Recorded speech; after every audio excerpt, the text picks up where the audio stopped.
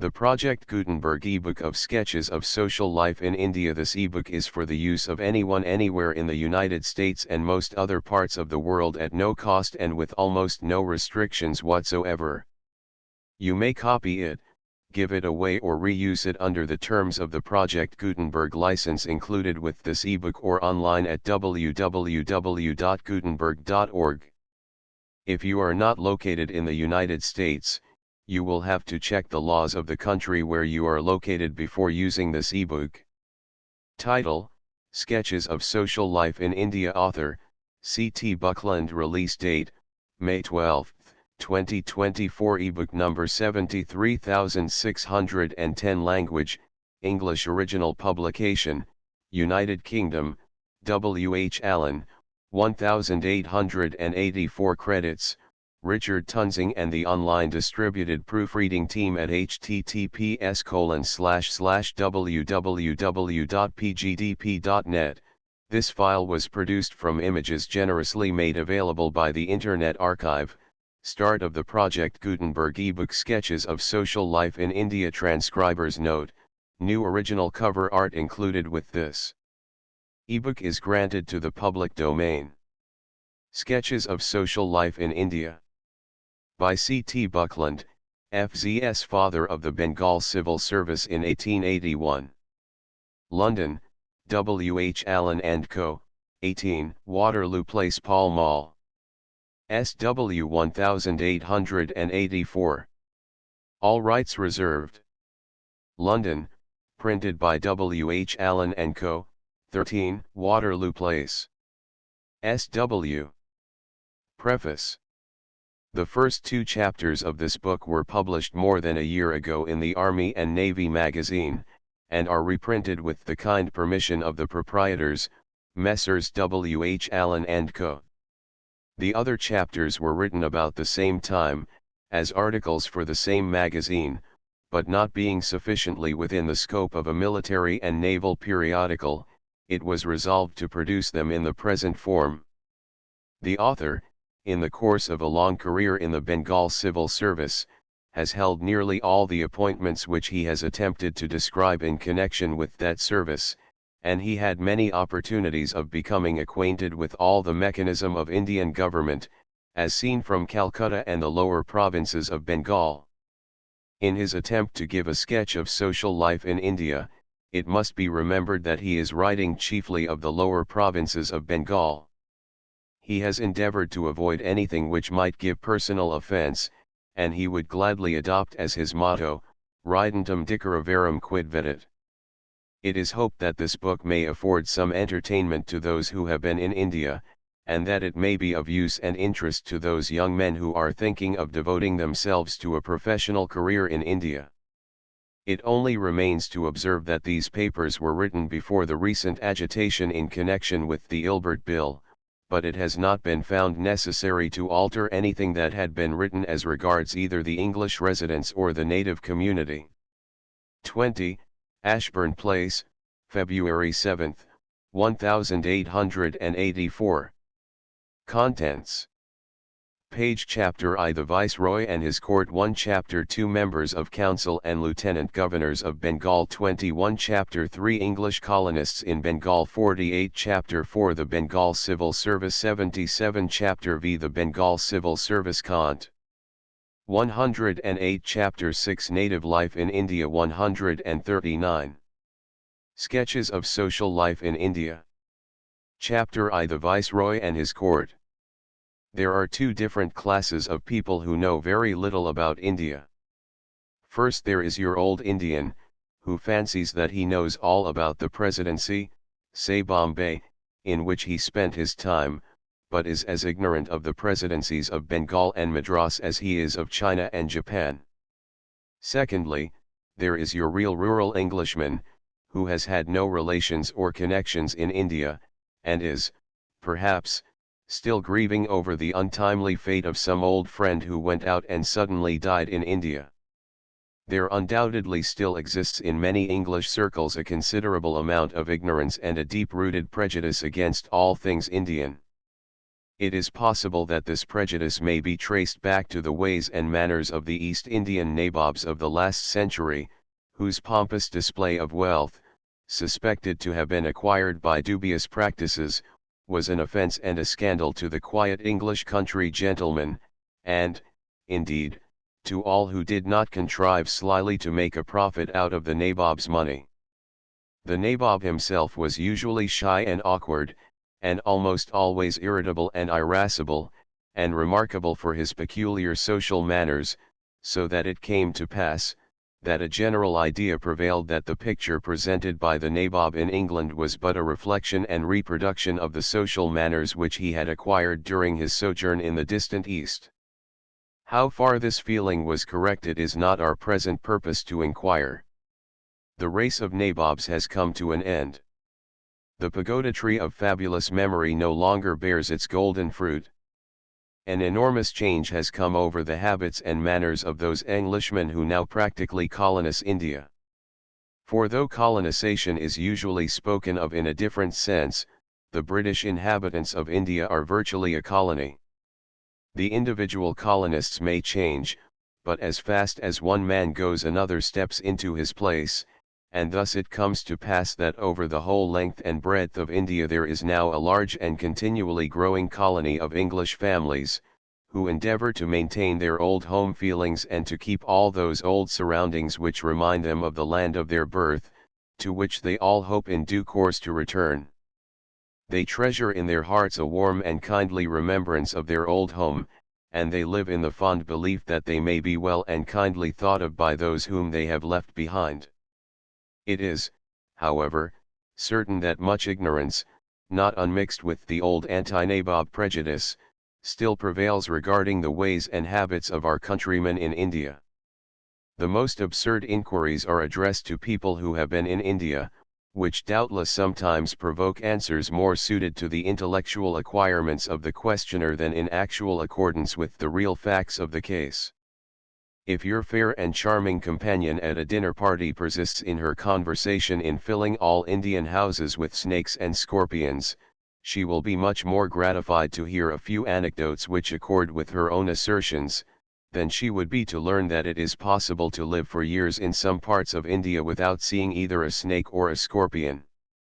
When recent editions of popular Indian handbooks solemnly inform the reader that rhinoceros hunting is an ordinary amusement in the suburbs of Calcutta, it is much easier to acquiesce in that information than to urge respectfully that alligators may sometimes be found in the ornamental waters of Battersea Park.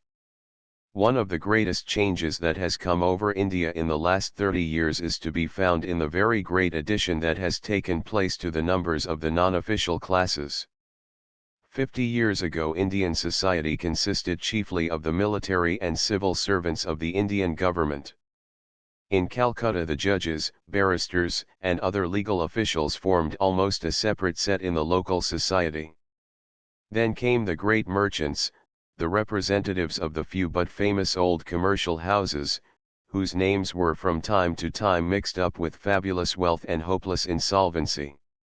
In the interior of the country there were many parts where the face of a non-official European was unknown, whilst in some districts a few hardy Englishmen and Scotchmen were to be found engaged in the precarious cultivation of indigo or the manufacture of sugar, or in managing and farming the lands of native landowners. But, taken all together, the non-official classes of Englishmen were counted by hundreds, where now they are numbered by thousands. In such a community the Governor-General and the members of his council were preeminently the makers and rulers of society, and as in those days these great official people did not all run away to the hills of Simla and other mountain stations as soon as the weather became hot, the impress of their authority was never wanting in social life. The great annual ball at Government House in Calcutta on the Queen's birthday, which is usually one of the hottest days of the year, was looked forward to by all classes with the deepest interest and anxiety, and it was on this occasion especially that the pretty half-caste girls of Calcutta had an opportunity of making their debut in the grand world, to make havoc of the hearts of the gay young civilians and cadets and ensigns who were then amongst the acknowledged rulers of the society in the capital. But those were the days before the mutinies, and before the introduction of railways. The steamers of the Peninsula and Oriental and other companies had not then a monopoly of passengers, and people still went out to India in sailing vessels round the Cape of Good Hope. There are some warm-hearted politicians who imagine that the change of government in India, by the substitution of the name of the Queen for that of the old East India Company, has conferred inestimable benefits on all people who dwell in India. In one sense they are quite correct, because the benefits referable directly to this cause are almost as inestimable as they are invisible to the mind's eye. But that a great change has come over the land since 1857 is undeniable. The well-known Mr. John Marshman, the historian of India, used to say that it was impossible to do any good in a country like Bengal, or for a people like the Bengalis, because, according to their national proverb, it was impossible to carve rotten wood. But the introduction of railways has almost falsified the national proverb. Wherever the iron road pervades the country, it gives a new basis of strength and vitality on which a new growth of life can arise. It is no exaggeration to say that this new power has affected materially the whole European and native community, and has worked and is working the most important social changes. By the use of the railway, the Viceroy and the provincial governors are enabled to resort without anxiety to the cool hill stations, from which the electric telegraph flashes their orders to the laborers in the hot vineyards of the plains. By the railway the wealthy and pious Hindu pilgrims are enabled to proceed in ease and comfort to remote sacred shrines, and at such a moderate cost that their money bags still contain ample store to propitiate the priests in charge of the temples and their idols. The wandering Kabul merchant no longer commits himself and his caravan of camels to a tedious march of several months to reach Calcutta, but stows himself, with his Persian cats and rugs and pomegranates and other wares, in the third-class carriage of a railway, and finds himself at his journey's end in a few days, instead of months. Within the last few years it happened that a distinguished political officer was summoned from Quetta to Calcutta, a journey of about 2,000 miles by railway, to be consulted by the Viceroy. He had scarcely returned to Quetta when a telegram came summoning him back to Calcutta for a further consultation. So that in less than a fortnight he twice traversed the whole continent of India without any great fatigue, and with very little risk to his health. It would, perhaps, be difficult to find a stronger contrast in illustration of the increased facilities of travelling which railways in India afford, than is to be found in Bishop Heber's celebrated journal, written about 1824, and in Mr. James Caird's letters describing his recent visit to India in 1879. They both covered nearly the same ground, though their routes lay in different directions. The bishop started eastwards by boat from Calcutta to Dhaka. He took 6 weeks on his journey, and his chaplain died of illness contracted on the way. By railway and steamer Mr. Caird travelled from Calcutta to Dhaka in about 24 hours. The bishop set out again in his boat from Dhaka to Allahabad, and accomplished the distance, which is about 700 miles, in nearly 3 months. Mr. Caird was enabled to cover the same distance by railway and steamer in 3 days. The bishop went forth on horseback from Allahabad with a military escort to protect his tents and baggage, and made an erratic journey through the then independent province of Uday, and to the hill station of Almora, and eventually through the principal cities of Rajputana and western India until he reached Bombay. This pilgrimage necessarily lasted for several months, as his progress was at the rate of about 10 miles a day. Mr. Caird, by the help of the railways, started from Bombay and reached Allahabad, after visiting Uday, in about 10 days. In fact, a fortnight, or at the longest a month, is now deemed amply sufficient time for the travelling tourist to do India. And what is the result? In Bishop Heber's journal the reader will find a series of faithful and kindly observations on the ways and manners of the people amongst whom he lived and journeyed day after day, whilst his remarks on the state of the crops are sound and intelligent, as being based on his own practical knowledge of the cultivation of the glebe of his English parish. In the letters of Mr. Caird and in other modern travellers, we find too many hasty conclusions such as are usually formed from rapid and imperfect observation.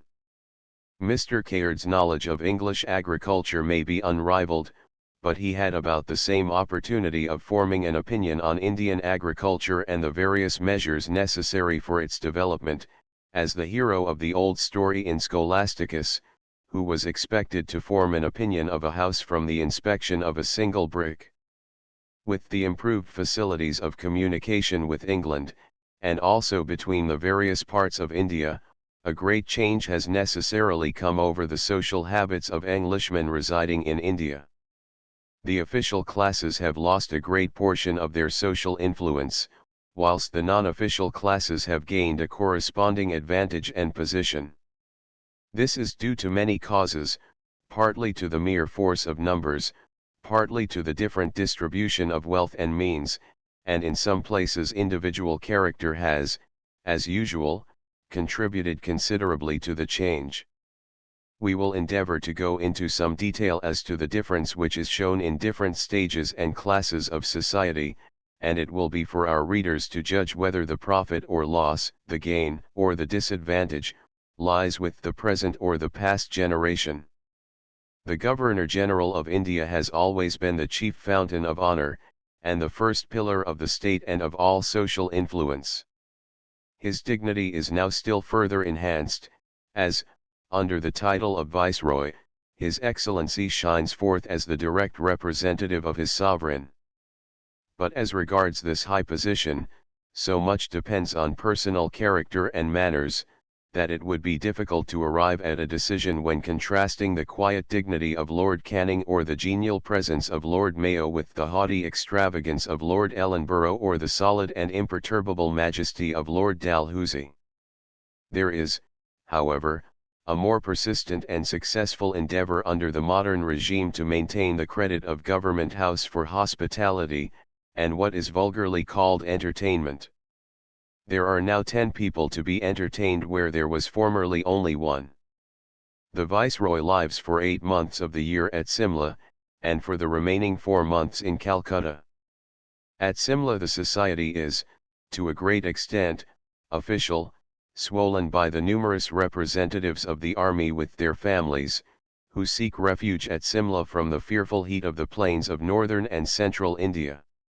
A weekly dinner at Government House, and 2 or 3 state balls, suffice at Simla to provide for the gratification of the visitors, whilst the staff and household of the Viceroy, especially with Lord W. Beresford to guide them, used to contribute not a little to keep the ball of amusement rolling in all phases of society. When the Viceroy and his suite descend to Calcutta in November, the usual notices are issued for a levee and a drawing room. On several occasions in recent years an attempt has been made to induce all the ladies of Calcutta to appear at the drawing room with trains and feathers, but it has usually been left optional to them, the result being that the trains and feathers which do appear sometimes afford a sort of clue to the character and social position of the lady who wears them. The ladies who have the private entree at Government House make their bow first before the Viceroy's wife, and then, with the gentlemen of their families, stand on either side of the Viceroy's throne, in a sort of sacred semicircle, in support of the Queen's representative. The ladies who have not the private entree are then admitted, and presented in the order of their arrival. There are always a few beautiful and graceful English women in Calcutta, who would be an ornament to any European court.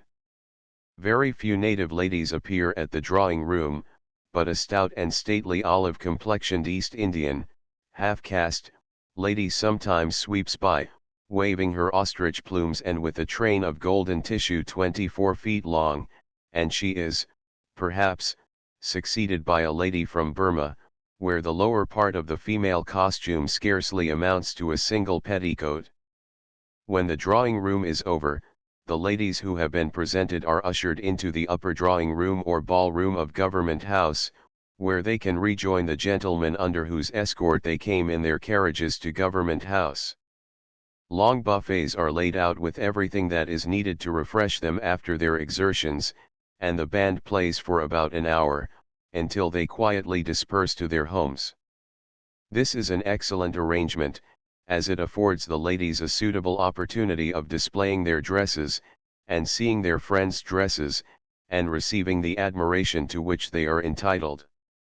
About 400 ladies usually appear at the drawing rooms in Calcutta. The levee for men, which is held a day or two before or after the drawing room, is a much less interesting, but more fatiguing business. Every man in Calcutta, European or native, who can get the necessary vouchers for his admission, seems to make it his duty and his pleasure to attend. If he attends the levee, there is the chance that he may receive an invitation to dinner at Government House, or, more probably, to one of the great balls or at homes which are annually given by the Viceroy. Therefore, every European assistant and every clerk in the merchants' offices and banks or in government employment, strives for admission to the levee. Every native gentleman, who can obtain letters commendatory, is anxious to make his obeisance before the Viceroy.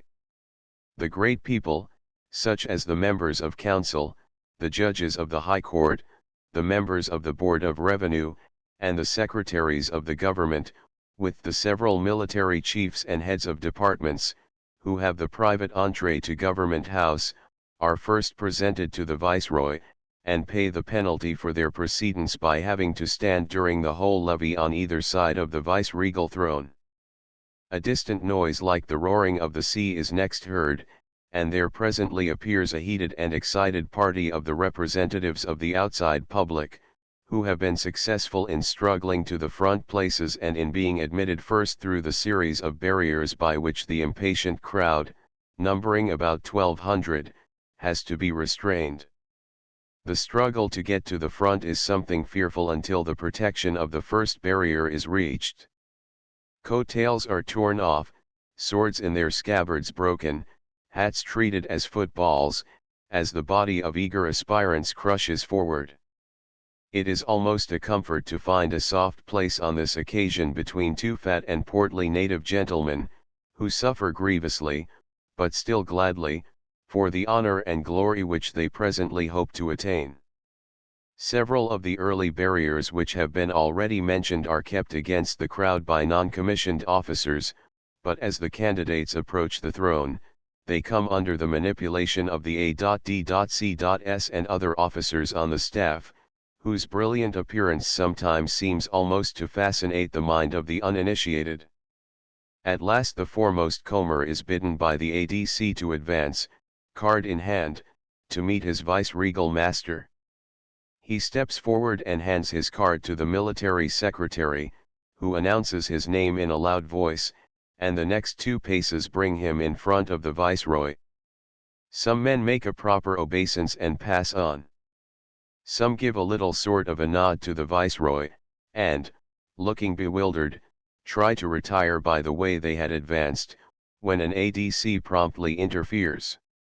A difficult case sometimes arises, when the Viceroy, on recognizing someone to whom he desires to be gracious, puts forth his hand to be shaken. This proceeding being observed by the man who comes next, he cheerfully puts forth his hand to be shaken by the Viceroy, but meeting with no reciprocity, he slinks off in dismay. Military uniform and the ordinary evening dress of civilians are the principal costumes.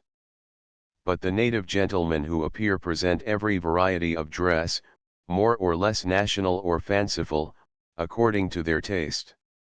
A great deal of misunderstanding exists, unfortunately, on the subject of native dress. It is the present fashion with educated natives to despise the old simple national costume, and to profess to regard it as typical of servile submission to a conquering race.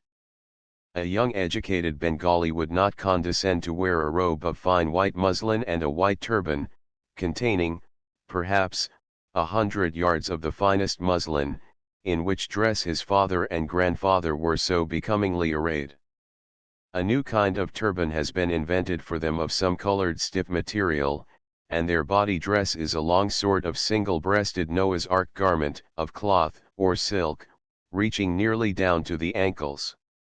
White stockings and patent leather shoes or boots are considered very correct, and sometimes cloth trousers are visible above the boots, but not unfrequently this portion of European costume is wanting, and the native garment called a dhoti lurks beneath the Noah's Ark coat. Thus arrayed, the wealthy young Bengali presents himself before the viceroy. A comparatively recent fashion for educated native gentlemen is to appear in their college caps and gowns, which indicate the high degrees that they have taken in the local universities. But, perhaps, really the proudest man among them is he who assumes a regular English evening costume, with his head bare like a Briton, his beautiful black hair richly oiled and curled, and a white tie round his neck, and white kid gloves on his hands. From this it is evident to all the world that his mind and body have really achieved practical independence, and that he is on perfect equality with his foreign rulers. But the levy must come to an end. The officers of the volunteer corps who have been engaged on duty are presented to the viceroy, and, finally, the native officers of the native regiments which have been on duty are brought up and go through the very graceful ceremony of proffering the hilts of their swords to His Excellency. The hundreds who have attended the levee then disperse to their homes, no refreshment being provided after the levee, although, as has been mentioned, the ladies, after the drawing room, are more kindly treated.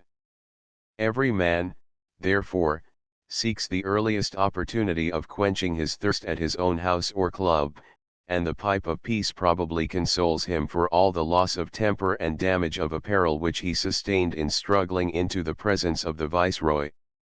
It is only fair to admit that it is reported in the Indian papers that at Lord Ripon's levees a successful attempt has been made to prevent all the crushing and struggling among the men for priority, which had been so disgracefully prevalent at previous levees.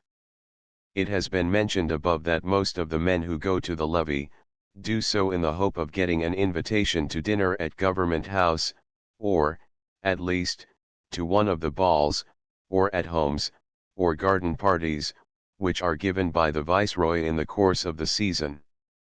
With regard to the dinner invitations, there are always one or more experienced A.D.Cs on the staff who are careful to weed the dinner list judiciously, but with huge weekly or bi-weekly dinners of 60 or 80 persons, the Viceroy generally manages to gratify the vanity, and satisfy the appetite of most of his ambitious visitors and their wives in the course of the season. Doubtless much heartburning exists on the part of those who are not invited to these feasts, especially when they know that any friends of their own immediate circle are invited, and find themselves omitted.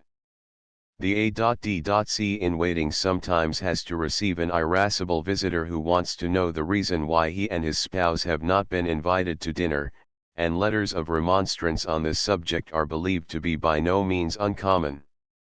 But a mild answer turneth away wrath, and there is no instance on record of the A.D.C. having ever suffered from the much threatened horsewhip. There are very few native gentlemen who care to meet their European brethren at the dinner table, and they, therefore, seldom appear at the Government House dinner parties. It is not that our native friends, especially of the wealthy and educated classes, do not appreciate a dinner in the English or European style, but, for reasons which it is not easy to explain satisfactorily, they seem to prefer to indulge themselves with such meals in the privacy of their own houses. It has also been considered advisable, of late years, not to invite native gentlemen to the balls at Government House. The reason for this can be put in a very simple form. The native gentleman does not bring his wife or daughters to the dance, and he himself does not dance. Therefore his presence in a ballroom is unnecessary.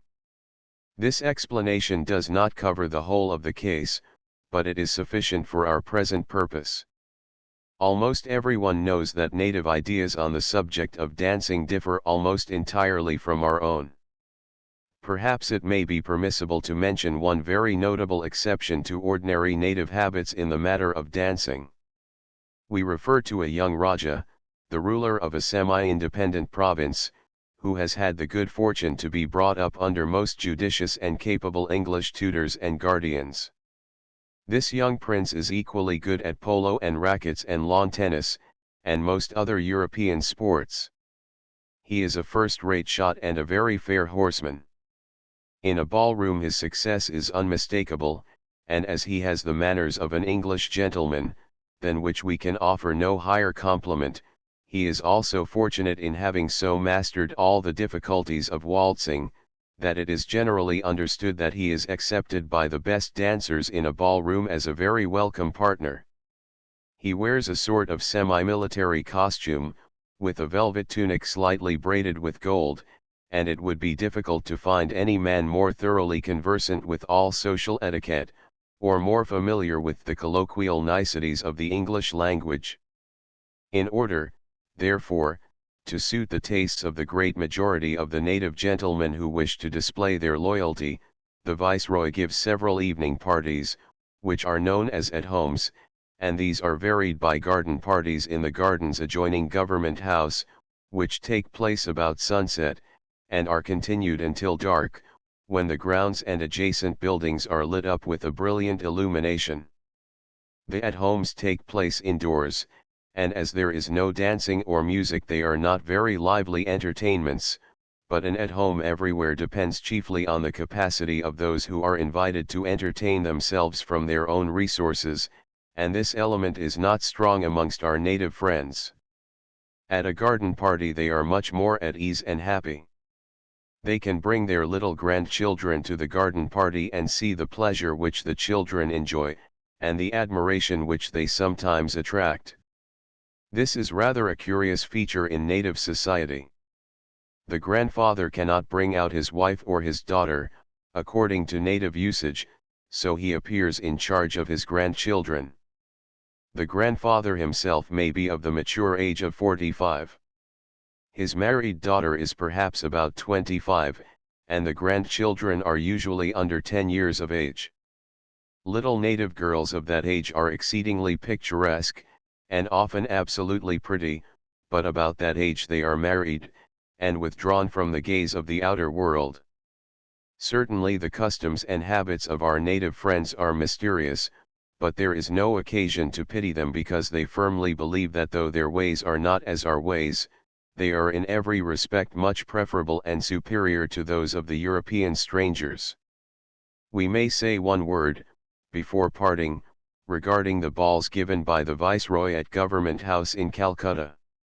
There are occasionally what are called small dances, when about 150 or 200 of the upper 10 are invited, but a real dignity ball means the issue of above 1,200 invitations, which are intended to include all whose names are on what is called the Government House list. It is a very pretty and interesting sight when the room is crowded, about 10 o'clock, and the Viceroy with his wife and their private friends, and staff, make their appearance in procession and take their places for the opening quadrille. A sacred space is corded off for the Viceroy's quadrille, the ends of the cords being held or guarded by some of the handsome young privates of the Viceroy's native bodyguard, in their gorgeous scarlet uniforms and plumed head dresses. These bodyguard men are quite a study, as they stand gazing imperturbably on the dazzling scene. In the early and crowded part of a Government House ball, it is usually expedient to walk about with someone who is able to criticize the appearance and dresses of the ladies.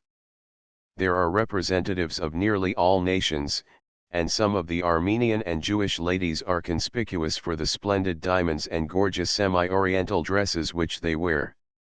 The ballroom usually looks very bright with the numerous military uniforms and political and diplomatic costumes, which present a happy contrast to the ordinary civilian evening dress.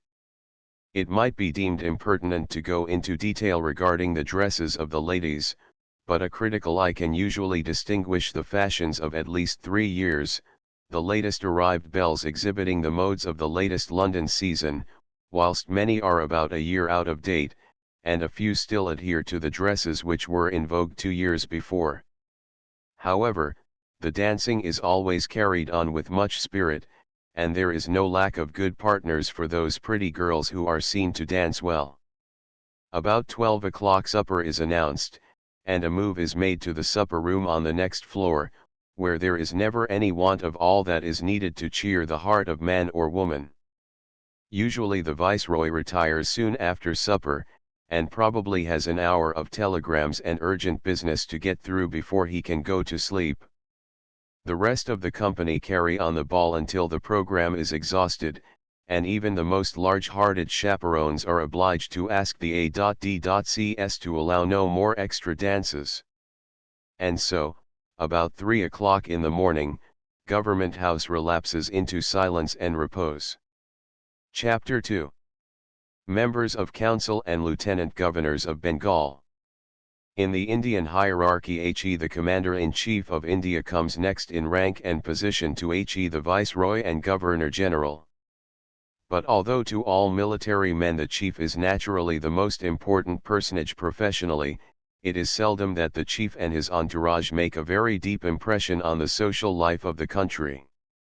There is a sort of military court circle whilst the chief resides at his summer quarters at Simla, where he holds periodical levees, and gives dinner parties and picnics, and sometimes a ball, but that is chiefly to his official friends and acquaintances. When the chief descends to Calcutta, he occupies the house assigned to him in Fort William, and thereby unintentionally assumes a sort of exclusive position against non-official society. It is not every merchant or barrister or other civilian who has time or courage to face all the sentries, and cross all the drawbridges of the fort, which hedge the divinity of the chief. The fort is a sort of large and ingenious rat trap, in which there is one cardinal rule that you must not retrace your steps, or go out by the gate through which you entered. Sentries bristle at every corner, sometimes English, sometimes native soldiers, all evidently full of aversion to stray visitors. So that when you have at last scaled the chief's staircase and written your name in his visiting book, under the supervision of a good-looking ADC, you make your retreat with considerable satisfaction, and with a feeling of profound relief as soon as you find yourself again outside the precincts of the fort. The official position of the chief is also somewhat anomalous, as he is a member of the Viceroy's Council, although there is also a military member of the Council, whose function it is to advise the Viceroy on military matters, and thus apparently to keep the chief under a sort of control. Theoretically it may be presumed that the chief should be at the head of his army, wherever it is engaged in war. This was actually the case when Lord Gough was commander-in-chief in the great campaigns in the Punjab, when the Sikh army threatened our existence. And still more so was it the rule during the mutinies of 1857–58, when Lord Clyde, as commander-in-chief, shared all the perils and labours of those brave men who then reconquered India. But in later times, and also before the mutinies, it was not always so. It is a matter of tradition that Sir William Gam was the best man at Simla at the interesting game of cup and ball, there being only one civilian who could, but would not, beat him at it. In the days of Sir William Mansfield his excessive zeal in the domestic economy of his household led to scandals and a court-martial, which has become only too famous in military history. When Lord Napier of Magdala was chief, the state of India was generally peaceful, and although the late genial commander-in-chief would gladly have taken the command in person in the late Afghan campaign, it was not permitted to him to do so. It is to be hoped that no opportunity may be afforded to the present commander-in-chief, Sir Donald Stewart, to take the field in person, but, if the occasion should arise, there are few who know Sir Donald Stewart who would not again gladly serve under him. We come next to the members of the Viceroy's Executive Council. The word executive indicates a marked distinction from the additional members of the Council of the Viceroy. Executive means £8,000 a year. Additional means no pay, or merely a slight increase of an existing official salary. There are 7 members of the Executive Council. The Commander-in-Chief and the military member have been already mentioned. There is the legislative member, who is usually an English barrister. 2 members of the civil service represent, by turns, one the interests of the Bengal or the northwestern provinces, the other the rival presidencies of Bombay or Madras. There is also a member in special charge of public works. This appointment was abolished, but has been restored. Finally, there is the financial member, who may be either an ex-M.P., like Mr. Wilson or Mr. Massey, or an ex-civilian, like Sir Charles Trevelyan and Sir Richard Temple, or an ex-artilleryman, as in the case of Major Baring. Each of these fortunate men has a salary of £8,000 a year. The pay used to be £10,000, but hard times brought about a reduction, and one of the first victims of the reduction announced his intention of meeting it by reducing his charitable and other subscriptions by 20%. It is hardly necessary to say that people in the position of a member of council are considerably victimized for subscriptions of every sort, from contributions to statues in honor of departing viceroys down to the most useful and practical charitable institutions. 30 or 40 years ago the member of council was a man of much mark and social influence in Calcutta. The Governor-General, in those days, might go touring through remote provinces, but the members of his council remained permanently in the capital, and carried on the ordinary business of government. The princely entertainments of Sir Charles Metcalfe as a member of council are not even yet forgotten. It is almost distressing to those who remember Mr. Doran's hospitable establishment, to see the fine old house now let as a lodging house, with half a dozen different families occupying flats or rooms in it. Mr. Doran had the credit of never having been beyond 16 miles from Calcutta, and then only on a visit to the Governor-General at his country seat at Barrackpore. But it would be tedious and invidious to mention more of the old and honored names. Now matters are very different. The whole council migrates annually to Simla with the Viceroy, and several of the members look upon their winter residence in Calcutta with almost equal apprehension for their health and their purse. As they contrive to live about 8 months of the year at Simla, they naturally make it their headquarters and home. Some of them still keep up a house in Calcutta, which they let during their absence at Simla. But those who have no house of their own have either to pay an enormous rent for a furnished house for the Calcutta season, or live at a boarding house or at one of the clubs. The chief evidence of their presence in Calcutta consists in the swarm of scarlet-coated servants who hang about their doors. As they cannot keep carriages at Simla, where only the Viceroy uses a carriage, they have to hire their equipages from the job masters in Calcutta, for which they have, of course, to pay season prices. Almost all the time that they spend in Calcutta they are groaning over the expenditure which they have to incur, for a member of council has arrived at that time of life when the acquisition of money is more pleasing than the spending of it. As they stand on their dignity, and do not condescend to call on any newcomers, they are able to contract the circle of their acquaintances, and thus they avoid the expense of giving many large dinner parties. Some are, by their nature, more hospitably and socially disposed than others, and less intent on economy. But the member of council is no longer a very important element in the Indian social system, and his absence from the social circle would, perhaps, be not much more noticed than his absence from the council chamber would be regretted by some ardent reformers who have no sufficient respect for his official position. Perhaps it may be convenient to explain briefly the official relation which exists between the Viceroy of India and the members of his council. All the orders of the Government of India issue in the name of the Viceroy, and the language of the official letters is so couched, that the uninstructed public believe that each subject has received the personal consideration of the Viceroy. But in reality, the work that comes before the Government of India is divided into several departments: the political, financial, home, legislative, military, and so on. The Viceroy usually takes direct cognizance of only one department, viz. the political. A separate member of council has the immediate control of each of the other departments. The official papers are submitted to the Viceroy and to each member of the council in boxes, after they have been duly cooked and noted on by the departmental secretary and his underlings.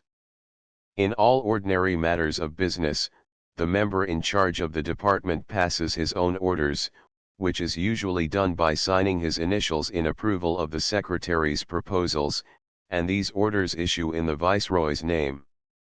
In any difficult or doubtful cases, the member directs that the papers are to be circulated to the Viceroy and his colleagues, and under this division of labor the work of the country is easily carried on.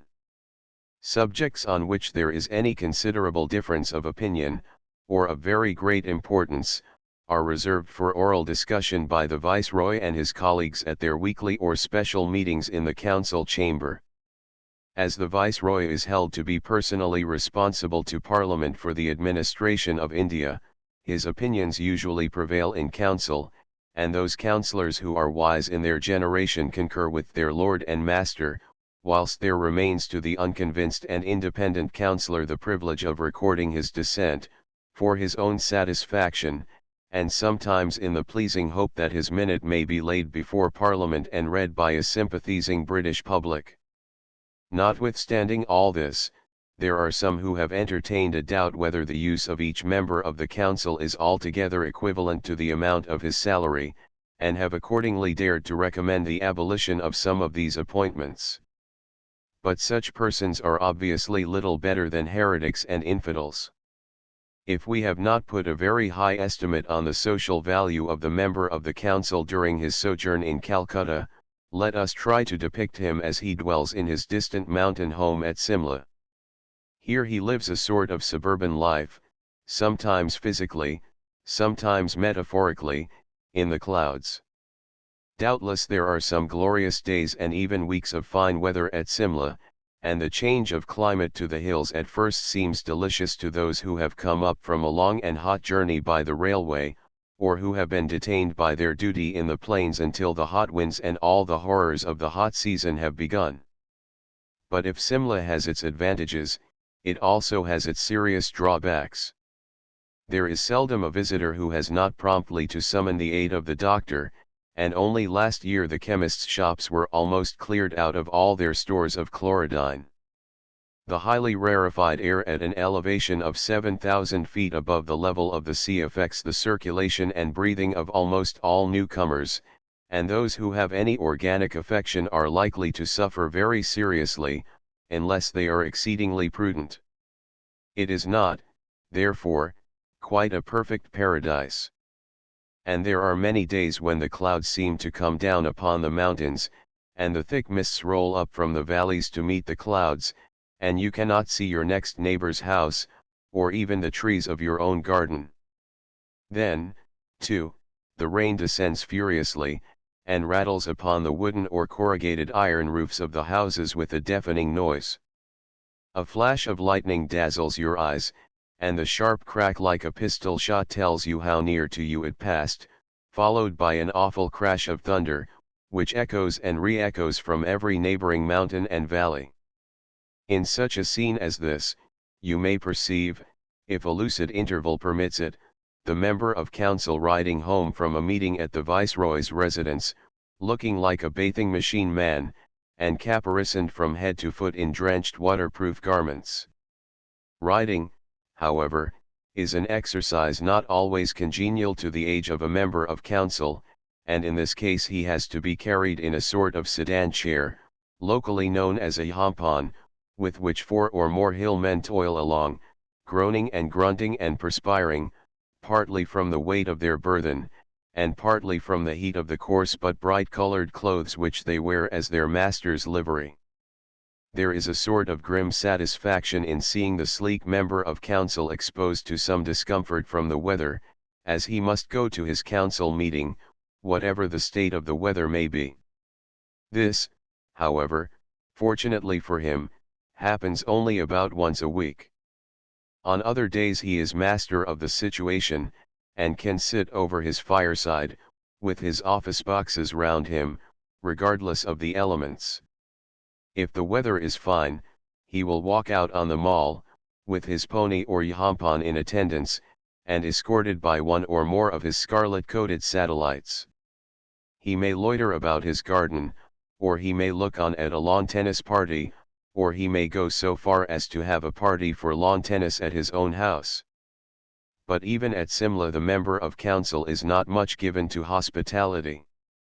It was said of a certain legislative member, who shall be nameless, and it is now an old tale, that the smoke was never seen to come out of his kitchen chimney after his own frugal midday meal had been prepared. There is, perhaps, something to be said on behalf of the legislative member, as he is usually an elderly barrister of great but previously unappreciated ability, who is sent out to India by some political friend to make what money and reputation he can in the 5 years for which his appointment lasts. There have been brilliant exceptions to this rule within the last half-century, but we need not dwell upon these details.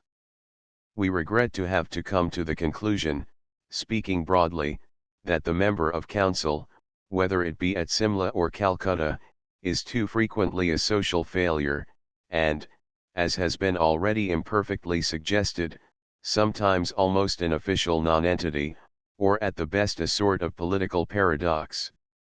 It might perhaps have been more correct, according to the official table of precedence, to have given priority of mention to the governors and lieutenant governors of provinces. But for the present we will consider that the governors of Madras and Bombay are, after their kind, though less in degree, analogous in their own kingdoms to the viceroy.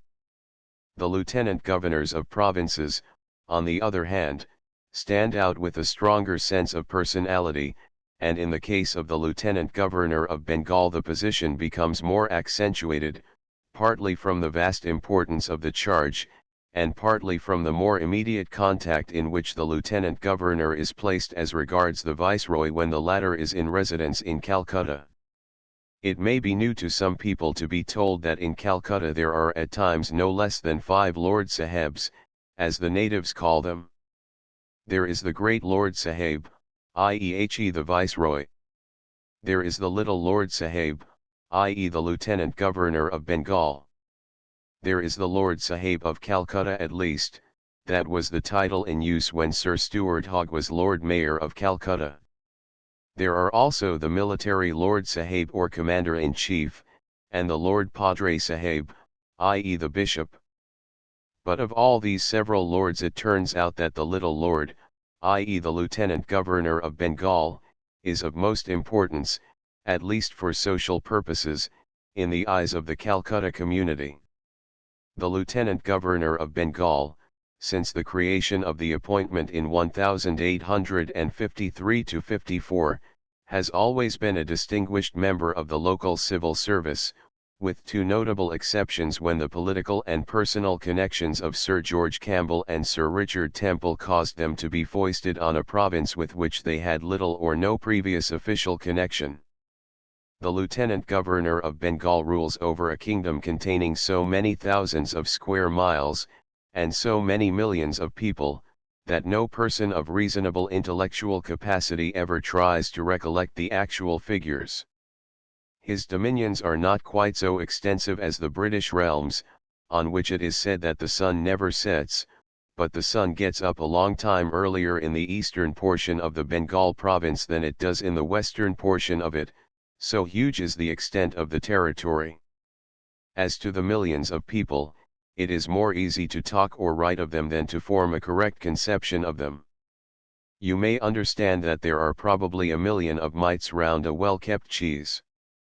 But there are nearly 50 districts, or cheeses, each with its million of mites, under the care and custody of the Lieutenant Governor of Bengal, and even this estimate inadequately represents the full number of his subjects.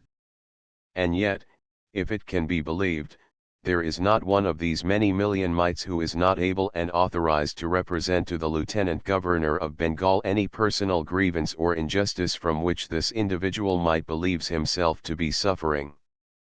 And, as a fact, not a day passes on which considerable numbers of these mites do not address the Lieutenant Governor directly by letter, representing their personal wants and grievances.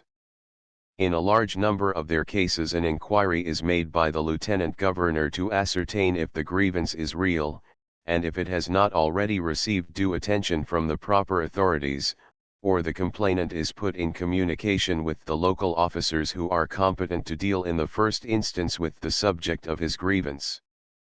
The Lieutenant Governor of Bengal does not, however, always repose upon a bed of roses, and the head that wears a crown usually finds some thorns in it.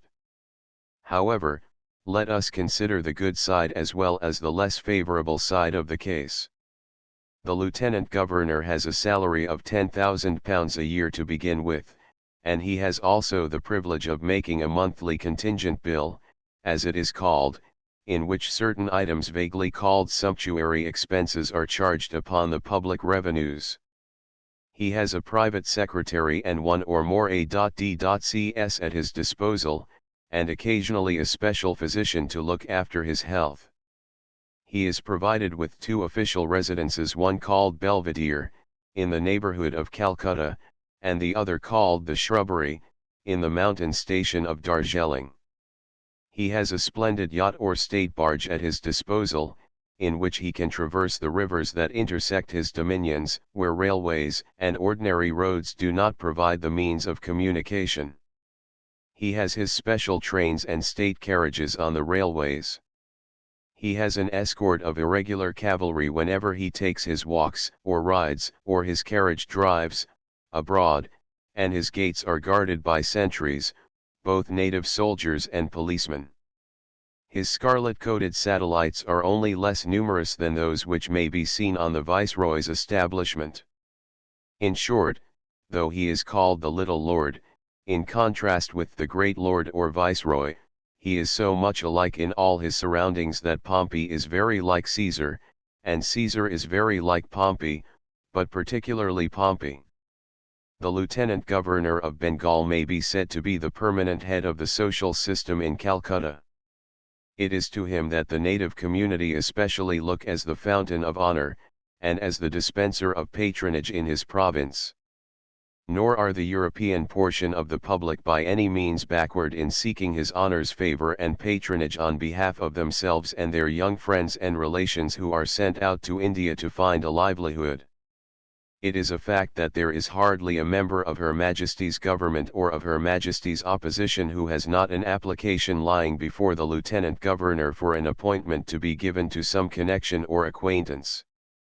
If such applications come all the way from England, it may be imagined how much more numerous they must be from those persons who live in India, and have more or less a personal acquaintance with the Lieutenant Governor's existence. For every appointment that he bestows he has the satisfaction of knowing that the old proverb is true, and that whilst the successful candidate is probably ungrateful, there are at least 9 other disappointed men who henceforth look upon the Lieutenant Governor as an enemy. It must not be supposed that the Lieutenant Governor is unprotected against the swarm of applicants for places and patronage. He has his official secretaries and his private secretaries to guard the outworks, and with good reason difficiles additus primos habet. The inexperienced applicant may be baffled in many ways. He may be informed that he has not applied through the proper channel. He has knocked at the private door when he ought to have gone to the official gateway.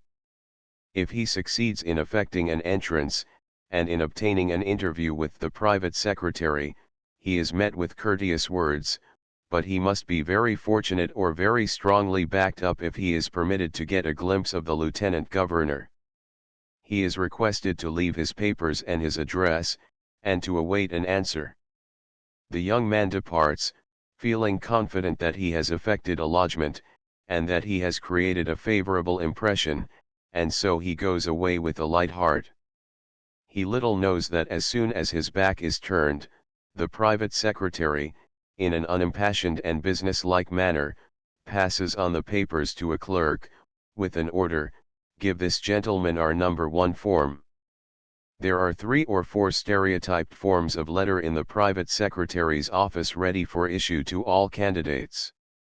When a neatly written letter in a fine official cover stamped on Her Majesty's service, reaches the candidate's address, he finds, not the appointment which he coveted, but an intimation that his name will be inserted in the list of candidates for it, and that the Lieutenant Governor regrets that he can hold out no immediate hopes, NC. There is sometimes an unfortunate person who treasures a letter of this kind, and is weak enough after a short interval to pay a further visit to the private secretary. The result is that he receives a letter in our Form No. 2, expressing the Lieutenant Governor's further regret or surprise at his impatience. If he still persists in his visits, he will eventually receive our Form No. 3, in which he is informed that the Lieutenant Governor must decline to see him or to make any further communication to him, and then at last, perhaps, his eyes are opened, and he may go so far as to blame himself for having given the Lieutenant Governor so much trouble, when in reality the Lieutenant Governor has, perhaps, heard little more of him than his name. But there is another class of applicants for appointments and promotion who cannot be disposed of quite so easily. The members of the sacred civil service, of which caste the Lieutenant Governor is himself the chief, are accustomed to think that it is their special privilege, and a duty to themselves, to represent to the Lieutenant Governor their own claims and their own peculiar fitness for any desirable appointment that is vacant, or likely to become vacant, for many of them are not at all content to wait till the vacancy actually occurs.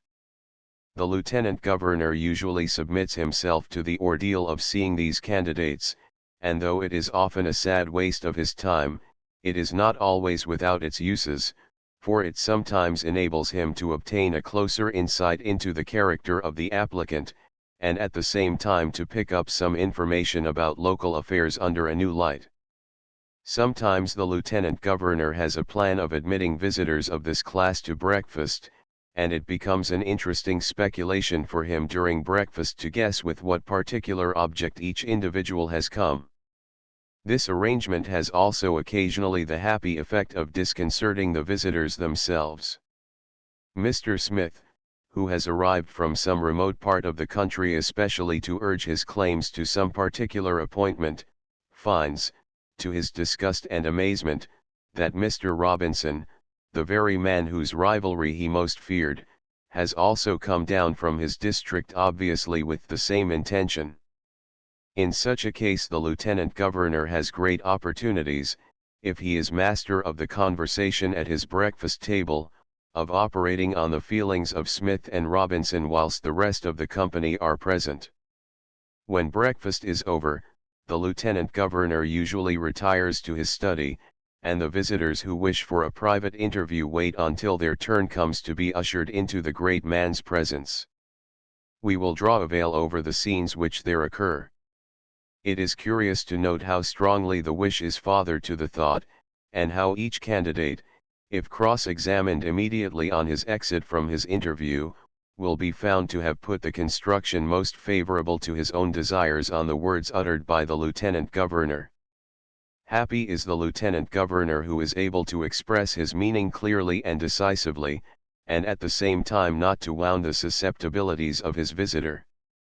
But unless the desired appointment has already been promised to another man, it seldom happens that the candidate is willing to persuade himself that he has no chance of success, however kindly and courteously the Lieutenant Governor may have tried to make this clear to him. We will pass on to another phase of the Lieutenant Governor's social influences. As the head of society he is bound to give what are called entertainments, which may be subdivided into balls, at-homes, dinner parties, garden parties, breakfast parties, picnics, and the house called Belvedere, which is the Lieutenant Governor's official residence at Calcutta, is a large straggling edifice, having been built from somewhat small beginnings until the additions have almost entirely superseded the original structure. It is, unfortunately, wrongly placed to the wind as regards the reception rooms, and although the south verandas are delightfully cool when there is a southerly breeze, the suite of the drawing room and dining room and ballroom runs from north to south, and is badly ventilated, so that the heat becomes excessive whenever the rooms are crowded for a ball or any other large party. Each lieutenant governor has added to and altered the building, so that its capacity has increased in greater proportion than its architectural beauty, and yet it still remains for another lieutenant governor to devise an entrance hall worthy of the rest of the building. But on the occasion of the state balls which the lieutenant governor gives on several suitable dates, there is certainly a very brilliant coup d'œil as one looks through the long vista of the rooms thrown open for dancing, and he must be indeed a cynic who cannot enjoy the cool breeze in the south veranda, or the comfortable arrangements on the grand and semi-lighted stone staircase which leads down to the lawn, and to the large pavilions in which supper is sometimes provided, when the time of the year permits. If you are young, and if you have a heart still at liberty, you cannot do better than try and lose it amidst the scented shrubs and plants which surround the cool recesses and sheltered seats so considerately provided for blushing maidens and whispering lovers. Perhaps some of the most successful entertainments at Belvedere of late years have been the garden parties held in the afternoon, to which the native nobility and the most influential and wealthy among the Hindus, Mahomedans, Parsis, Moguls, Burmese, and every other Eastern nationality are invited, in common with all the English ladies and gentlemen of Calcutta. The mixture of Oriental and European costume produces the happiest effect, and exhibits a picturesque scene which could hardly be matched elsewhere. Native gentlemen are rather shy and sensitive, and are always more or less afraid, especially inside a house, of compromising themselves or being somehow compromised, owing to the machinations of the native servants, by contact with some European arrangements of cooking, or other things which are objectionable according to their ideas.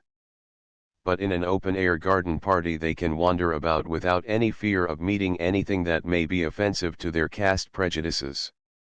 It is much to be regretted that, however well acquainted he may think himself to be with native habits and feelings, it is almost impossible for an English gentleman to be quite sure that there may not be something in his entertainment for the gratification of native gentlemen which, thanks probably to his own servants, may not be misinterpreted or misunderstood by some of them.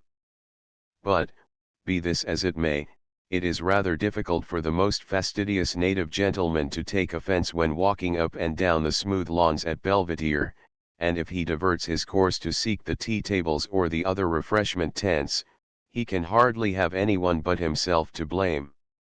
It is very seldom that a Hindu gentleman takes any refreshment, but some of the Mahomedans occasionally indulge in an ice or a cup of tea.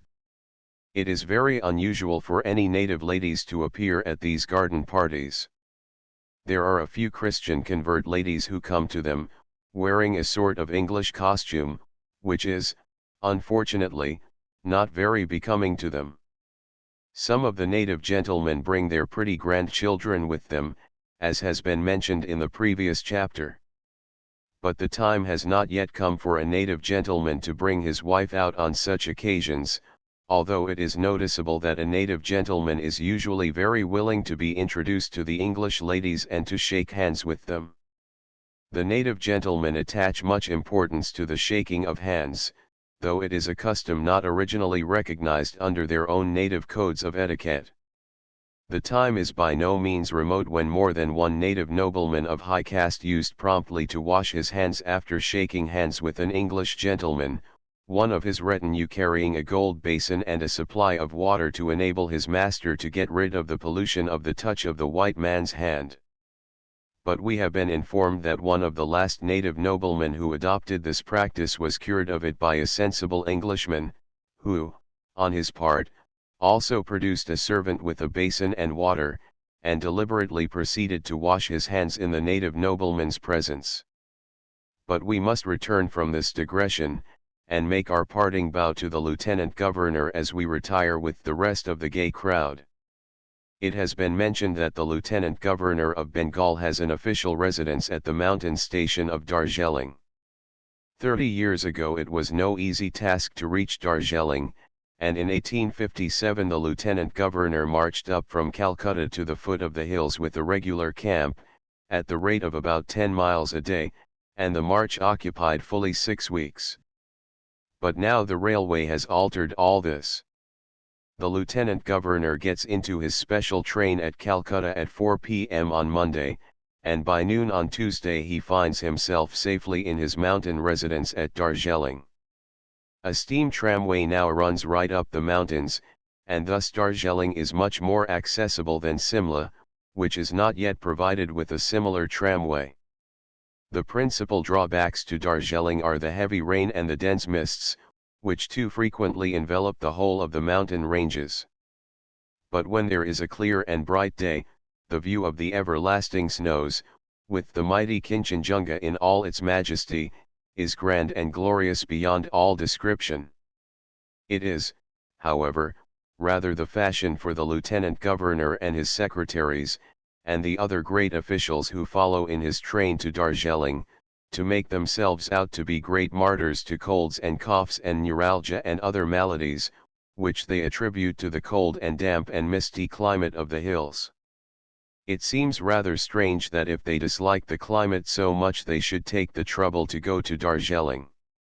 But these grumblings are really only lip deep, and they know very well that it is much more comfortable to sleep in a cool room, with a cheerful fire in it, than to remain down in the plains with the thermometer at 80, and to have to court sleep under the influence of a punkah which has to be pulled by a native who is unpleasantly prone to go to sleep, and so to cease pulling the punkah.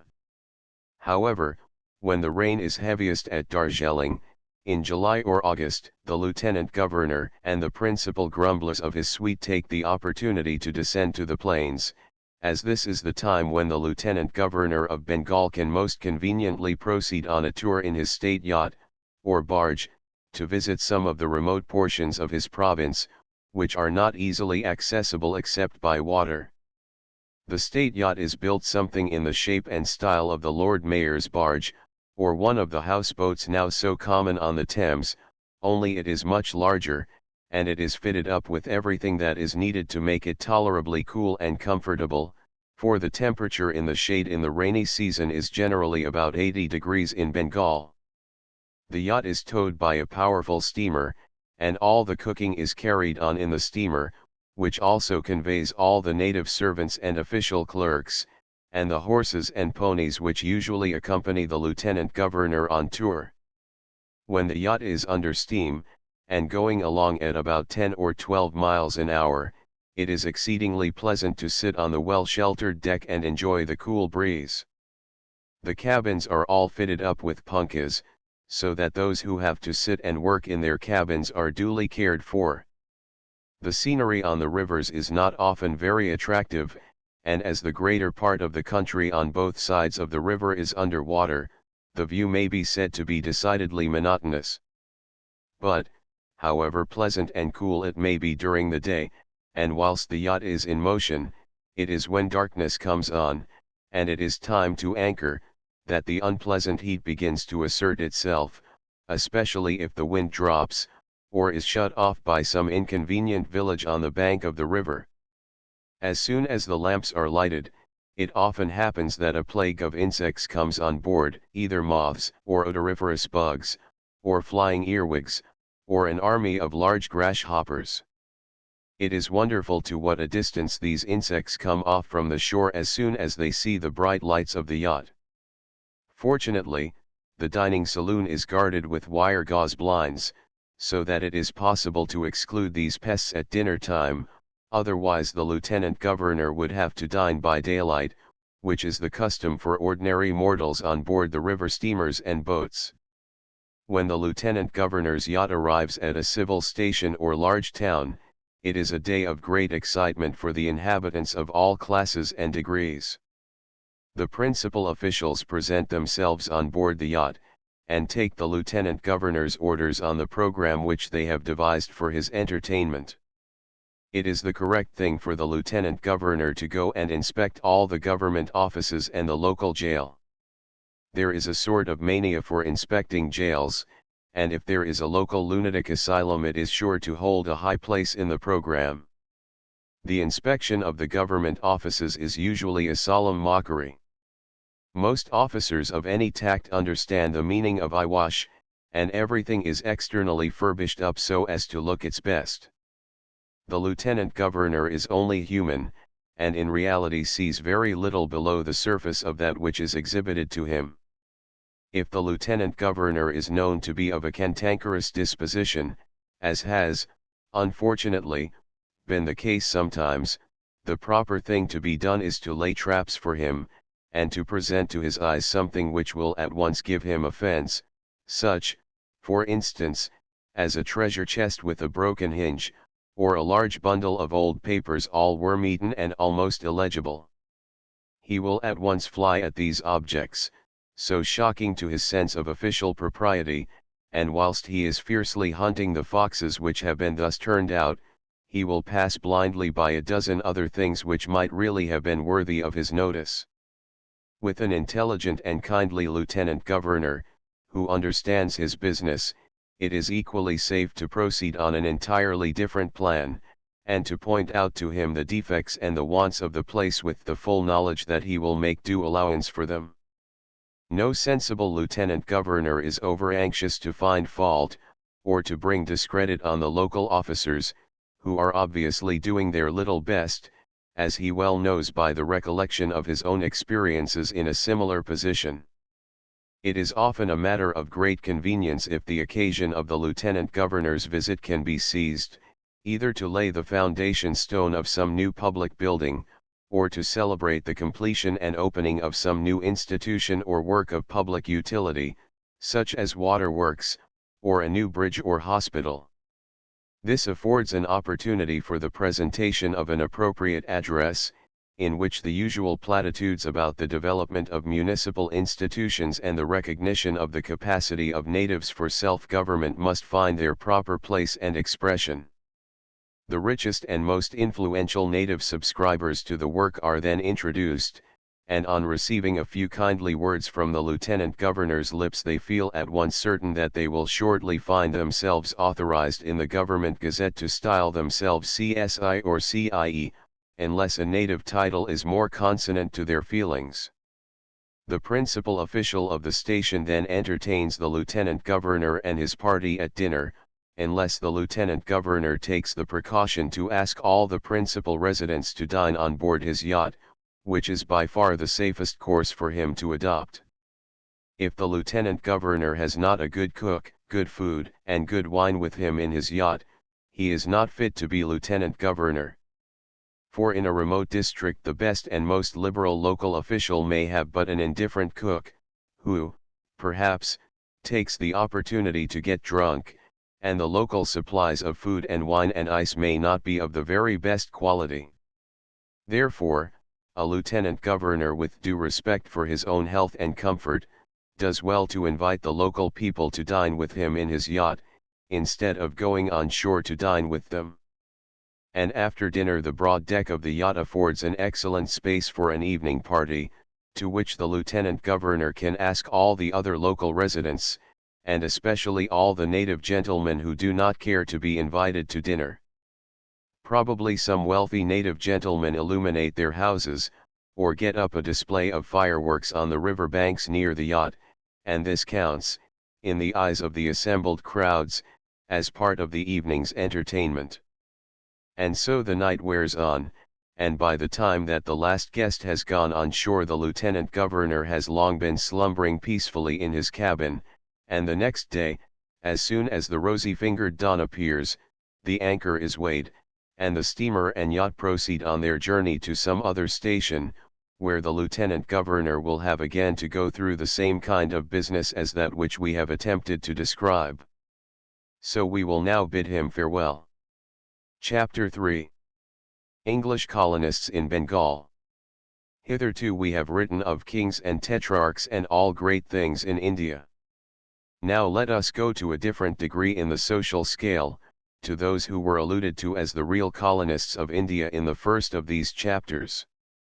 There are now hundreds, or rather thousands, of our countrymen settled in India who may be taken as representing the middle classes of England, though it might be more correct to use the public school term, the upper middle classes. Some of these are employed in the cultivation and manufacture of indigo, or sugar, or jute, or other mercantile produce, in the hot and steamy plains of Bengal.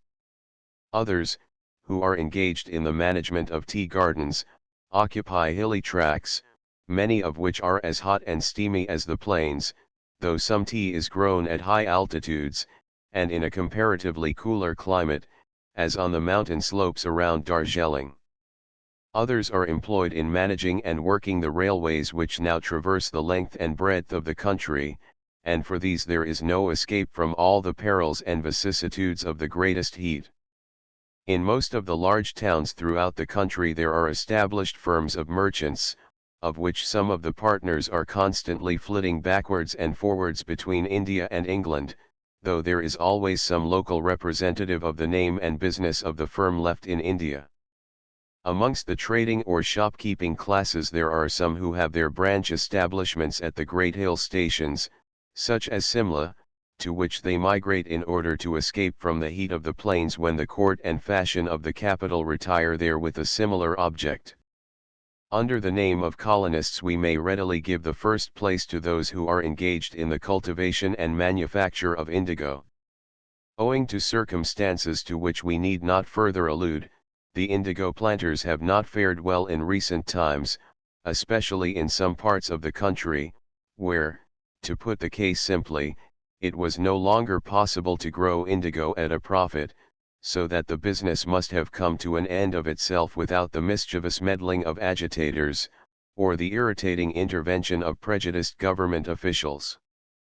But there are still many parts of the country, especially in the province of Beer, where indigo may be cultivated successfully, and if the season is favorable, and the crop good, and the London market price satisfactory, a handsome profit may be made.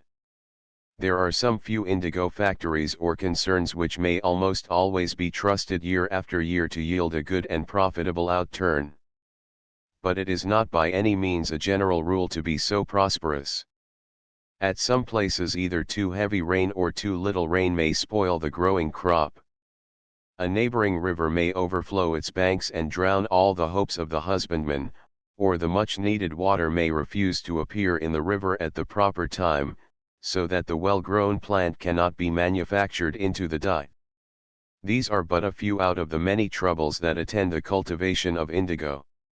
There are some years when the life of the indigo planter is a life of mere agony and anxiety, and nothing that his skill or experience can suggest or devise is of the slightest avail to ward off the impending ruin of his crop and of his hopes for a successful season. But for all this, the life of an indigo planter is generally healthy and happy, and at all events it is more suited to the taste and disposition of most young Englishmen than the dull routine of a merchant's office or a bank.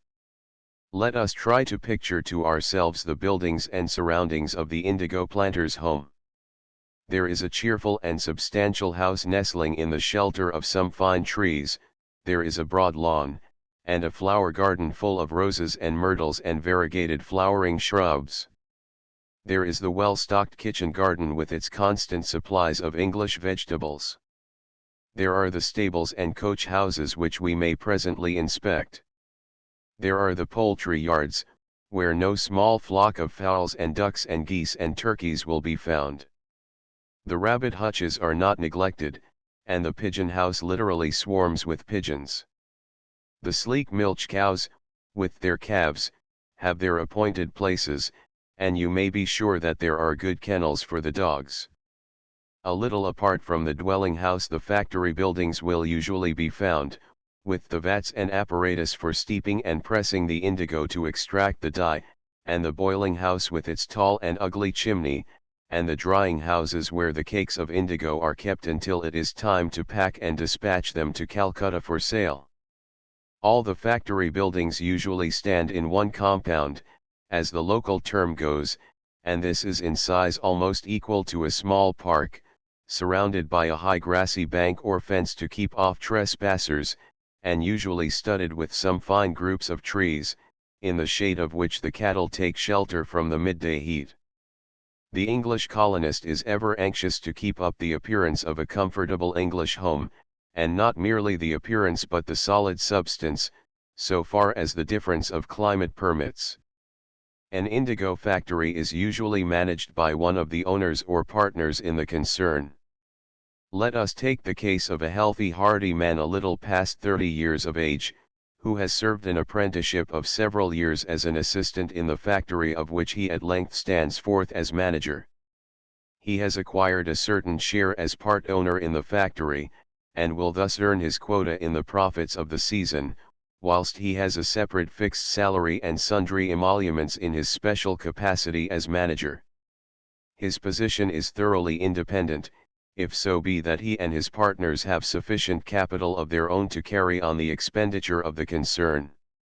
If they have not the requisite capital, their agents in Calcutta finance the concern, making such advances as are needed for the purchase of seed, the cost of cultivation, payment of rents, and all the other expenses which must be provided for until the produce of the season can be sold and brought to account.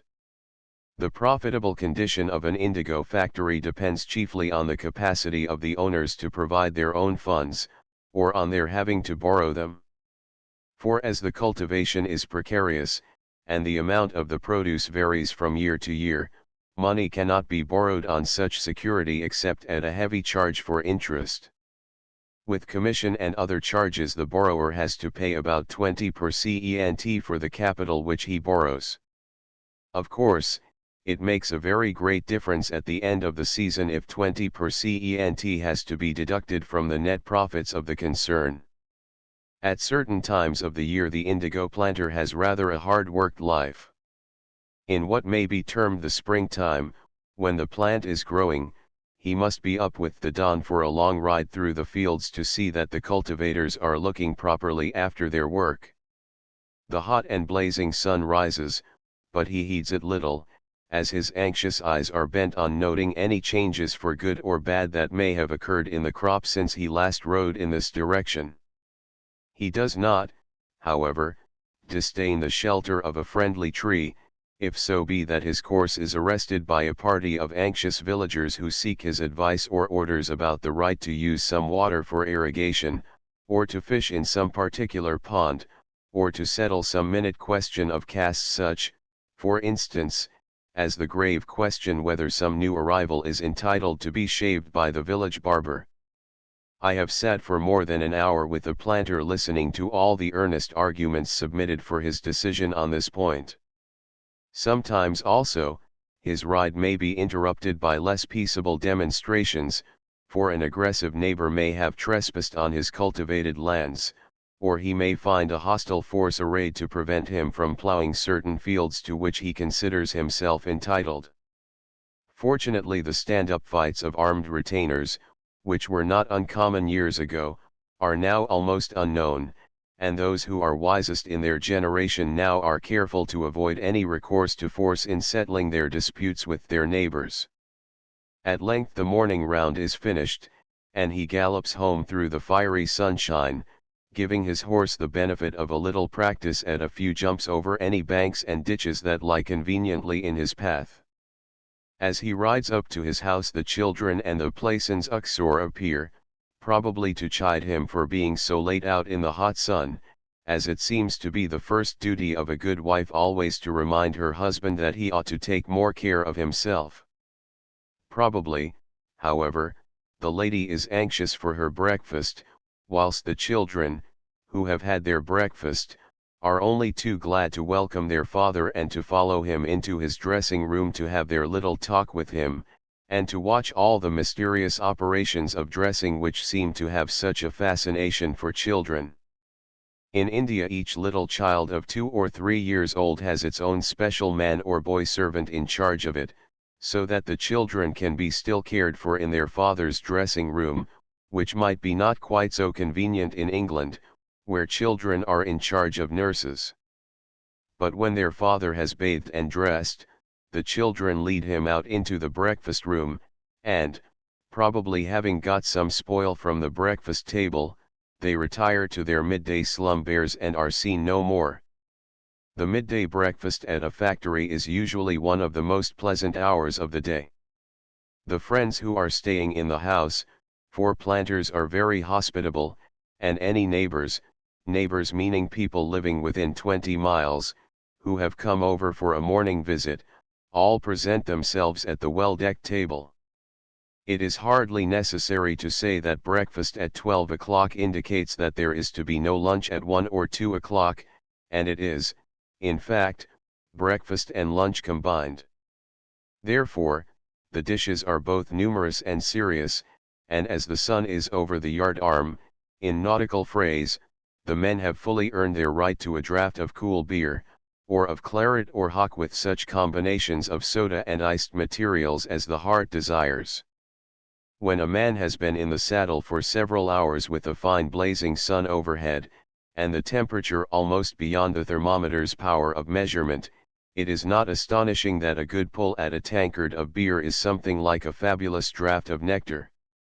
It is a sort of medical axiom that as long as a man can take plenty of outdoor exercise in India, he can drink as much beer as is good for him, and vice versa.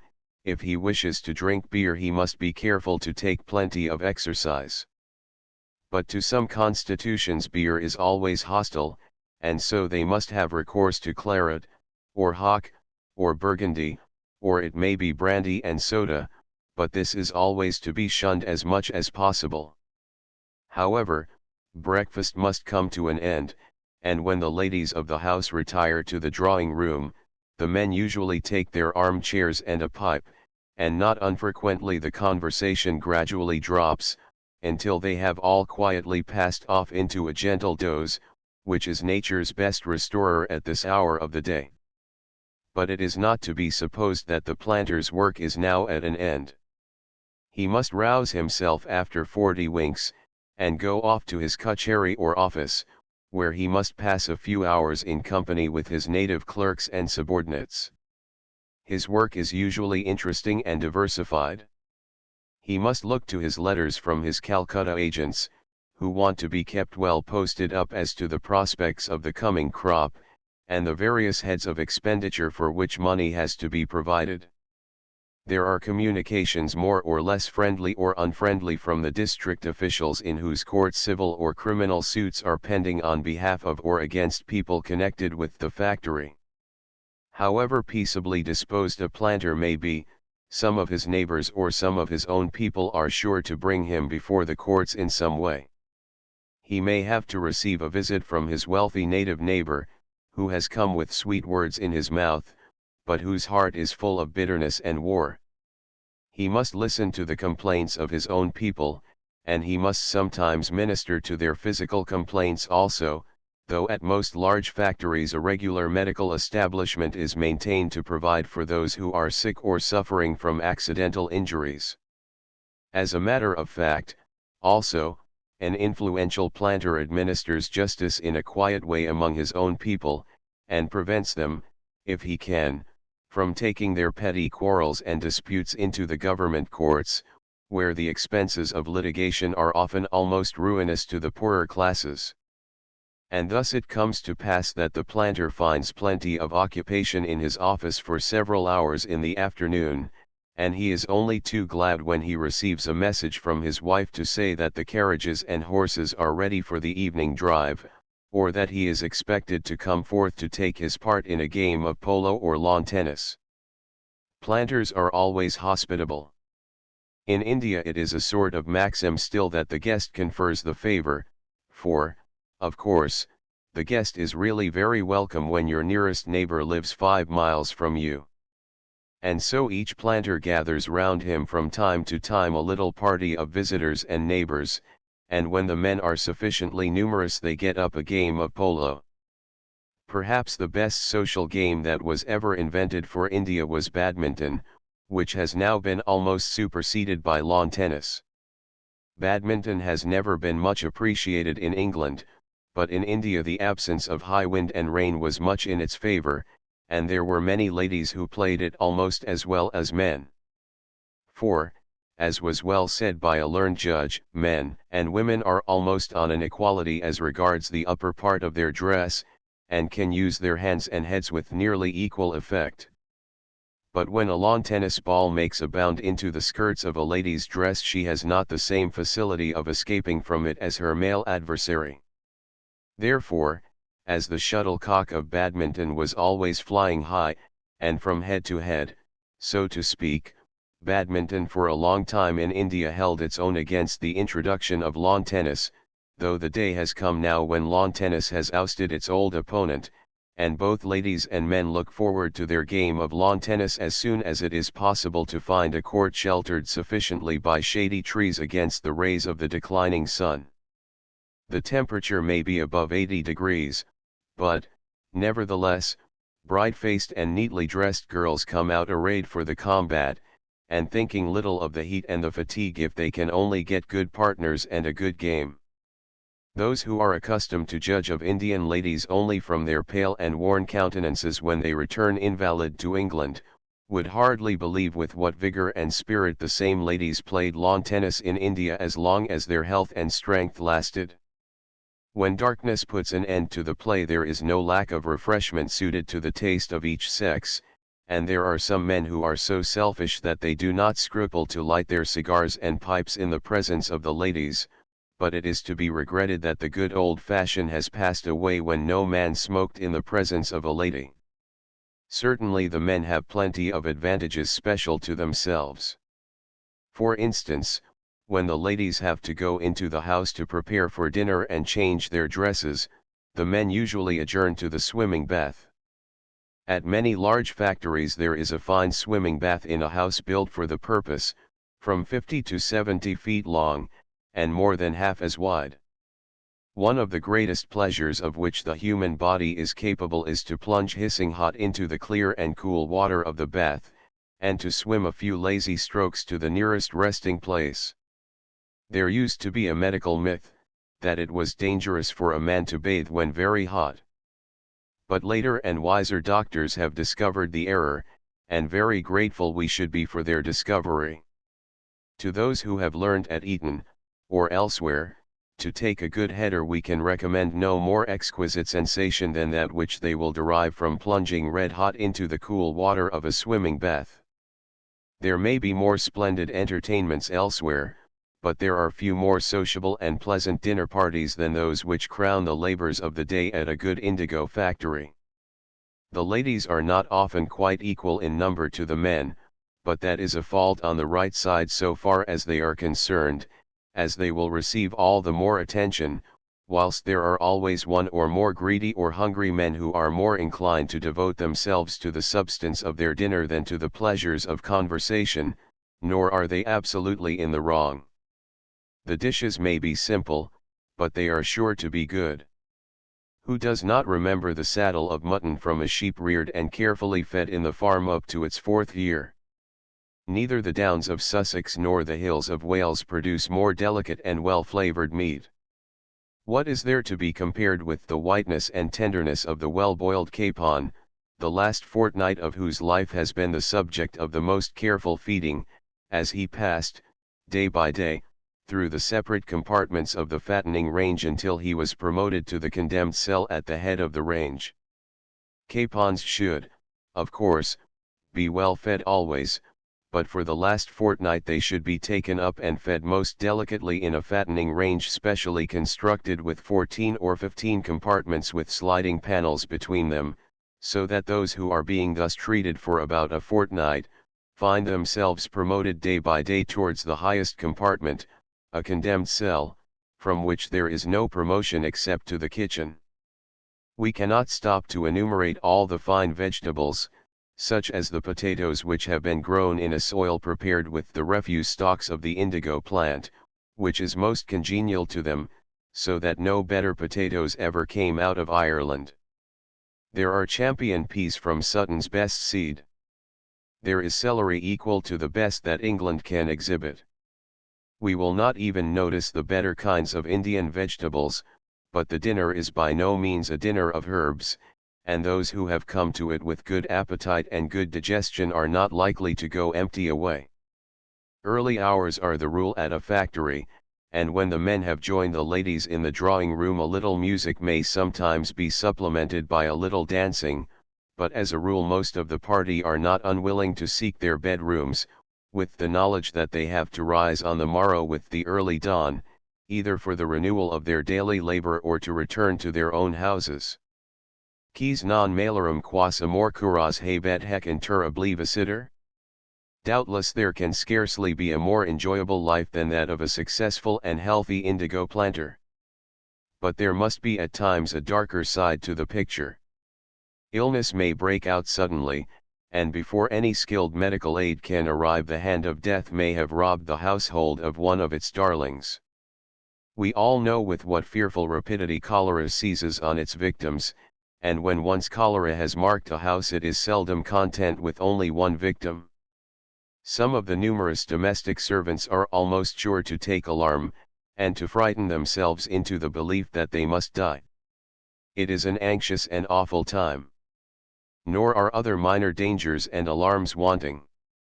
In some factories it is almost impossible to keep cobras and other dangerous snakes from coming into the house, and many a parent has found a deadly cobra in painful proximity to the pillow of a child sleeping happily unconscious of its danger, but liable to put itself in peril by the slightest movement. Or, whilst the master is still out on his morning rounds, the affrighted servants rush to their mistress with the news that a mad dog or a mad jackal is running about the garden, and has attacked and scared the gardeners. But it is useless to multiply instances. Fortunately, the larger animals of prey are no longer to be found in the district in which indigo is cultivated, but in the tea gardens, which are in the wilder and more youngly parts of the country. Even a tiger is an occasional visitor, and leopards are constantly on the watch to carry off a pet dog, or a goat, or a calf from almost under the eyes of the planter. It would be but an imperfect sketch of the planter-colonist's social life if we did not give some account of the great annual festive gatherings which are held by them at the race meetings at Sonepur and other favorite places.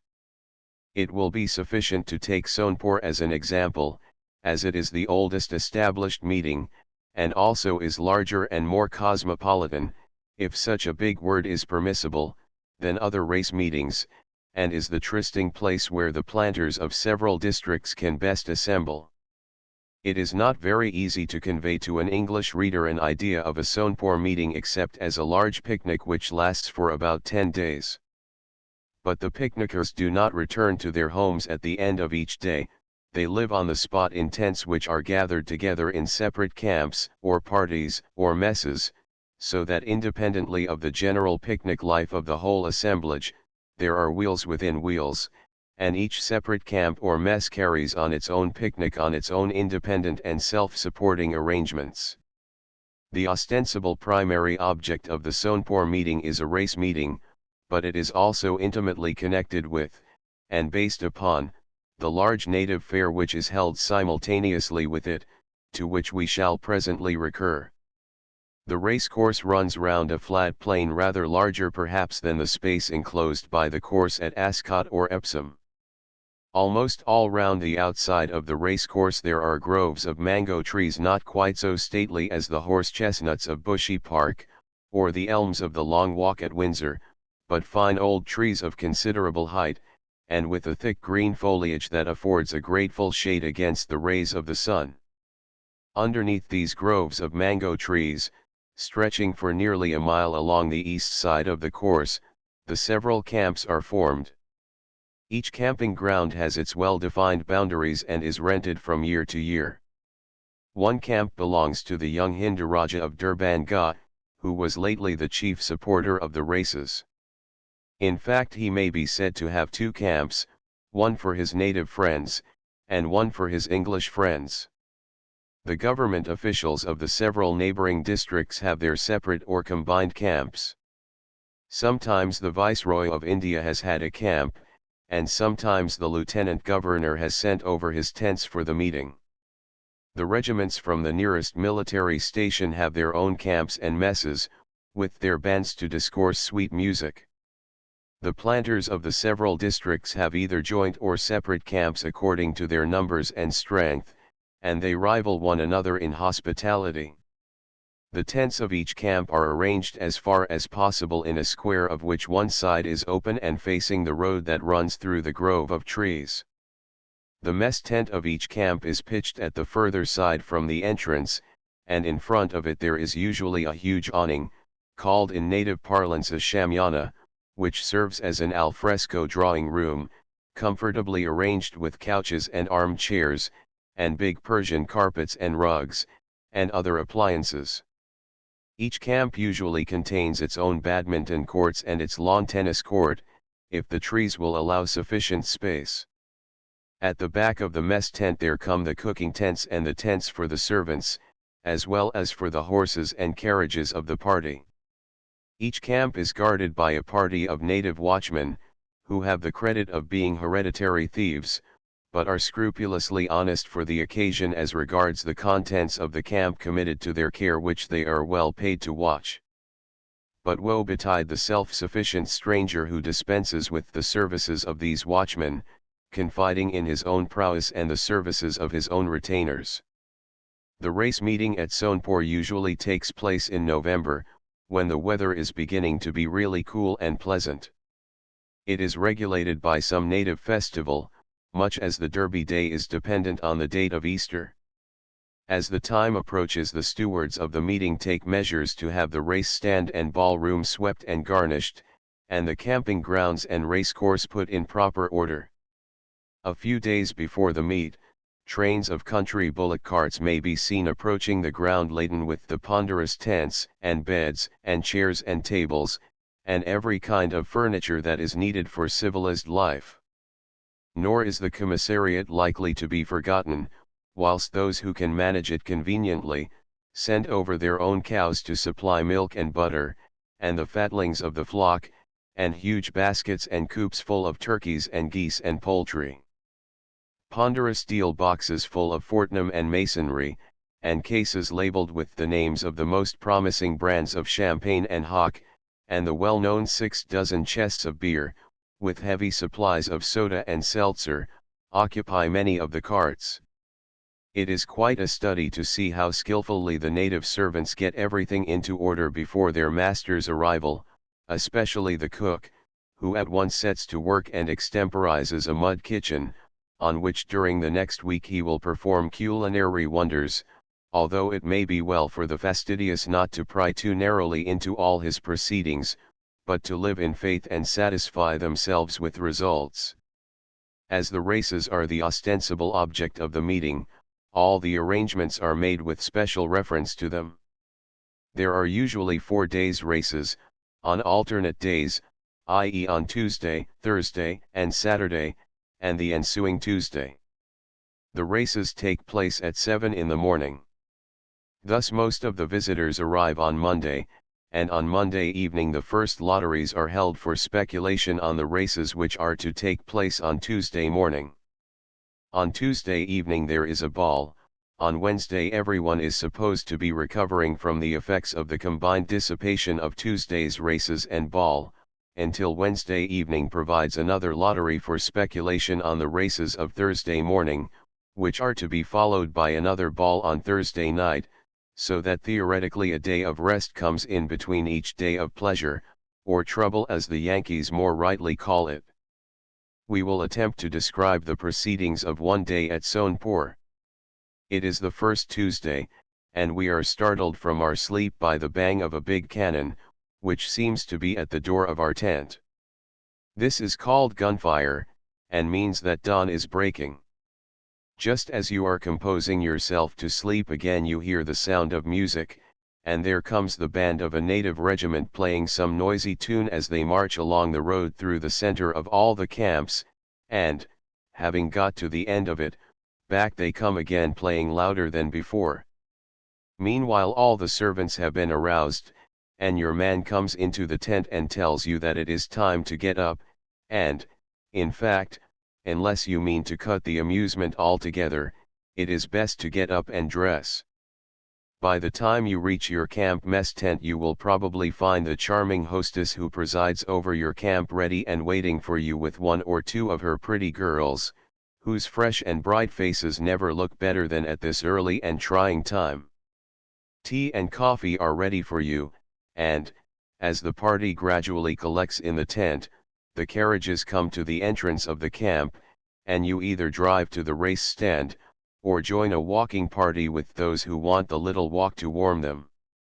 The race stand commands a good view of the races, but one race is very much like another, except that at an Indian race course you probably know most of the owners of the horses, or some of the gentlemen riders, so that a stronger personal feeling exists, and the young ladies will insist on betting for gloves and backing the worst horse in the race, merely because it is to be ridden by that good-looking young officer to whom they are engaged for at least 3 dances at the coming ball.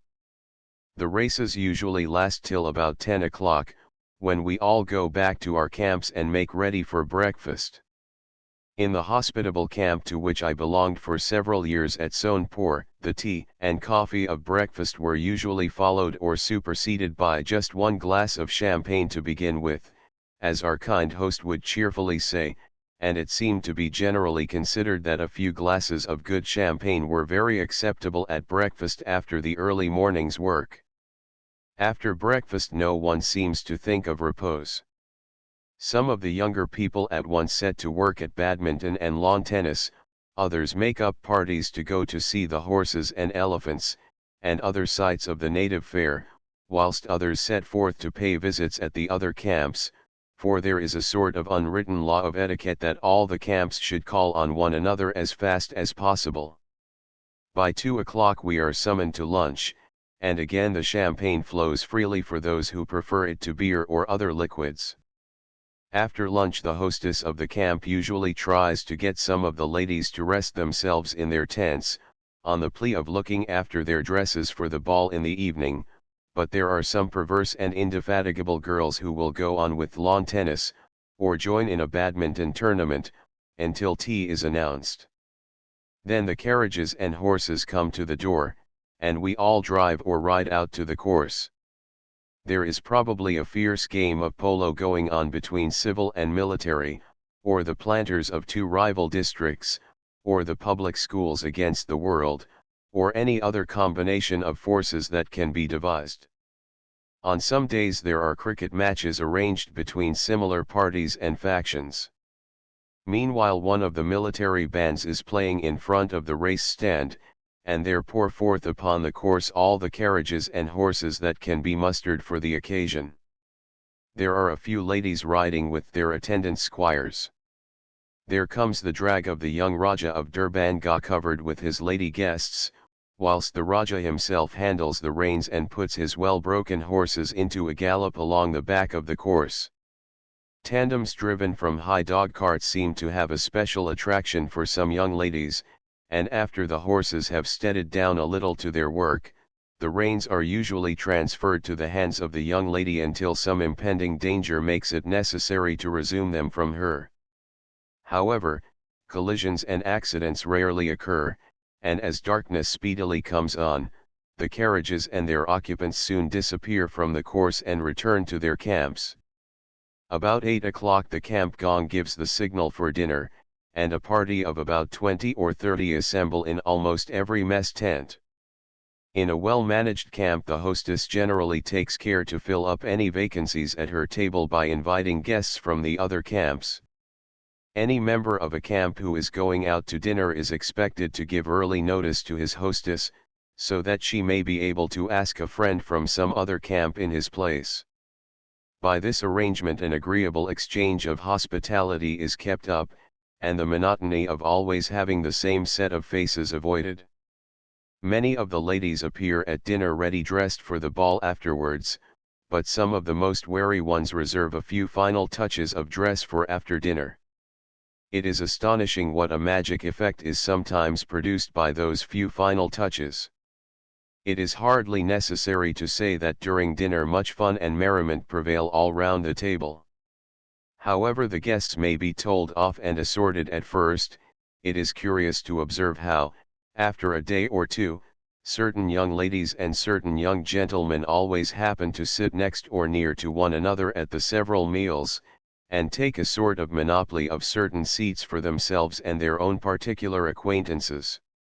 It not seldom happens that some unfortunate youth makes himself ridiculous or in some way obnoxious to the other young people, and then they all combine to make his life a burthen to him unless he shows symptoms of reformation and better behavior. Of course, long before dinner the ball cards of all the best dancers are filled up, but during dinner a half promise of one more extra may be secured, or some convenient exchange of promised dances arranged to suit the wishes of sisters or bosom friends. But we must not linger too long over the dinner table. The carriages are announced to be ready, and are rapidly filled and sent off to the ballroom, from which sometimes they come back to be refilled by a second detachment of the party. The ballroom at Sonepur is a well-proportioned room which holds about 200 people conveniently. The music is provided by the regimental bands in turns, and is usually very good. A long veranda and corridor outside the ballroom, not too brilliantly lighted up, afford a convenient retreat for those who wish to improve the opportunities of the dance by a little further conversation with their partner before she returns to her chaperone, or is carried off by the man to whom she is engaged for the next dance. If you wander along the corridor you will come first to the tea room, and then to the supper room, which will not be opened before midnight. Dancing is usually kept up with much spirit, and as there are always more gentlemen than ladies, the latter seldom have to sit out a dance for want of a partner. But, of course, one ball is very like another ball, and they must all come to an end. Some prudent mammas insist on going away before supper, others more indulgently remain throughout the whole of the program, but at last God save the Queen admonishes even the latest lingerers that it is time to go home. We must not follow the young ladies to their tents, but it is very well known that they do sit up there for a very long time, laughing and talking over all the incidents of the ball. To the men the hour after the ball is often one of grateful refreshment, as we gather together in the comfortable armchairs of the alfresco drawing room, and sit wrapped in our greatcoats, smoking the fragrant weed, and protecting ourselves from the cold night air with steaming glasses of whiskey and water, and discussing the events of the day and the plans of the morrow, until we retreat to our tents comforted with the knowledge that there will be no big gun fired to wake us at daybreak, and there will be no horrid band marching through the camp to disturb our slumbers. And so end the labors of a long Tuesday. Wednesday is theoretically to be a day of rest. The camp breakfast hour is fixed at 10, but there are some ardent spirits who know no repose, and your rest is disturbed by the noise made in the adjacent tent by your friends Jones and Smith, who are bent on an expedition to shoot snipe or quail before breakfast.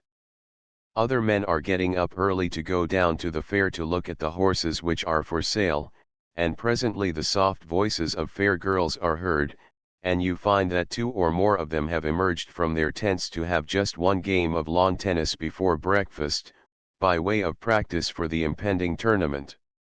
How delightful it must be to be young and not to know what fatigue means. And so this theoretical day of rest goes on. After breakfast every sort of amusement is arranged for the day, and no one seems to think of resting. One of the things that has to be done at Sonepur is to go and see the native fair. It is most convenient to go to the fair on an elephant, as the crowds of people are so dense, and many of the roads at the fair are too narrow, or otherwise unsuited for carriages.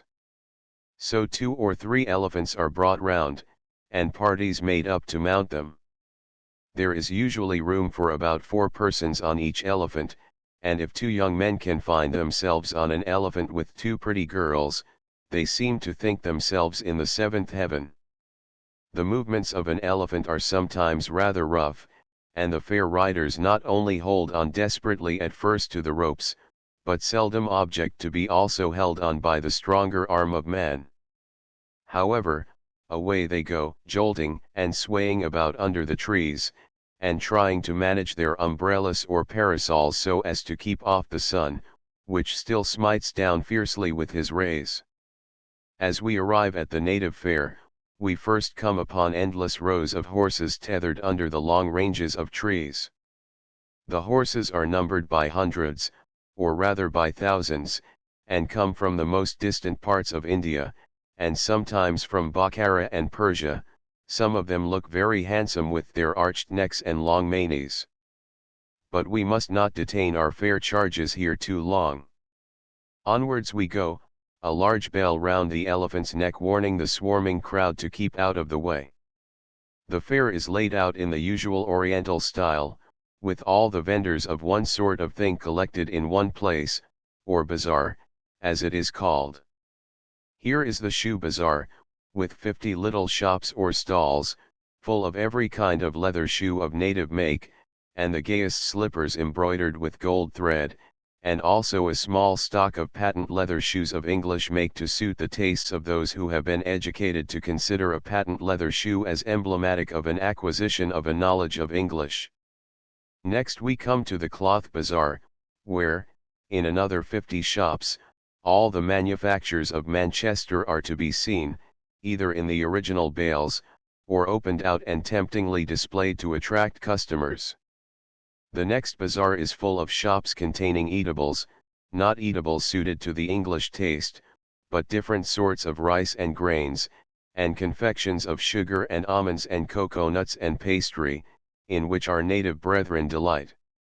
At a corner where two roads cross, and the crowd is densest, you will find an English or American missionary mounted on a chair, and addressing the multitude with a vehemence and earnestness which arrests their attention for a few moments, but, unfortunately, seldom produces any permanent results. Presently we come to the place where the dealers in elephants keep these animals for sale, and we pass among these rather dangerous monsters with some apprehension, lest a sudden fit of jealousy or excitement should make some irascible jumbo attack our elephant. Hundreds of elephants are standing about in groups under the trees, whilst others are being taken down to bathe in the neighboring river. Onward we go, to find ourselves amongst long strings of camels. Then we come to the police encampment, where the native officer in charge of the arrangements of the fair has provided a temporary lock-up for offenders, but offences are usually very few and trivial. Next we come to the bazaar where the sounds of music may be heard from morn till night, and through the long hours of the night, whilst nautch girls dance and sing for the delectation of their native audience, who sit for hours like enchanted listeners. Finally, let us visit the bird bazaar, where all kinds of fancy birds are collected, parrots of all sorts in hundreds, peacocks, quails, bulbuls, talking mynas, Java sparrows, and hundreds of other pretty feathered creatures. At length it is time to return to camp, and we wend our way back under the trees, weary and dusty, and grateful that our elephant has not walked over any of the hundreds of thousands of our Aryan brethren amongst whom we have been wandering. We alight from the elephant, feeling rather happy to be released from the back-breaking position, and, after exhibiting the wonderful bargains and purchases which we have made, we hasten to prepare ourselves for the pleasures of lunch and some well-iced refreshing drink. It would be tedious to go on with a repetition of the daily laborious round of pleasure and enjoyment which lasts for the 10 days of the meeting. We have only space to allude to one special form of pleasure, viz. the campfire evenings, for which Sonepur is particularly famous. The officers of the English regiment usually issue an invitation for a campfire party after dinner, with their band to play, or they kindly lend their band to some other camp which may have a larger and more convenient space for a good campfire. A huge bonfire is then piled up in the center of the space before the camp, and when the torch is applied it blazes up fiercely, whilst all the guests sit round on chairs and couches and listen to the music of the band. Sometimes a few songs and glees are sung. It is a weird but charming scene as we look round on all the quaint figures wrapped up in shawls and cloaks and greatcoats and extemporized head dresses, for it is just cold enough to make a few warm garments acceptable, though there is no great risk of catching cold in the calm and soft night air. There is certainly something almost savoring of the supernatural which comes over the mind at these campfire evenings, and it is well known that many a fair maiden has found the time and place not unsuitable to receive the confession of undying love and affection which her youthful admirer had previously hesitated to make. It may be that the bonfire was burning low, but when it suddenly blazes out again with fresh and bright flames, watchful eyes are not wanting to observe how by some casual movement the unsuspecting young pair have come into a proximity which obviously indicates that a great and happy change has suddenly come over their future destiny.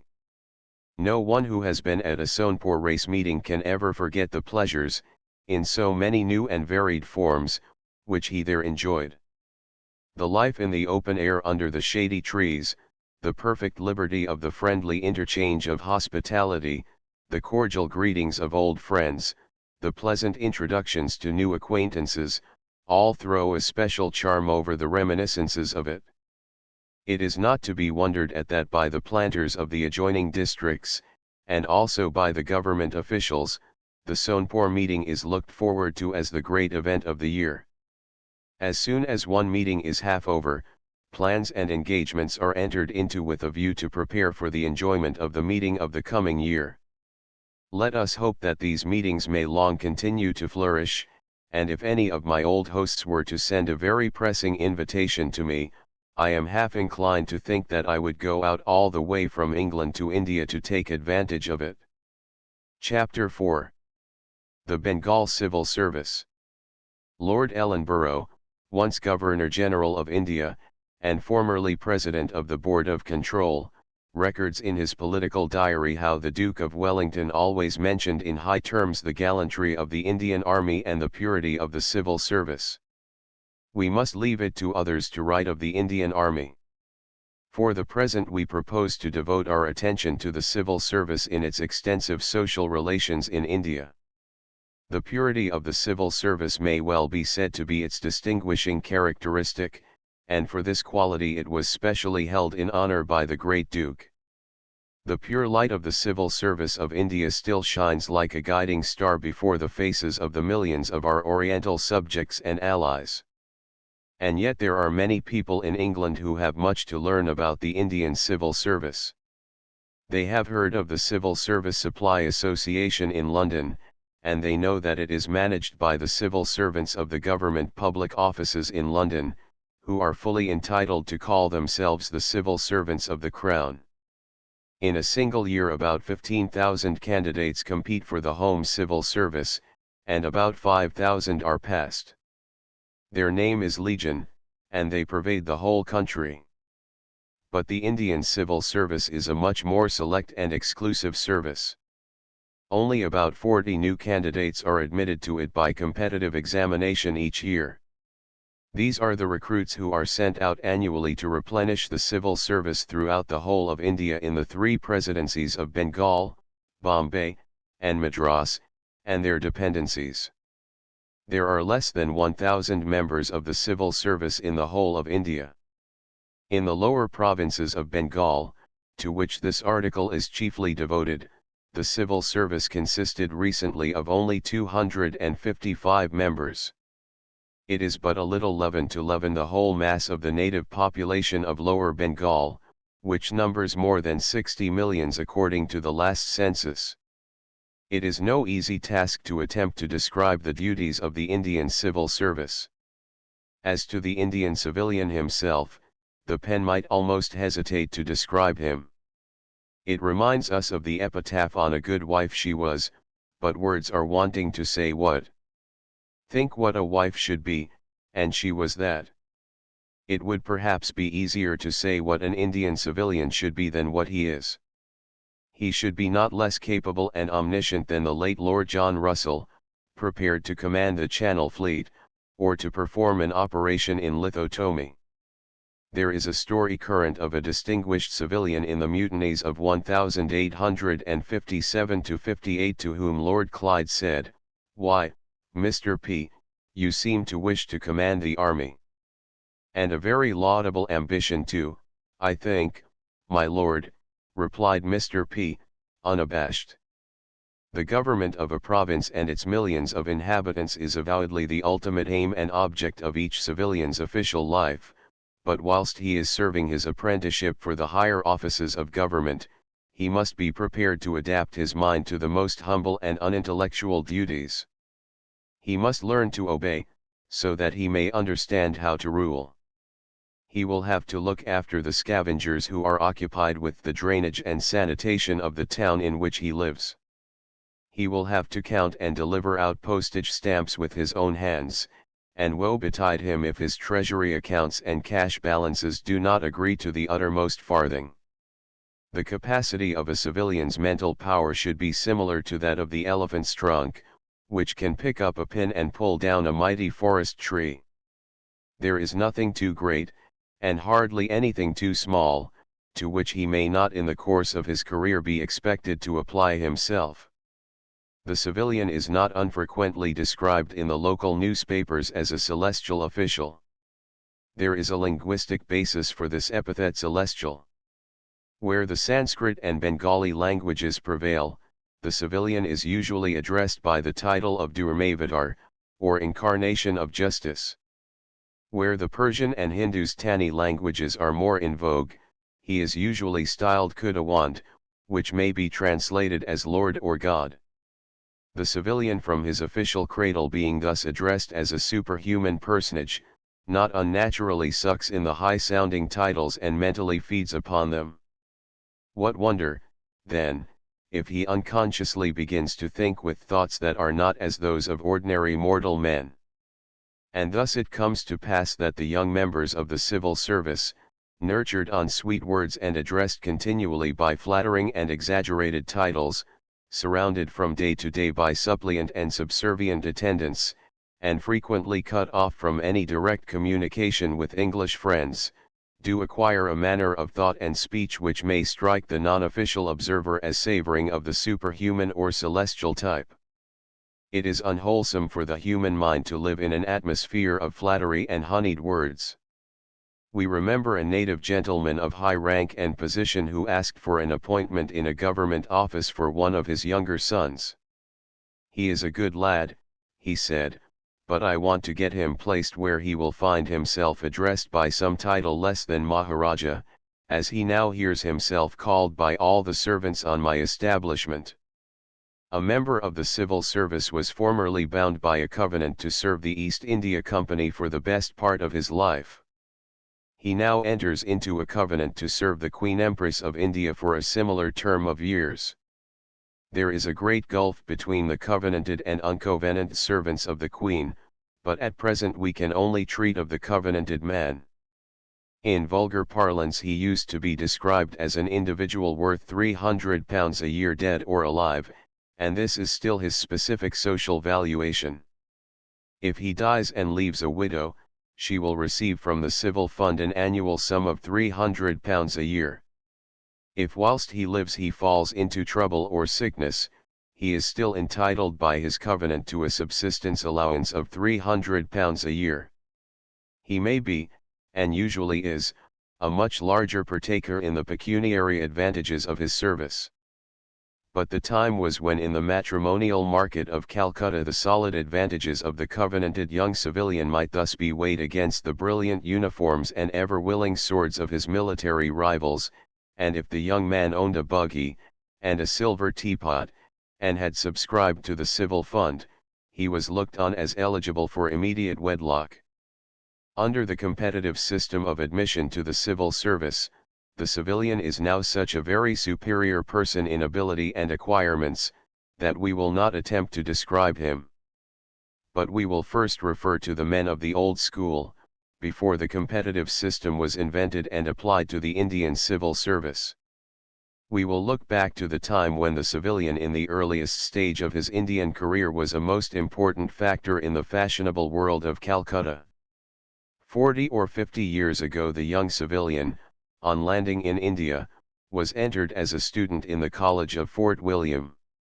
He had passed through the course of instruction and examinations of the Old College at Hertford and Haileybury. Discipline at those institutions is said to have been sufficiently lax and irregular.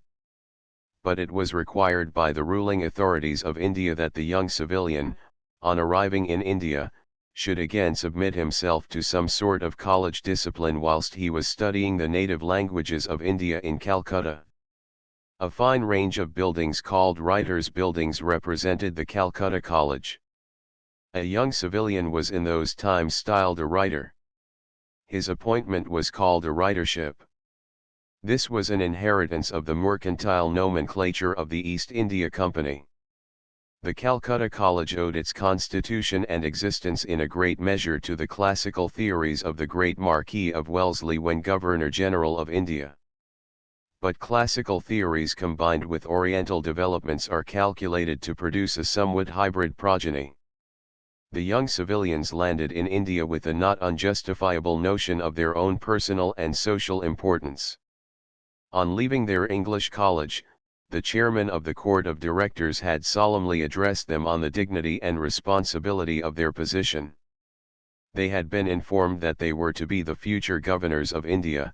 They had been told that it was their duty to demean themselves as Christian gentlemen, to become a light to the heathen, and the leaders of Oriental civilization. Is it then a matter of wonder that these young men on arriving in Calcutta found it somewhat difficult to submit themselves again to anything having the name or the appearance of college or scholastic discipline? Be it remembered that each young man on his arrival in India was entitled to an income equivalent to nearly £400 a year. A gentleman commoner at an English university with £400 a year and confiding tradesmen to give him credit, is not usually found a good subject for discipline. What, then, could be expected from the young men in Calcutta, with a salary of £400 a year, and open access to the purses of every wealthy money lender in the country? Nor was this all. The government, aware of the danger of the native money lenders' fatal influence, endeavored to anticipate and avert it. Each young civilian, whilst in college in Calcutta, was authorized to borrow a sum of £400 from government. The object of this benevolence was to prevent him from getting into the clutches of the native money lenders. What was the result? The taste of blood is said to lead to the appetite for more. The young man who had found a loan of £400 almost forced on him by a paternal government, experienced no difficulty in borrowing several £1,000s from the native money lender, who, it may be said, felt confident that the government would eventually see that he was repaid. The wildest extravagance naturally resulted from this system. The nabob, who in the plenitude of his acquired wealth ordered more kettles, was practically outdone by the young civilian who, with a nominal income of £400 a year, maintained an establishment in Calcutta in which he would not allow the Arab horses in his stable to be counted. He seldom had less than 40 horses, but he considered it unlucky to count them. This officer rose subsequently to the highest eminence in the service, and not only paid all his debts, but acquired a respectable competency. A cousin of this gentleman, who also achieved the highest official honors, had a similar love for horses. He had a stud of English race horses and an English jockey in charge of them. It would be easy but tedious to enumerate other splendid examples of youthful extravagance. It was the fashion to get in debt to the amount of a lakh of rupees, or £10,000, before leaving college. The cautious and canny young man who did not condescend to borrow the £400 proffered to him by government, was looked upon with very little feeling of respect by anyone, except perhaps his mother. The time came in due course when the College of Fort William was reformed. Writers' Buildings were closed as a residential college. The young writers on arriving in India were ordered to remain in Calcutta to obtain a certain qualification in the native languages, but they were expected to live with friends who would keep them under greater social restraint, or to find their own habitations, where it is needless to say that there was no social restraint. The result was that 3 or 4 young men who had been friends at the College of Haileybury, in England, joined one another in setting up a house or mess in Calcutta. The government no longer offered its loan of £400 to each young man. The chief evidence of college discipline, the name of the college being still maintained, consisted in the daily appearance of a venerable native gentleman called a munshi or a pundit, and in a monthly examination in the college hall, before the principal and 2 paid examiners. The venerable native gentlemen who came as instructors in the languages were usually ignorant of English, and were therefore unacceptable to their pupils. They had no personal interest in their pupils, as they drew their government salary without reference to the progress of their pupils. They attended solemnly from day to day, and were as solemnly requested to come again tomorrow. When a young writer really wished to learn the languages, he invoked the help of one of the 2 private teachers, Raj Chunder and Harry Mahan, who were good English scholars, and so made the path of learning a little more pleasant. Each young writer was required to qualify in the languages in either 1 or 2 years after his arrival in India, and so the time came at last when he was obliged to call in the private tutors. Somehow or other these private tutors had a great prophetic power of anticipating the particular passages in the textbooks, and the particular papers for translation which would be used at any coming examination. Or if it turned out that they had been mistaken when the day of examination came, they were usually in attendance within reach of the examination hall, and mysteriously entered into some electrobiological or theosophical communication with their pupils, if any of these were nervous or doubtful of their own powers. We would beg, however, emphatically to record that most of the men passed their examinations by their own knowledge and ability. There were always a certain number of men who attained honors and pecuniary rewards and medals for their superior proficiency in the languages, but there were sometimes a few whose idleness and negligence compelled them at the last moment to have recourse to electrobiological assistance. But whilst the studious existence of the college was thus carried on, its social existence was much more pleasant and influential. 3 or 4 young men living together kept up an establishment which seldom cost any one of them less than £100 per month, his pay from government being £35. Almost every young civilian used to keep at least 3 horses and a buggy. The number of their native servants was so large that we hesitate to write it. The use of the hookah was fashionable, and almost every young man kept a man and a boy to look after this elaborate smoking apparatus. Each student had 2 or 3 table servants, arrayed in gay liveries with silver crests. Every student belonged to the Bengal Club, to the Racquet Club, to the Cricket Club, to the Swimming Club, to the Turf Club, and a few really good riders were admitted to the Tent Club. Proficiency at billiards was a common accomplishment. Play rather than proficiency at whist was the rule, and the stakes were not less than 4 sovereigns on each rubber, whilst a little quiet betting easily doubled and quadrupled these petty stakes. But there were many other pleasant and necessary expenses. Private parties to ladies, theatricals, and public balls were to be got up at the expense of the young civilians in college, of course in return for the pleasant and ample hospitality extended to them by the residents of Calcutta. Even the expense of dress was not inconsiderable. The usual number of young civilians belonging to the college was about 30, and at least 20 of this number would appear on the course, or rotten row of Calcutta, every evening, dressed in the highest light of fashion, as an example to the rest of the fashionable world who had been longer exiled from England. But in addition to the ordinary civil society of Calcutta, the young civilian had to keep himself on good terms with the messes of the regiments in Fort William and at Barrackpore, and at the famous old artillery mess at Dum Dum, which was then in its palmy days.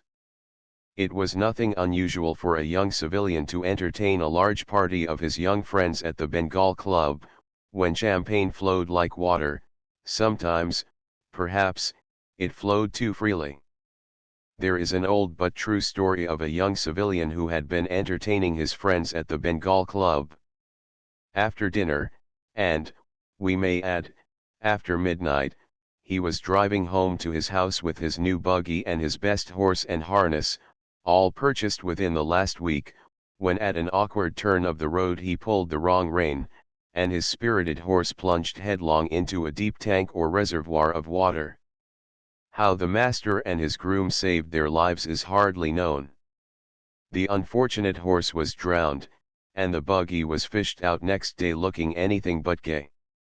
The young man rode home to his father, asking for funds to buy a new horse and buggy, but he received a stern reply: "I cannot understand, my dear son, how a young man in your position can require to keep 3 horses, 3 grooms, and a cabriolet." But the good old man sent the money asked for. At the present day the College of Fort William no longer exists as a college for young civilians. They are so fully crammed and instructed and examined under the competition system that they are supposed to arrive in India fully acquainted with the native languages. They are, therefore, at once sent off to join their official appointments as subordinates in various districts. They have thus no longer any opportunity of exercising or learning to exercise in the capital that social influence which their predecessors enjoyed.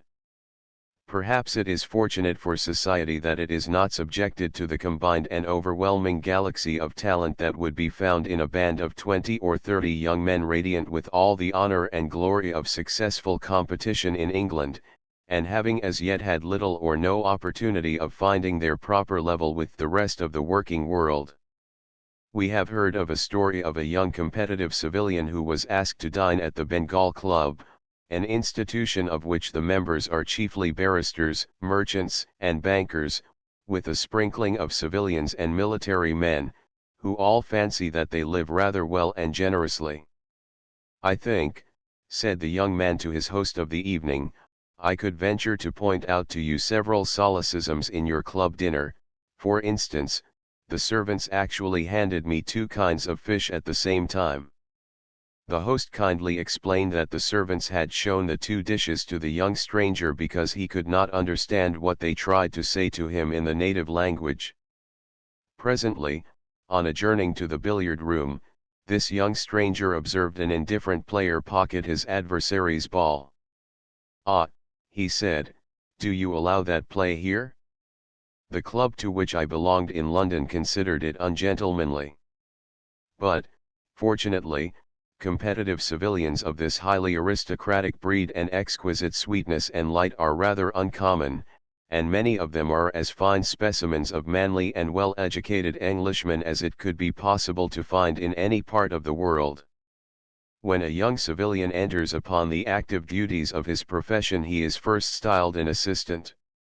Under this description he is the assistant to the magistrate and collector of a particular district.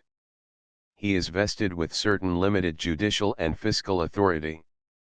He can inflict a small amount of imprisonment, and impose moderate fines in the criminal cases which he tries as assistant magistrate. He may be put in charge of the treasury, and have to deal with sundry matters connected with the land revenue in his capacity of assistant collector. The making or marring of a young assistant sometimes depends not a little on the character of the magistrate collector under whom he is appointed to serve. The assistant may know a great many things, but when he comes face to face with his actual work in office he finds that he has still very much to learn. He is probably stuffed full of English, Mahomedan, and Hindu law, he has doubtless passed his examinations in the Oriental languages, but when he takes his seat in court he promptly finds that there is something very wrong. The natives by whom he is surrounded apparently do not understand their own language, they pronounce it so strangely that what they say is not intelligible to him. They certainly fail to understand what he says to them, and as to the legal knowledge with which he expected to astonish them, he finds no opportunity for displaying it. He hears something about an act and about duffers and he suspects that he is being rudely chaffed as a duffer. Nowadays, relief comes to him usually from one of the native officials in attendance on him, who can speak English, and insinuatingly becomes his interpreter, in fact, his guide, philosopher, and friend. but an assistant is often and ought always to be saved from this abrupt and false position, in entering on his duties, if he will take a little quiet instruction from the magistrate and collector under whom he is to serve. When he joins his district he should first practice anatomy on a few defunct bodies, instead of beginning with vivisection on an actual case. If he will read through the records of a few old decided cases, under the friendly guidance of his magistrate, and in the privacy of his own room, he will soon become master of all the leading technicalities and phraseology of the cases, which he will ordinarily have to decide. He will soon become used to the language of the native officers appointed to attend on him, and will learn to practice his own tongue to the colloquial abbreviations and expressions which differ so widely from the language of the vernacular textbooks. Above all things, let him not fear to ask for an explanation of whatever he does not understand, and let him take a note of the explanation given. In after days he will look back at his notes with much satisfaction and amusement at his own quondam ignorance, and he will be the more ready to give help and instruction to the young men who come after him. If the assistant will open his eyes and look round him thoughtfully, he will soon come to observe the gravity and importance of the official position which he now holds. The district contains more than 1 million inhabitants. The assistant will be surprised to find that he holds the 4th place in the official hierarchy of the district. There are the judge, the collector magistrate, and the joint magistrate ranking above him, but his official place is 4th on the list. What a difference this is from his position in his native land, where he was probably next to nobody, and certainly exercised no sort of authority. Now he has become the 4th in rank amongst 1 million of people. Many young men are rather slow to perceive this. Very probably a becoming sense of modesty restrains them from attempting to assert the position. But the fact remains, and the official responsibility positively exists. Many an assistant, owing to the casual illness or temporary absence of his official superiors, has suddenly found himself actually the first official among 1 million of people. In no other part of the world, in no other condition of society, does official responsibility so suddenly thrust itself on a young man about 20 years of age. In the ordinary routine of social life at a small civil station, the assistant at first holds a comparatively humble position. A civil station is the capital of a district. The society consists principally of members of the civil service. There is the judge, who is usually between 30 and 40 years of age. The collector magistrate is now sometimes senior, sometimes junior, to the judge. Next comes the joint magistrate and deputy collector, a sort of second in command to the collector magistrate, and next comes the assistant. Outside this nucleus of the civil service there come the police officers, the doctor, the clergyman, and 1 or 2 other minor English officials, and perhaps a few independent men employed in mercantile business or owning landed estates. If there is a railway running through the district, it may contribute an engineer to the little society, or there may be an officer of the public works department located there. In Bengal, military detachments very seldom help to swell the numbers of a civil station. In fact, with the ladies of the several families, a party of 20 can seldom be assembled, except on the most important festive occasions. In a very small world such as this, it is not surprising that the assistant, to some extent, acquiesces in his native designation as the Chota Sahib, or Little Sahib, of the community.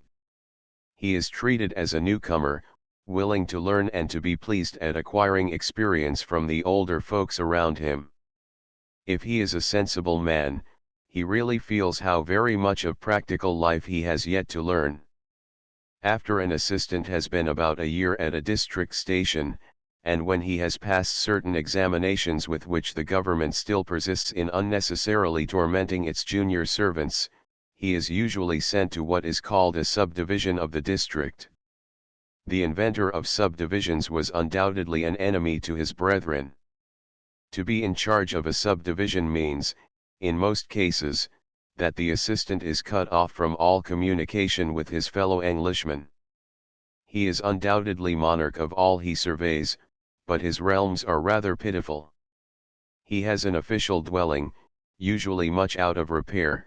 Sometimes it is only a mat and thatched building, but too frequently one part of the building serves as a dwelling house, and the other part serves as the public office, so that privacy or quiet is almost unattainable.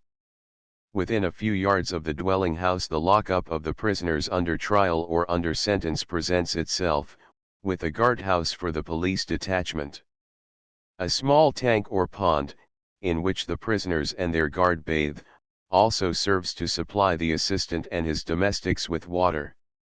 There may be some half-cultivated scrap of garden, and sometimes there is actually a bit of road along which a wheeled vehicle can be driven, at least as far as the broken bridge, for the repair of which the estimates have been several months under consideration before some superior officer. The reader may imagine the feelings of the young official on finding himself in charge of such a kingdom as this. There is not another white face to be seen. If he falls ill, there is a half-trained native doctor to attend to him. His nearest white neighbor is probably an indigo planter, with whom he may not be on good terms, as he may have decided cases adversely to the planter's interests. Meanwhile his official duties are not only onerous but irksome. He is expected to be a jack of all trades. He has complicated criminal cases before him in his magisterial capacity.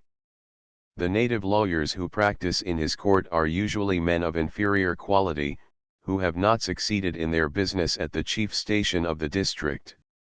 The native officers who belong to his court are ill-paid, and too often inefficient. They have at the best a very limited experience, and are not qualified to supply the assistant's own want of experience. He has to look after his treasury, and to send in all sorts of accounts to the headquarters of the district. There is hardly a subdivision in which the accounts are kept correctly. In too many there are embezzlements or some fraudulent practices which the assistant fails to detect until he has become in a measure responsible for them, so that when he discovers them he has practically to report evil of himself. His work is carried on for many hours in a crowded room, in a hot and reeking atmosphere. Just as he hopes that his daily labors are coming to an end, there arrives from a remote police station a corpse and a confessing murderer.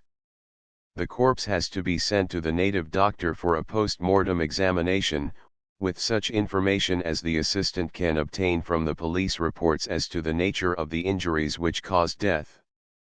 This must be done promptly, for corpses will not keep. In fact, they are often very unpleasant when they reach the assistant's office. Nor will the murderer's confession keep. It must be taken down at once, while the criminal is still in a state of awe and repentance, and faint with hunger. The police are careful not to let a confessing criminal have too much to eat until he has repeated his confession voluntarily and entirely of his own free will, before the assistant. So, however weary the assistant may be, he must solemnly admonish the prisoner not to confess unless he likes to do so, and then record what the unfortunate creature has to state. When this is over, he hopes to get away, but there is an emergent application for postage stamps which he does not dare postpone, and he has to count them out from the chest in his little murky den of a treasury, and check all the entries in the account books before he can close them with a correct balance of the stamps still in store. At last he may gain the privacy of his own rooms, and the company of his sole and faithful companion, his dog. But even then his troubles are not always at an end. Perhaps an alarm of fire is given from the neighboring village. The sky is red with flames, and dense clouds of smoke fill the air. The assistant quickly mounts his horse, and dashes off to the scene, to try and control the crowd, and to direct the efforts of those few who seem to have their senses left, in attempting to extinguish the flames, or prevent the conflagration from spreading. He will be lucky if he succeeds in doing any good. he will be very lucky if he escapes without some personal injury, and he will probably meet with exec rations instead of thanks from those people whose huts have had to be pulled down in order to prevent the fire from spreading. There is sometimes at a subdivision a great opportunity for getting good sport if the assistant is fond of hunting or shooting. Near the principal station of many districts the game is becoming exhausted, but in a remote subdivision there are usually some natural game preserves which have not been so often invaded by the adventurous English sportsman. As to snipe, he will probably find them in his own garden any time between September and March, and the rice swamps which come up to the edge of his garden are sure to be full of snipe in different places as the waters of the annual inundation begin to subside. Wild ducks of infinite variety and in numbers innumerable are to be found in some of the quiet inland backwaters branching from the nearest great river. The wild hogs are seldom wanting. The villagers will gladly point out these dangerous enemies to their crops, and if the ground is rideable, some friends with their horses and spears may occasionally be brought together for a good day's sport. Leopards are to be heard of in many villages, and when a particular leopard makes itself troublesome by killing the goats of the villagers or perhaps scratching and wounding some old woman, the assistant will be asked to go and shoot it.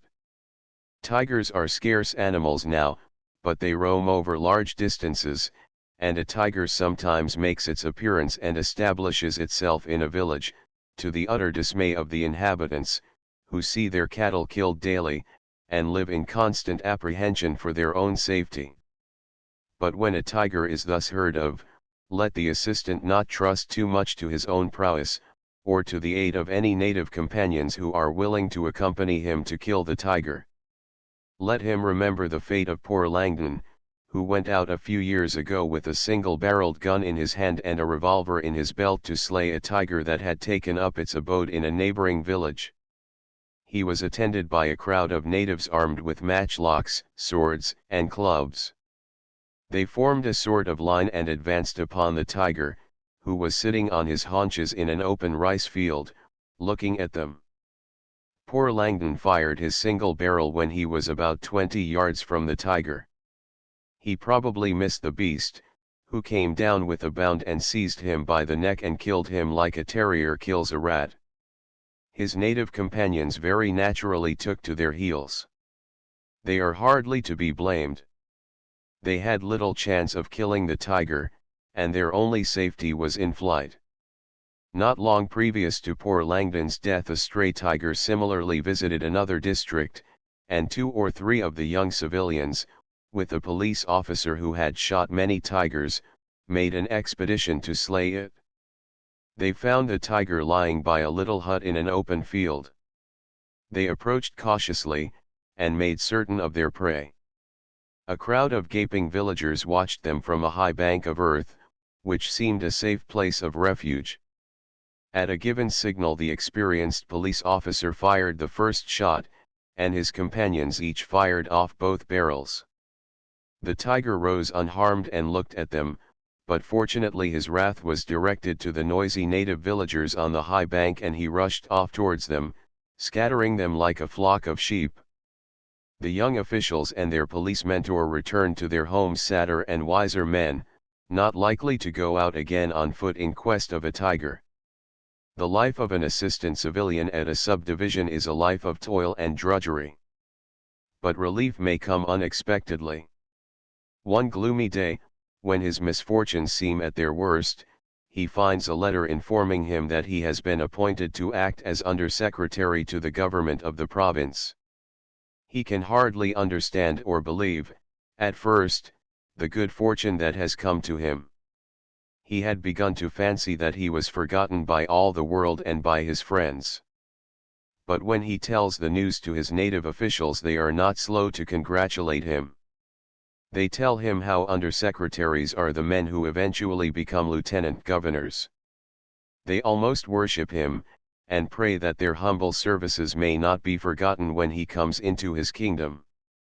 But he must wait anxiously for a few days until his successor comes to relieve him, and then he rushes off eagerly to the capital, with hardly less change in his position and prospects than that of the butterfly who has emerged from his previous humble form. In the ordinary routine of the career of an Indian civilian in Bengal, he rises from an assistant to be a joint magistrate, and he then becomes either a collector magistrate or a judge of a district, and he never emerges from this quiet and hard-working career.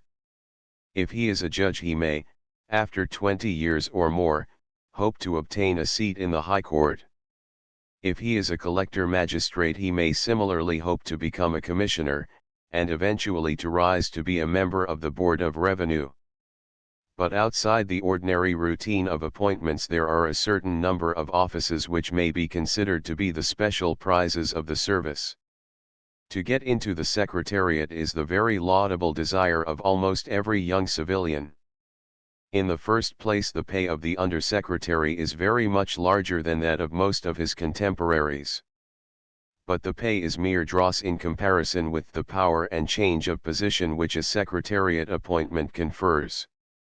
His other brethren are the ordinary rank and file, but he has become an officer in command, and he issues his orders accordingly. It is much more pleasant to command than to obey, especially to those who have themselves been disciplined in the school of obedience.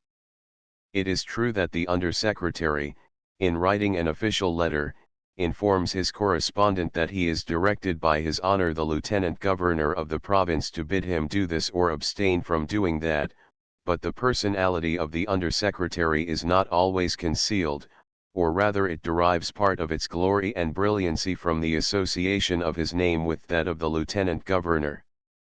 But it is not merely to his own friends and contemporaries that the young Undersecretary stands forth as the representative of the highest authority. When he was an assistant, he may have demeaned himself humbly before the collector magistrate who was his immediate master. He probably felt a sort of mysterious awe as regards the officer styled a commissioner of division, who is the superior master of several collector magistrates and their assistants. But as an Undersecretary he finds himself issuing orders to these commissioners, with instructions to them to communicate his orders to the collector magistrates. In fact, official etiquette in the Secretariat almost precludes him from direct communication with his former superior, the collector magistrate. There is yet another strong point of contrast between the position of the Undersecretary and that of his unpromoted brethren, the subdivisional officers whom we have tried to describe. The latter have hardly anyone to help them in their offices. Their work is usually carried on in a noisy, crowded room, with many interruptions. They have to draft their own letters, and will do wisely even to examine the dispatch copies made by their clerks. But in the Secretariat everything is very different. The Undersecretary has his comfortable and quiet room, to which no one has access except on business, and with his permission. His work is all neatly prepared for him. The red-taped bundles are sorted in their proper boxes. Office notes are put up explaining the subject, or giving a convenient clue to important papers. If anything appears obscure, the Undersecretary touches his bell and summons an experienced office clerk to his aid. He can order further information to be supplied from the office. But, above all, he finds a draft, put up from the office, of almost every letter that is to issue. It is much less laborious work to sign a well-prepared draft, or even to correct an ill-composed draft, than to have to write each letter with his own hand. When the dispatch copies of the letters are brought for his signature, he signs them by the dozen bravely, and trusts to the office examiner for their correctness. There are, of course, many important cases where the Undersecretary must compile notes, and prepare the papers for submission to his superior, the Secretary, and he must expect sometimes to have them sent back to him from the Secretary for further elucidation. Sometimes the Secretary or the Lieutenant Governor himself wants some orders issued very urgently, and the Undersecretary may have a few hours of hard work, or slavery, if he likes to call it so. But, as a rule, he has a very pleasant time of it in his office, and if he keeps his work well in hand, and does not allow any arrears of bundles to accumulate against him, he will discover the value of the motto mihi residential non mi rebus, and will find little to interfere with his enjoyment of the social pleasures of the capital. He may even find time for hunting and shooting, if such are his tastes. He can ride and play polo, or he can make his choice between rackets and lawn tennis, or cricket when cricket is in season. The doors of every fashionable house are open to him if he chooses to leave his card. If he is a good musician, he will be all the more welcome. If he can dance well, he will have no difficulty in finding partners. At his club he becomes a sort of authority, and has to practice the affectation of being mysterious about trifles, so as to keep himself in training to baffle inconvenient questions on official matters of importance.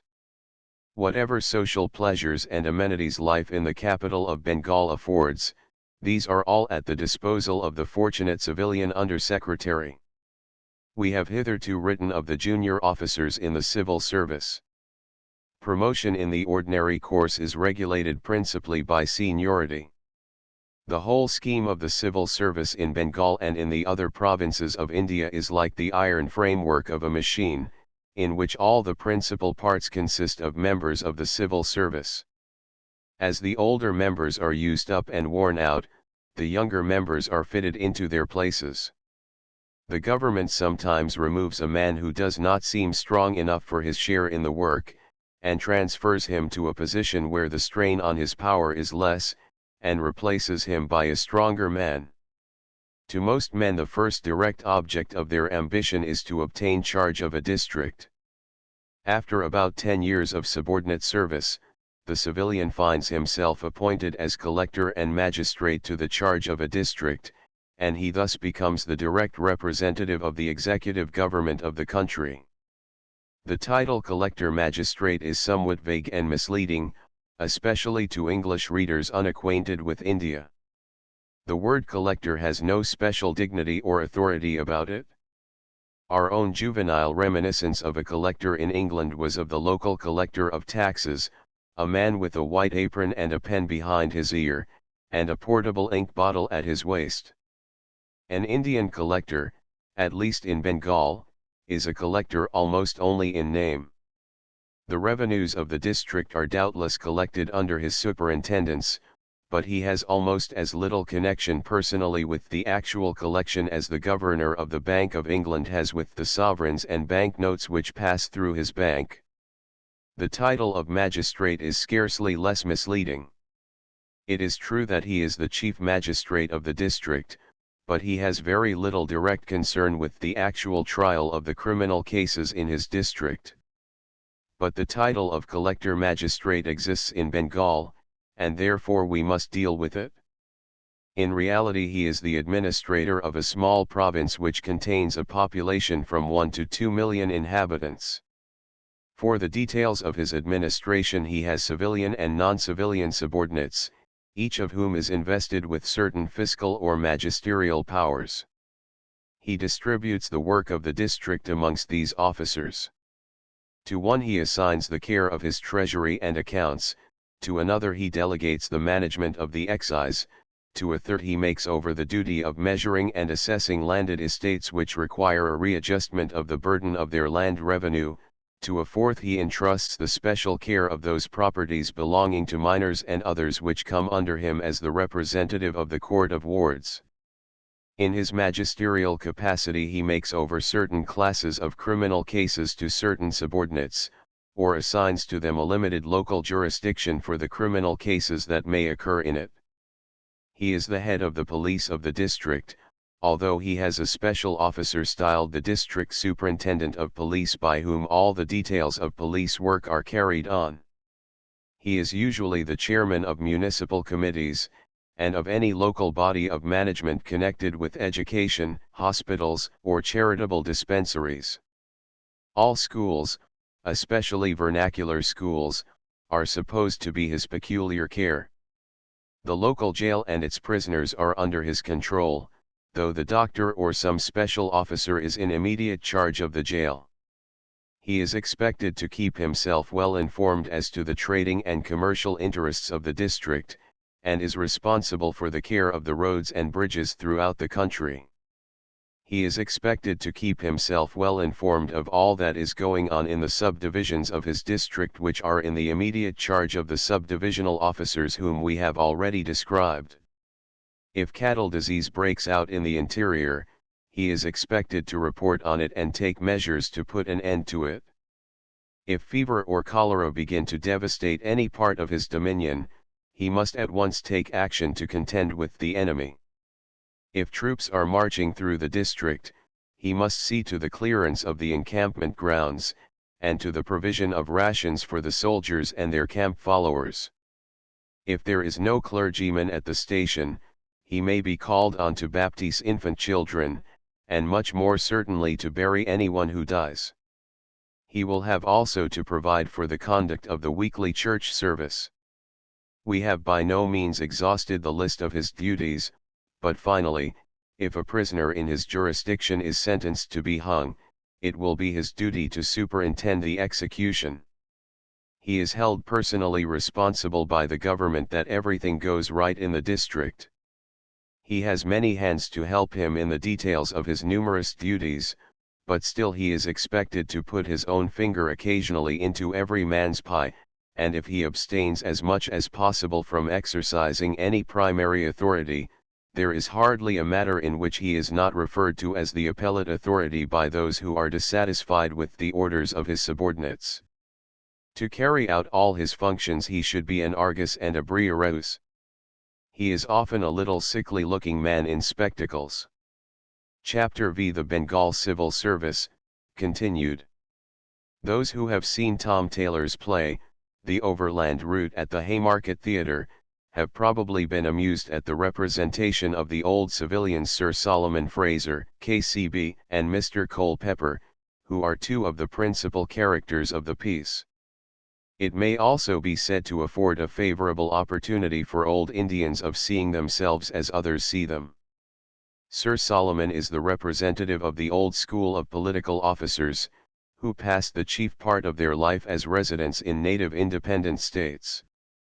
Mr. Culpeper is the hard-working old man who finished his career in the service as a commissioner, without any special rewards or titles, and under some mysterious liability to government for many thousands of pounds, certain vouchers having been lost in the mutinies. With reference to these imaginary individuals, we will give a brief sketch of a few more of the many branches into which the career of an Indian civilian may develop itself. The political department, as it was called, in India, was for a long time considered the most eligible and enviable line in which a young civil officer could shape his career. There was a time when the most promising young men were specially selected by government, and sent off to the famous capital at Hyderabad to graduate under the guidance of the eminent Chief Charles Metcalfe, then resident at that native court. Residents and Governor-General's agents were formerly to be found in many parts of India. The resident was the officer who was supposed to advise, or, we ought to say, imperceptibly to influence, the independent native prince or princess to whose court he was accredited. The Governor-General's agent was the representative of British authority, or, to put it more plainly, the instructor or bear leader of those native princes whose authority was not independent, but who needed to be instructed or to be led according to their own individual capacity or incapacity in exercising their own limited power and jurisdiction. The officer employed in either position was supposed to be well versed in all matters connected with the etiquette and ceremonial of native courts, and it was essential that he himself should be distinguished for his grave and imperturbable courtesy of demeanor and speech. He was expected to be a master of all the arts of intrigue, not so much for the purpose of carrying on any active intrigue, but rather for the sake of baffling those intrigues which are the life and breath of a native court, where mine must occasionally be met by countermine. For the word intrigue includes, and indeed usually consists of, the very smallest matters, in dealing with which the political officer only keeps his weapons sharpened in readiness to deal with any matter of real gravity and importance. A resident formerly was almost isolated from the fellowship of his own countrymen, save of those who constituted his own staff or assistants. But this form of society is always mentally unwholesome, as the chief finds no one who is prepared openly to differ from his opinions, or to maintain any serious argument against him.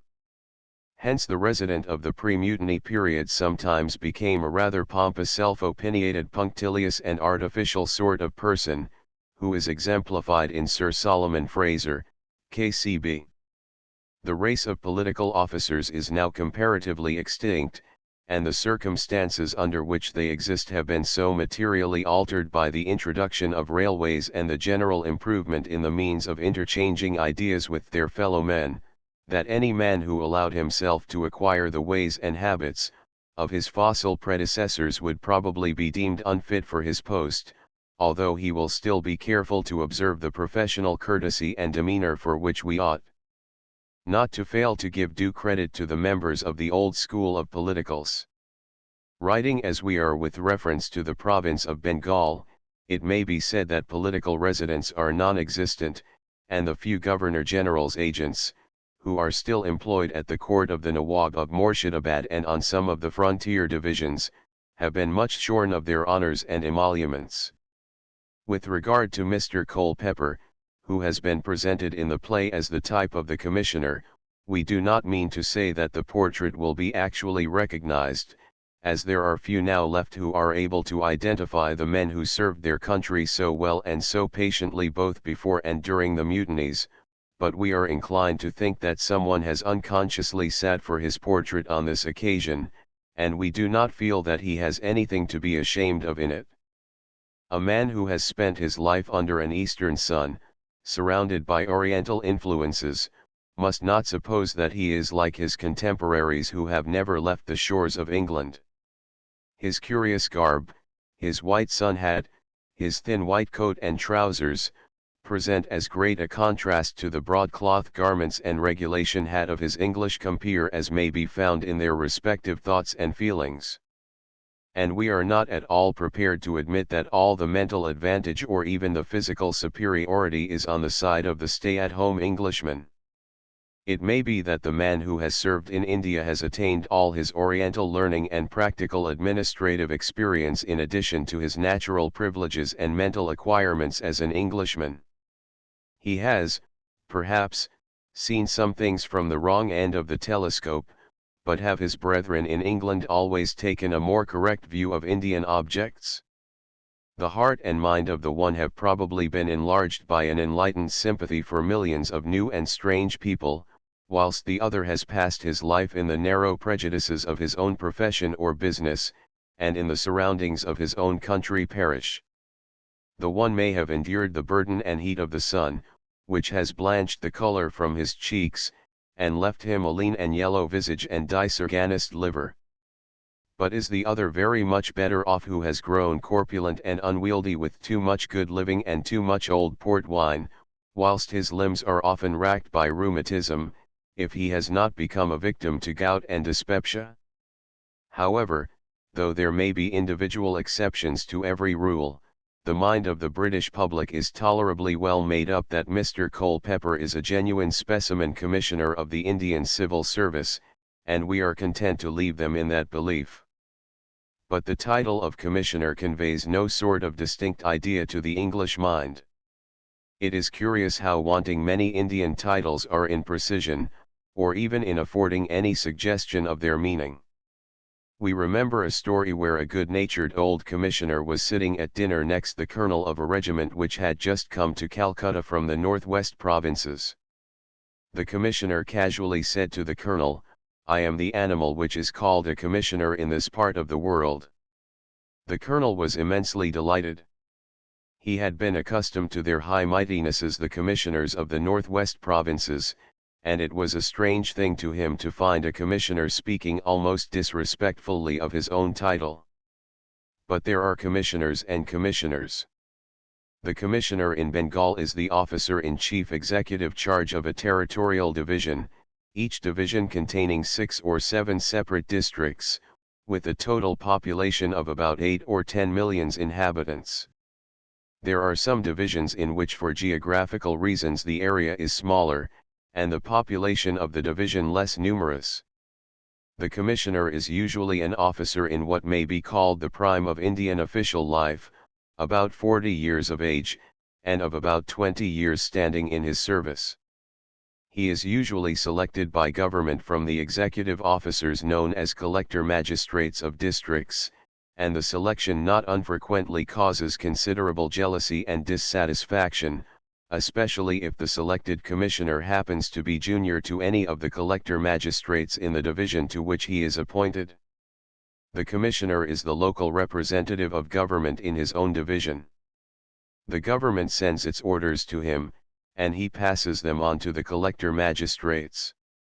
On the same principle, the collector magistrates submit their reports to government through the commissioner. He is the chief local authority, save that the district judges are entirely independent of him, and the judicial independent authority thus established is the recognized constitutional safety valve, which is intended to provide against any injudicious or casual stretch of authority on the part of the executive. The commissioner is the head of the police throughout his division, but here again there are some subtle niceties of discipline and practice. The commissioner receives written reports from the police, through the district magistrate, of the progress of their investigations in all heinous and important cases. But his power is limited. He cannot issue direct orders to the actual police officers investigating a case, so as to bid them arrest one suspected person or release another. He may offer friendly advice and suggestions to the magistrate with regard to the action of the police, and he may also, if dissatisfied with their proceedings, make unpleasant remarks and comments. But the discipline of the police force is regulated by a hierarchy of its own, consisting of district superintendents and deputy inspectors general, and an inspector general, who is equal in official rank to the commissioner, and in direct communication with government. And as the commissioner may interfere with the police only under certain limitations, so, on the other hand, he must be very cautious to abstain from interference with any case the moment that it has been sent up by the police for trial before any magisterial or judicial officer. Any interference by the executive in the judicial trial of a case is strongly resented, but it is open to a commissioner to set the public prosecutor in motion, or to employ special counsel to look after the effective prosecution of a difficult and important case.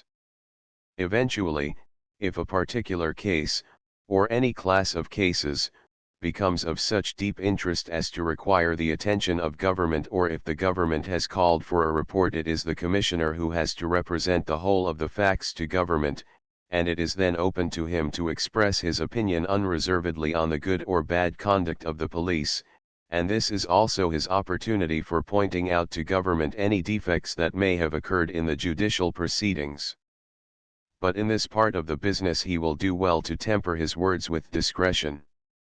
If the commissioner expresses an opinion, in his report to government, that the magistrate or judge who tried the case has made any serious mistake as to his facts or to his law, this practically amounts to a proclamation of war. The government, on receiving the commissioner's report to this effect, will not be in a hurry to pronounce an opinion. It will probably send the report of the commissioner to the judges of the High Court, and will request them to inquire and report what the magistrate or judge has to say on his own behalf. Of course the magistrate or judge in most instances stoutly maintains that he was right, and it may be that the judges of the High Court also take the part of the judge or magistrate, or at all events extenuate his errors. Then the government may either give the commissioner an opportunity for a rejoinder, or it may proceed to put an end to the case by passing a decision on it.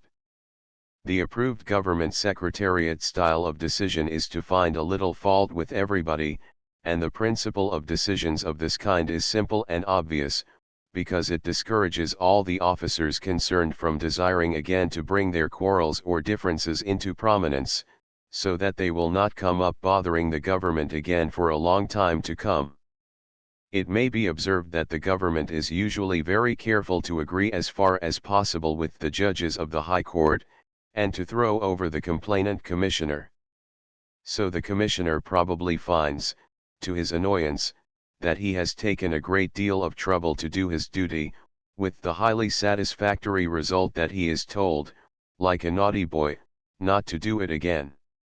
The commissioner is also the chief revenue authority throughout his division, the collectors being his subordinates in this capacity, whilst he himself is directly subject to the control of the Board of Revenue. In most parts of Bengal, the collection of the ordinary land revenue gives no trouble. The installments of the government revenue are paid in with a punctuality which would gratify any government under the sun. This is one of the fortunate results of the much abused permanent settlement in Bengal, the very mention of which is so like a red rag to a bull with some persons, that we shall say no more about it, except to observe that there are some other well-informed persons who believe that if there had been no permanent settlement in Bengal in 1793, there would have been no British authority left in India in 1883. According to the true British method of procedure, the government being now fully secure in its own share of the land revenue from the landowners, has so altered and modified the laws which it made for the protection of the landowners in the collection of their rents that it leaves them to collect them as best they may. The latest device is to compel the landowner to sue his defaulting tenants in the civil courts, as they are pleasantly called, so that the government derives a large indirect revenue through its stamp laws, an ad valorem stamp being required on the institution of a suit, whilst the costs of the case are a heavy addition to the tenant's rent if the suit is decided against him, as it must almost always be decided from the nature of things. But this is all the result of pure benevolence and the well-meaning but possibly misguided kindness of those philanthropists who have constituted themselves the champions of the poor tenant, with no very complete understanding of the poor tenant's real wants and necessities. Be this as it may, the commissioner and the collector have now very little trouble in the collection of the government land revenue in Bengal. Occasionally a landed estate, as it is officially called, is sold by auction for non-payment of revenue, and if the owner of the defaulting estate is dissatisfied, he appeals to the commissioner to quash the auction sale. But it is very seldom that an estate is sold at auction, except with the wish and knowledge of the owners. An auction sale conveys a clear and infeasible title on the purchaser, who can thus afford to pay a much higher price for the property than if he attempted to buy it privately, for where there are many shareholders in an estate it almost passes the skill of the most able legal conveyancer to devise a perfect title exhaustive of all previously existing rights and encumbrances. With regard to the other revenue duties of a commissioner, they are more easily enumerated than they can be described or made intelligible. He has to provide for the management of the estates of minors, lunatics, and others, which have come under the control of the Court of Wards. He has to keep an eye on the great gains or losses arising from alluvion and diluvion along the banks of the huge rivers which sweep through Bengal, changing their courses and washing away their banks, not merely by a few yards, but sometimes by miles at a time. The commissioner has to look after the excise revenue of the districts under him. He must take thought regarding the application of the stamp laws, and be prepared to explain to the Board of Revenue the reason why the stamp revenue increases in one district and decreases in another district. This is sometimes a rather difficult task, as the collector in whose district an increase is shown blandly attributes it to the abundance of the harvest, whilst, unfortunately, the collector of the district in which a decrease appears also attributes the decrease to the abundance of the harvest, and though it is perfectly possible that there may be some truth in each of these explanations, it will not do for the commissioner to send up both explanations to the board in their conflicting nudity and crudity. The commissioner has also to superintend the collection of that very curious tax which is known under the name of the license tax. It is the only existing form of direct personal taxation, and is apparently called the license tax because the government was not permitted to call it an income tax. A previous government had taken much credit to itself for the abolition of the income tax, and neither political party in England is now willing to allow itself to be connected with the reimposition of the income tax. But as some sort of direct taxation was deemed necessary, and is admittedly necessary, in order to reach the rich trading classes, it was introduced under the name of a license tax, whilst it is only a disguised and deformed income tax, utterly failing to produce the amount which would be derived from a well-administered income tax, and only tolerated because the taxpayers subject to it are well aware that almost any change in the law is likely to add to the amount of their taxation. The original income tax was abolished when it had begun to work, quite smoothly, in Lower Bengal, and the chief defects of the law had been eradicated and cured. Its ghost, the license tax, now reigns in its stead, and people who pay the license tax receive a license to do nothing, or, in some cases, to carry on the business for which they have to pay another license tax under the local municipal laws. The commissioner of a division has his headquarters at one of the principal stations of the districts subject to his authority, but he is expected to make at least one tour of inspection in the course of the year, so as to visit all his districts. In some divisions the railways now make travelling easy, and his visitations can be made at any time that suits his convenience. But there are some divisions in which there are no railways, and even the local roads are hardly passable except at certain times of the year. In some parts the broad rivers afford the only means of communication, and he has to travel by boat or steamer. The commissioner's visit of inspection in remote districts is one of the important events of the year. The officials, with their usual hospitality, make every effort to welcome and entertain him. The principal native residents of the district come in from their country residences with a large band of their retainers to pay their respects to him, and to represent their wishes, and also their grievances. He has to inspect the public offices and to satisfy himself in many matters of detail, such, for instance, as the amount of treasure contained in the collector's treasury, and the number of stamps, including postage stamps, which are or ought to be in the collector's custody. He has to visit all the local schools and pose as an amateur examiner in history and mathematics and the vernacular languages. He must inspect the local jail and lunatic asylum, not interfering in their management, as they are under special departments, but recording in the visitor's book his opinion on what he sees, and on what he conceives to be wanting for the improvement of these establishments. He must inspect the old burial grounds, and see that due care is taken of the monuments and tombstones of the otherwise long forgotten dead. The opportunity of his visit will probably be taken to hold a public meeting to encourage subscriptions in support of some local charitable institutions, such as hospitals and dispensaries, or for the construction of some new work of public utility, such as a new road or bridge.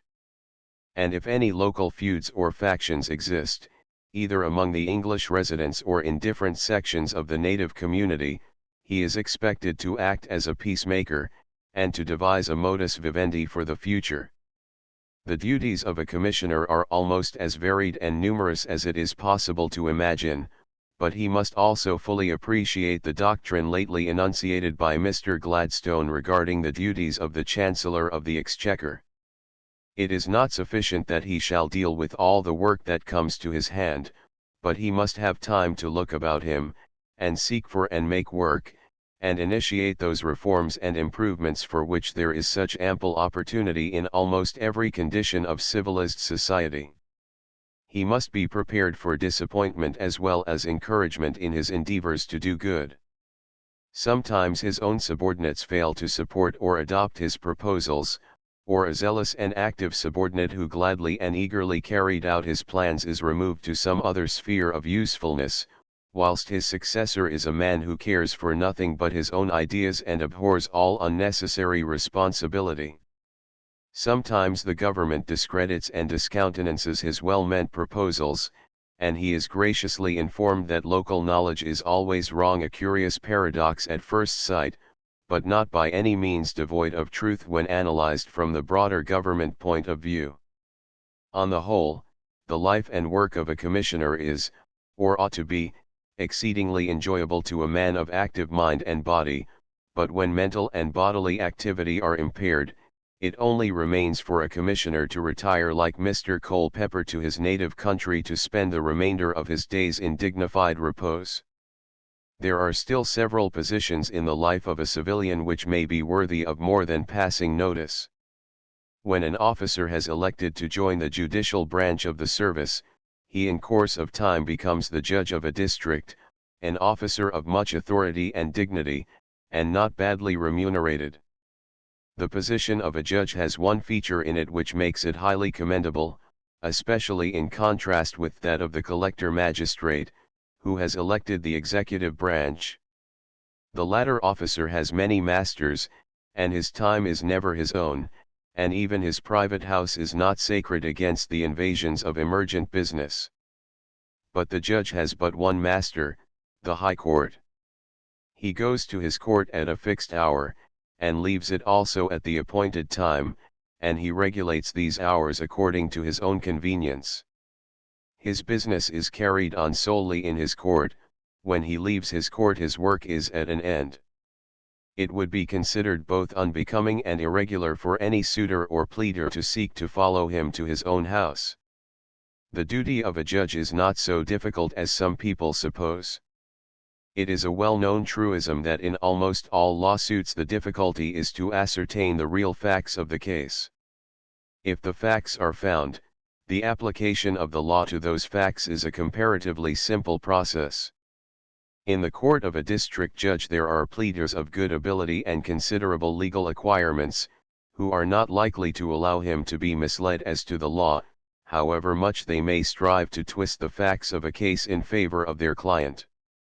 The greater part of a judge's work consists in hearing appeals from the decisions of the native judges subordinate to him, so that he has only to deal with the written evidence on the record, the effect of which has been usually well weighed and represented in the decision of the subordinate judge.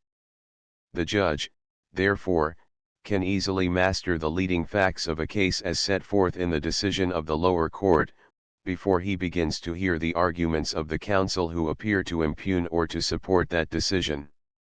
A case may be more or less complicated, but for a man of ordinary capacity and common sense it is a pleasant intellectual entertainment to listen to the arguments of the contending pleaders. Most of the leading pleaders can speak English well, and state their cases and arguments with a lucidity which might meet with the approval of Matthew Arnold. It only remains for the judge to prepare and pronounce his decision, and if he is a prudent man he will write out his decision in the quiet and privacy of his own study.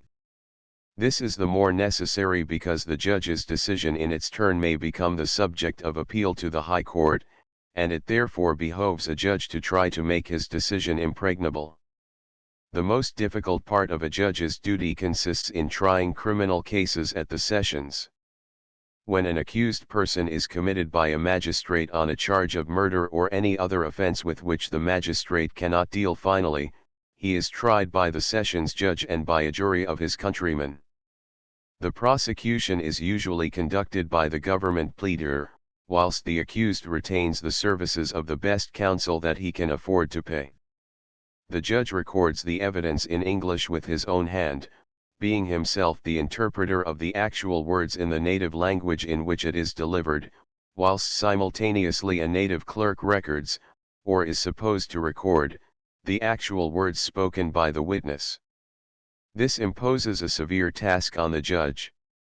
He has to listen to what the witness says in the vernacular, he has to interpret and record its meaning in English, and he has to consider the effect of each successive question and answer on the whole of the witness's evidence.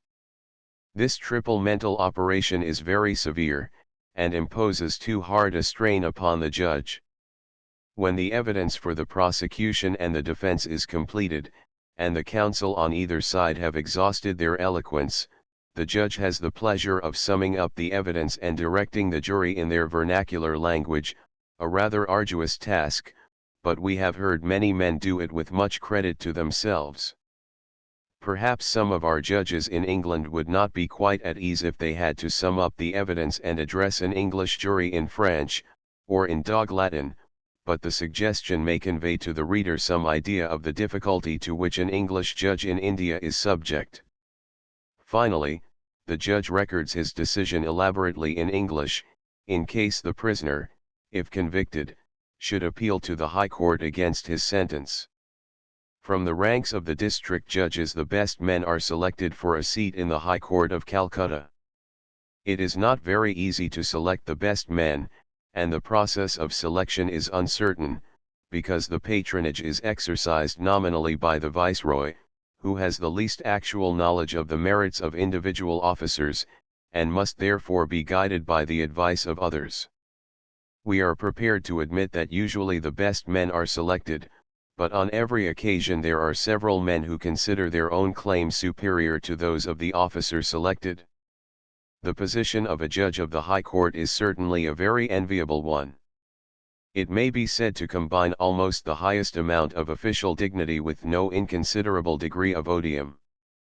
In the usual routine of the court work, two judges sit together, and constitute what is called a bench. When two judges are sitting together, it follows as a matter of course that one of them takes the leading part in the conduct of the case which is before them. Where two men ride on one horse, one must ride behind the other. As a matter of practice, where several cases come before them on the same day, they take the conduct of the cases alternately, but sometimes, where one judge is of a more masterly temperament than the other, he practically assumes the management of every case, whilst the other judge acquiesces in the arrangement. This leads to a powerful development of what has been called the power of the cipher. One judge, Mr. A, is a masterly man, and he scores as 1. The other judge follows his lead, and he therefore scores as 0. But 1 and 0 count 10, and in practice the working power of a bench thus constituted is far more effective than that of a bench where the two judges are antagonistic to one another and are disposed to take conflicting views of a case. It is therefore easy to conceive that whenever a judge is not disinclined to subordinate his own mental powers to those of his colleague, he can pass his time on the bench without any great strain on his intellectual faculties. He may be supposed to be taking copious notes of the arguments, but as a fact he is inditing an overland letter to his absent wife or his children in England. When the case is ripe for decision, and the arguments of counsel are at an end, a brief conference with his colleague satisfies his conscience, and he is prepared to sign his name in concurrence to the decision more or less elaborate which his colleague is ready to compose. The hours during which the High Court sits are not very long or exhausting. The judges usually take their seats at 11 o'clock, and after a sitting of 3 hours the court withdraws at 2 o'clock for lunch, the contending counsel gladly following their example. It is nearly 3 o'clock before the judges resume their seats on the bench, and by the time that the clock has rolled on to 4, it begins to be a question whether, on the conclusion of a particular case, there is sufficient time to take up and finish a new case, and so it not unfrequently happens that about 4 o'clock the judges retire to their carriages and are driven home to take their rest. At all events, 5 o'clock is the appointed hour for their rising, be the case finished or unfinished, so that it may be taken that about 5 hours of work is considered a good day's average sitting. Each judge is accustomed to take one day in the week at home for the purpose of writing out his decisions, and for certain administrative and consultative functions. It not unfrequently happens that a judge, on arriving at court, finds that his colleague on the bench is disabled by indisposition from attending court, so that he is obliged to go home again for the day, unless it so chances that another judge on another bench is casually indisposed, and then the two odd men may combine and make up a sort of scratch bench between them for the day.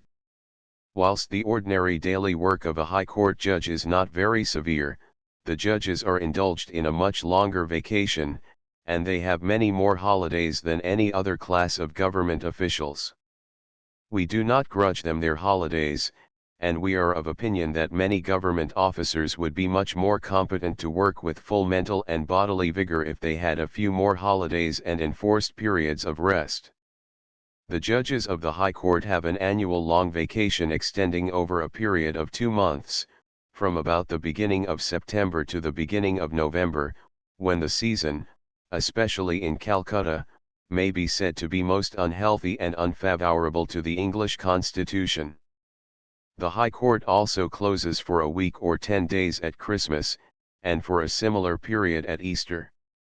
The native Hindu and Mohammedan holidays, which come on fixed or variable dates, are religiously observed in the High Court. An eclipse of the sun or moon, if visible, becomes the occasion for a holiday, out of deference to native feeling. We are sorry to say that there is a growing tendency to mutilate and diminish the holiday privileges of the judges. It was formerly open to them to combine a month's privilege leave, under the service leave rules, with the long vacation of the court, so that they got a holiday of 3 months, which enabled them to pay a flying visit to England.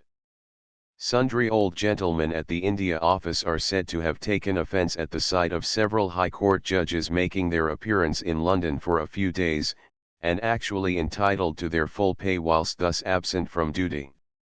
This was the real gravamen of the offence.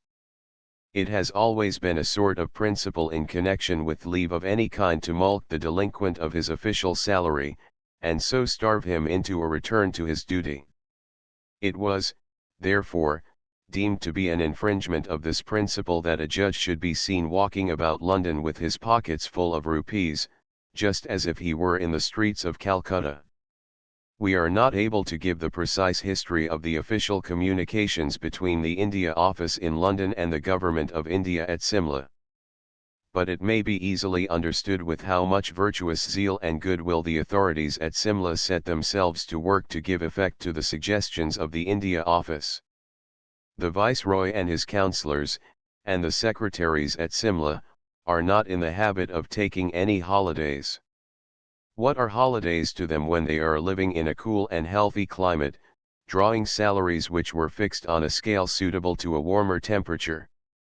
Their only avowed relaxation is found in the interval of the moves from Calcutta to Simla, and from Simla back to Calcutta, when their offices are temporarily closed, and their travelling expenses are defrayed by government.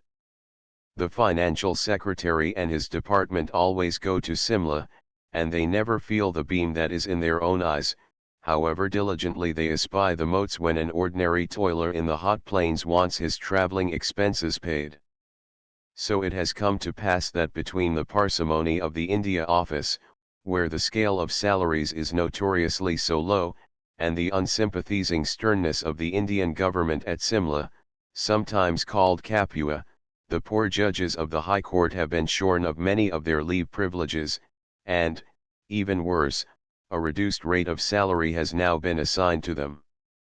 At the end of the last century, we believe, some of the judges of the old Supreme Court went to court in palanquins, with a stately retinue of santabardars, and kabdars, and khidmatgars, and hukabardars, and chuprasis, and pitas.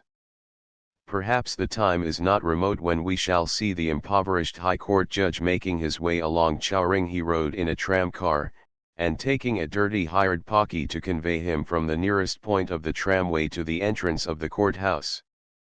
The leading barristers of the court make an income of £10,000 a year, and will probably give an occasional lift in their carriages to the poor judges who can no longer afford to keep a carriage and horse of their own. Sometimes briefless young barristers may be seen walking early to court, to spend the day in the bar library, and tramping back again at sunset to their homes. They will hereafter probably find themselves in the honorable company of some of the underpaid judges of their court, who desire to combine exercise with economy. There is one other position or grade in the civil service which we must not omit to describe. A seat in the Board of Revenue is the object of ambition set before commissioners and all executive officers as the reward of their persevering labors and acknowledged merit. Unfortunately, it is a haven which few are destined to enter and to be at rest. In the good old days, 40 years ago, there were two boards, each board consisting of 3 members. One board was styled the Board of Land Revenue, the other was the Board of Customs, Salt, and Opium. Each board had its own separate office and establishment, and its senior and junior civilian secretaries. In those good times there was a chance for many men of arriving at the dignity of a seat in one of the two boards. But a wicked man was found, whose name must not be even mentioned, who proclaimed to the world that boards are screens, and so the days of boards were numbered, and the screen which for so many long years had served as a cover to the multitudinous sins of government, yes, of government, and not of the board itself, was ruthlessly torn down. The board consists now only of 2 members, who are expected to carry on the work for which 6 men were formerly needed, and their 4 secretaries have been reduced to 2. Nor is this the only change. The board is now a board only in name. The 2 members take charge of separate departments, and each member carries on his work independently, and without consultation with his colleague, except in some few special matters which it is needless to enumerate. One member takes the Land Revenue Department, which provides him with plenty of employment. The other member takes what is absurdly called the Miscellaneous Land Revenue Department, which includes the Excise, Customs, Salt, and Opium, Stamps and Stationery, and License Tax Departments, with a few odds and ends from the Land Revenue, proper, such as the acquisition of land for public purposes, and the partition of landed estates. Occasionally the 2 members sit together to hear appeals, when there is a probability that the decision of a commissioner will be reversed, as the concurrence of both members is required to set aside the decision of such an experienced officer as a commissioner. An appeal before the board is usually supported by the most able counsel in the capital, and where the litigants are wealthy it is not uncommon to see the Advocate General and 2 or 3 of the leading members of the High Court bar arrayed on one side, whilst on the other side the Government Solicitor General and several other barristers are retained regardless of expense. Some serious dispute regarding land has arisen, and though the intrinsic value of the causa belli may be but small, it is a point of honor which neither side can yield. In former days the rival parties would doubtless have fought for it with their bands of armed retainers, but in more peaceful modern times it is safer, though not less expensive, to retain a small army of lawyers. The case has probably been locally investigated by a deputy collector, re-investigated and decided by a district collector, whose decision has been disputed before the commissioner, and now the final appeal lies to the Board of Revenue. This is merely a sample of the kind of cases which sometimes come before the members of the board. In less important cases, or in cases between less wealthy and potent litigants, the services of counsel are almost invariably engaged, and several of the native pleaders who devote themselves to practice before the board are almost unrivaled in their knowledge of all the details of revenue law, and also in the clearness and precision with which they state the facts and the points of their case. The appellate duties of the board are much more important than is generally known or understood, and as in very many cases each member sits singly, his labor is ordinarily quite as severe as that of any 2 judges of the High Court when sitting together as a bench. The greater part of the board's work is carried on by correspondence, partly with commissioners and partly with government. The new letters are served up daily to each member in boxes, with all the important papers connected with each question. Lucid notes and suggestions are put up by the secretary subordinate to the member, so that the order to be issued can usually be passed with comparatively little difficulty, especially if the secretary is a man of practical experience and sound ability. There is, therefore, a smooth as well as a rough side to a seat in the board. The member can, if he pleases, dispose of much of his correspondence in the quiet solitude of his own house. He is practically master of his own hours, and of his time for going to office and for leaving it. Sometimes a member spends the whole day at his office, and an instance has been known where a very zealous member actually took up his abode at the board, so as to work uninterruptedly on some difficult subject on which he was engaged. On the other hand, there have been members who only visited their office fitfully and carried on the greater part of their work at home. The members of the board are also at liberty to make tours of inspection into the interior, and, in fact, they are authorized and encouraged by government to make such tours, and occasionally they are expressly deputed by government to visit a particular district to inquire and report upon some difficult question. So upon the whole the members of the board lead a pleasant and well-employed life individually, although they often enjoy collectively the abuse and enmity of those who are under their authority, and, on the other hand, the government usually takes advantage of the board's intervention to give them the discredit of anything that does not turn out satisfactorily, and to appropriate to itself the credit of anything that has been done well. So that the board still continues to fulfill its old mission as a convenient screen. The public generally may be said to mistrust the board, partly from its now suspected title, and partly because it has no proper appreciation of those very ponderous publications which are known as the board's annual reports. The board prepares and submits to government an annual report on each principal subject that comes under its control. There is the annual report on the land revenue. There are annual reports on the excise department, on the customs department, on salt, on opium, on license tax, on stamps, on stationery, on the shipping office, and whatever other miscellaneous subject is susceptible of an annual report. Parliamentary blue books are light and cheerful reading in comparison with most of the board's reports, but fortunately they find very few readers. Nevertheless, annual reports may be said to represent the circulation of the blood in the whole official community. Every official throughout the country contributes his quota to them. The board's reports may be compared to Aaron's rod, as they swallow up the reports of all their subordinates, and reproduce them for the edification of government.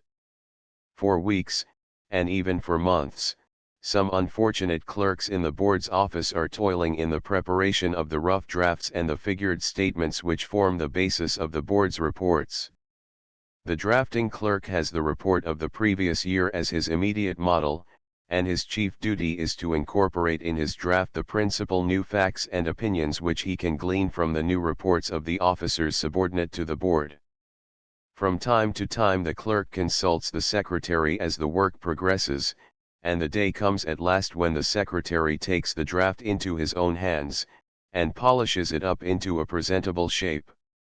He then sends it off to the printer for a broad-margined proof, and in this shape it at last comes before the member of the board, who has to read and revise it, and put in a few patches of adornment or technical buncombe. When the report is thus complete, it is submitted to government. When it has reached government, it is carefully analyzed by a secretariat clerk, who prepares the draft of a resolution on it.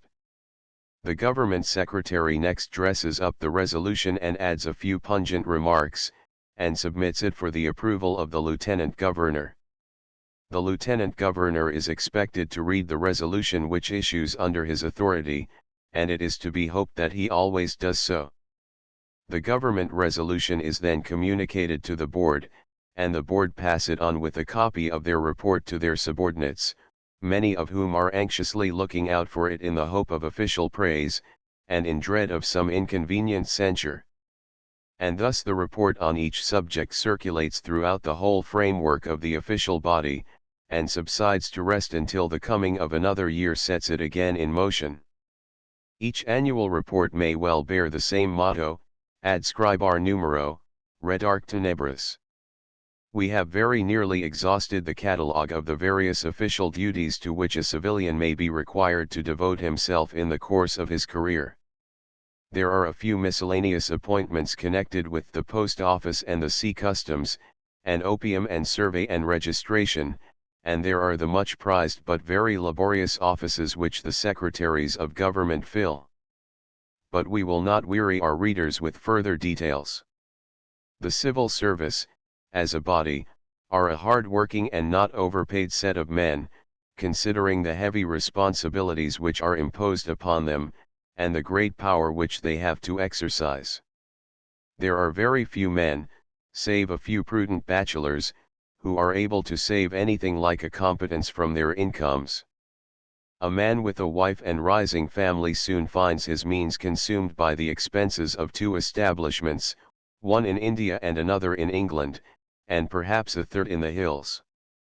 There is no lack of youthful candidates who are induced to enter the service by the prospect of early independence and a secured income, which tempts some of them into early matrimony.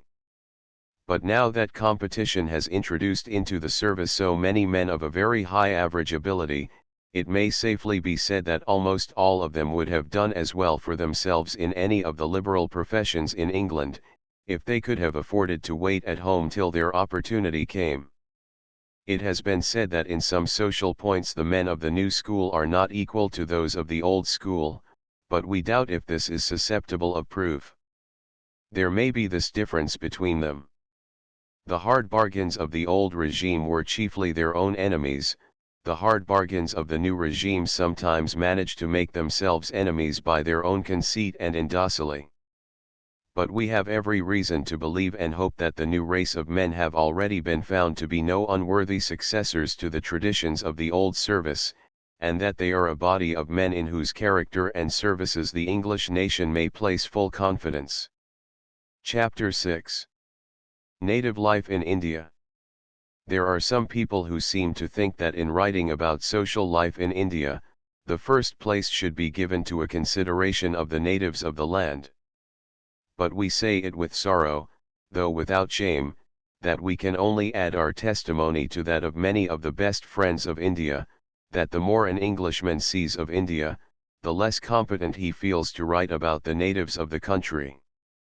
They are a good and lovable people, towards whom our hearts go forth only too readily, but we never seem to come to a true and thorough knowledge of them. The substance eludes our grasp, and we find ourselves contemplating an imaginary shadow.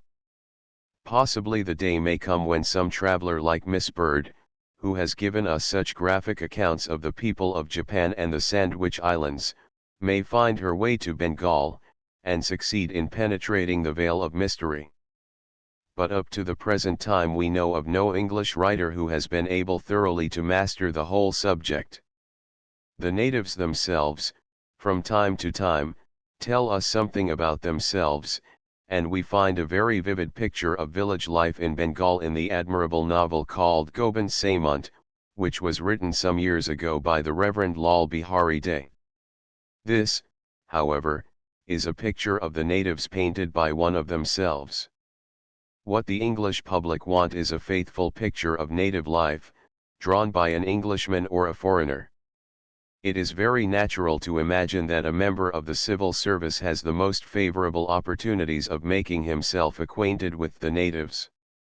He certainly may have some advantages over non-official people, but, on the other hand, he is at many great disadvantages compared with non-official people.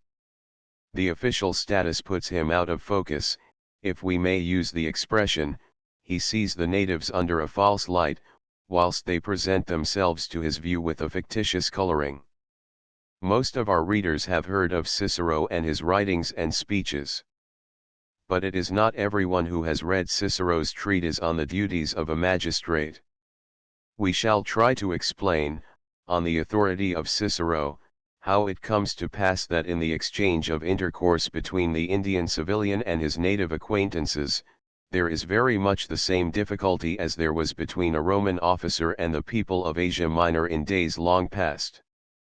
It happened that when Cicero was one of the consuls at Rome, in the zenith of his power, he had a brother named Quintus, who was propraetor or governor of Asia Minor. The ordinary term of a propraetor's government seems to have been for 2 years, but Cicero managed to get an extension of service for his brother for a 3rd year. In sending the good news to his brother, Cicero took the opportunity of writing him a lecture, partly to show his own superior knowledge of all sublunary things, and partly because it is tolerably clear that the brother required a lecture. A little good advice might do him good, and it could not do him any harm.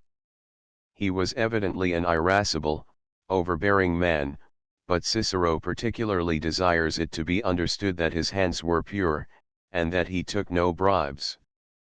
Admitting this to be so, he seems to have stood very much in the position which the Indian civilian sometimes fills. He too is often suspected of being irascible and overbearing, and is, fortunately, not often accused of any want of honesty or high principle. With regard to the people of Asia Minor, Cicero writes that the province is composed first of that kind of allies who, of all the human race, are the most humanized, and in the next place, of those Roman citizens who are, either farmers of the public revenue or have become rich by trade. Yet, he observes, even among these men serious disputes exist, many injustices are committed, and great contentions are the consequence. Here, then, we have a sort of parallel with the people of India. The natives themselves are proud of a civilization which dates back to a period long anterior to our own. There are English merchants and planters and jute manufacturers settled in India, some of whom become rich, and are also, unhappily, not free from disputes between themselves and with the natives. Cicero warns his brother to be careful that the inhabitants are not alarmed at his journeys, that they are not frightened by his approach, that there should be the utmost rejoicing, both public and private, wherever he goes, that every town should seem to receive him as its guardian, not as its tyrant. Do not these remarks call to mind the progress of great Indian officials with their large camps and retainers innumerable, who are only too apt to prey upon the people of the country through which they pass, unless the most vigilant supervision is maintained? Even the smallest civilian who goes out into camp in his district will find that unless he himself sees that everything is paid for, his servants and followers will endeavor to live at free quarters in the name of their master. Cicero says to his brother, "Let all the province be sensible how dearly you prize the welfare, the children, the fame, and the fortunes of all who are under your command. Let it be notorious that you will be equally the enemy of the man who gives a present as of him who receives it, for no one will give when it is clearly perceived that those who pretend to have the greatest interest with you are accustomed to obtain nothing from you. It is not that I would have you treat your dependants in a too severe and suspicious manner. If you have got any person who has been thoroughly admitted to your intimacy, consider how far you ought to trust him, not but that there may be many worthy men amongst the provincials, this it is lawful to hope but dangerous to determine, for every man's nature is concealed with many folds of disguise and covered with various veils. His nature, his brows, his eyes, and his countenance are deceitful, and his speech is most commonly a lie. Where can you find one who will sincerely love you, a mere stranger to them, and not merely pretend to do so for his own advantage? It would seem to me strange, as these men seldom pay any regard to private men, while they invariably attach themselves to the praetors. If amongst such men you should find one, for the thing is not impossible, who loves you more than he does his own interests, enroll him as a friend, but if you do not perceive this, there is no class of acquaintance more to be avoided, because they know all the arts of getting money, they do nothing but for money, and they are indifferent about the opinion of any man with whom they are not to continue to live. For the Greeks in general are deceitful and treacherous, and trained up by perpetual subjection in the art of sycophancy. All of them should be liberally treated, and the best of them received into friendship, but too close intimacies with them are not very safe, for though they dare not oppose your wishes, yet they are jealous not only of our countrymen, but even of their own. Though they dare not fly in the face of a Roman magistrate, yet at the bottom they hate not only us but their own countrymen. Those who have been invested with the official authority which a civilian exercises during his career in India can most easily tell how much there is in the warnings of Cicero which comes home to their feelings.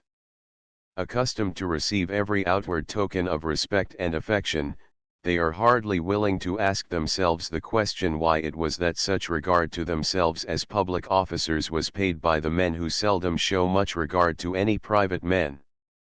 Have they never felt, when circumstances caused them to be transferred from one district to another, how indifferent their former admirers soon became towards the man with whom they were no longer to continue to live? From the very beginning of his career the civilian is put in a peculiar position as to his native surroundings. He has no difficulty in obtaining domestic servants. He will do well to understand that in India, as perhaps in other countries, although the master fancies that he is selecting a servant, it is in reality the servant who chooses his master. The master is a sort of speculation into which the servant enters, if it suits his convenience and is likely to pay. A young civilian is certain to have a good income and a respectable expenditure, out of which the servant may make a profit. The young civilian will also exercise official authority, and the servant speculates that he will make some pickings out of it. A civilian in high authority once remonstrated with his servant, who professed to complain of too much work, and asked him why, if he was dissatisfied, he did not take service with some rich Calcutta merchant whose whole day was spent at his office. "Sir," replied the man, "they have no visitors. Whenever a native gentleman comes to call at the house of a high official, the native servants always expect a fee. The visitor pays it, for the amount is not large, and he does not know what might happen if he did not pay. There are many petty slights, or really insults, which the servants could pass upon him with impunity if he did not render the accustomed tribute. And thus it comes to pass that a civilian has no difficulty in obtaining and keeping his native servants, provided that he treats them with reasonable kindness and due consideration for their shortcomings towards himself. The native servants who surround a young man at the beginning of his career sometimes have a considerable influence on his subsequent demeanor towards all other natives. It usually happens that a young man is delighted with some of his first native servants, whom he finds so intelligent and attentive and desirous of pleasing him. The servant rises to the occasion, and is not slow to attempt to help his master in matters which ought not to be a subject of communication between them. But the cause and effect are very natural. The master returns home weary from his office, and has no one to speak to but his servant. He casually mentions something that has happened in office during the day, or perhaps tries to ascertain from his servant if he has rightly understood some explanation given to him in the course of business. The servant is not slow to profit by such an opportunity. When his master has gone to bed, the servant speeds off to the native town, and soon finds out the particular case to which his master must have alluded. He is thus in a position to make the parties interested in the case believe that he can influence his master on the subject, and the possession of such a power is, of course, equivalent to a mine of wealth. We can vouch for the truth of a story regarding the head servant of an officer, who never exchanged a word with him on any official business. But the servant was sufficiently clever to make outsiders believe that he had great influence with his master, and the time came when he gracefully retired from his master's service, and went home to his native village to figure as a landed proprietor, with a herd of several hundred head of cattle. Well might Cicero warn the proprietor of Asia Minor against putting too much confidence in his own domestics, or in permitting them to abuse the show of his authority. We next come to the civilian in his public office, where by the necessity of the case he is surrounded and assisted by native subordinates of various ranks and degrees of authority. These native subordinates are to the English civilian in India somewhat in the same position as the permanent clerks in an English government office to the temporary ministerial secretary. The civilian changes office only too frequently. He is transferred from one district to another. Today he is an assistant at Dhaka, tomorrow he is joint magistrate at Putna. The next day he is collector at Calcutta. But wherever he goes he finds himself introduced to a set of grave, white-robed native officers, from whom he must try to learn much of what has gone before, and through whom he must conduct the business of the office in which he presides. Many of these men have no want of ability or experience. They have received some education, and nowadays are more or less conversant with the English language. But their salaries are small, and though they are much higher than the salaries of former times, they are still insufficient to meet the ever-increasing wants of modern civilization and expenditure. Each of these men will do his best to ingratiate himself with his civilian superior. They try to help him in all his difficulties, and are ready to devote themselves to the execution of all his orders. Hence it very naturally follows that their superior takes a lively interest in them and welcomes their aid, but it also very frequently follows that some of them succeed in gaining a greater amount of favor than their fellows. Not unfrequently one man becomes his master's special favorite and advisor. The Sahib learns to see everything through his favorite's spectacles, and to be guided, however unconsciously, by his suggestions and promptings. The result is inevitable. Those who have failed to gain favor combine and intrigue against the favorite, but their machinations fail. There is, however, a nemesis in store. The civilian is transferred, and another officer takes his place. The old favorite makes a struggle to maintain his position and authority with the new man, but probably in vain.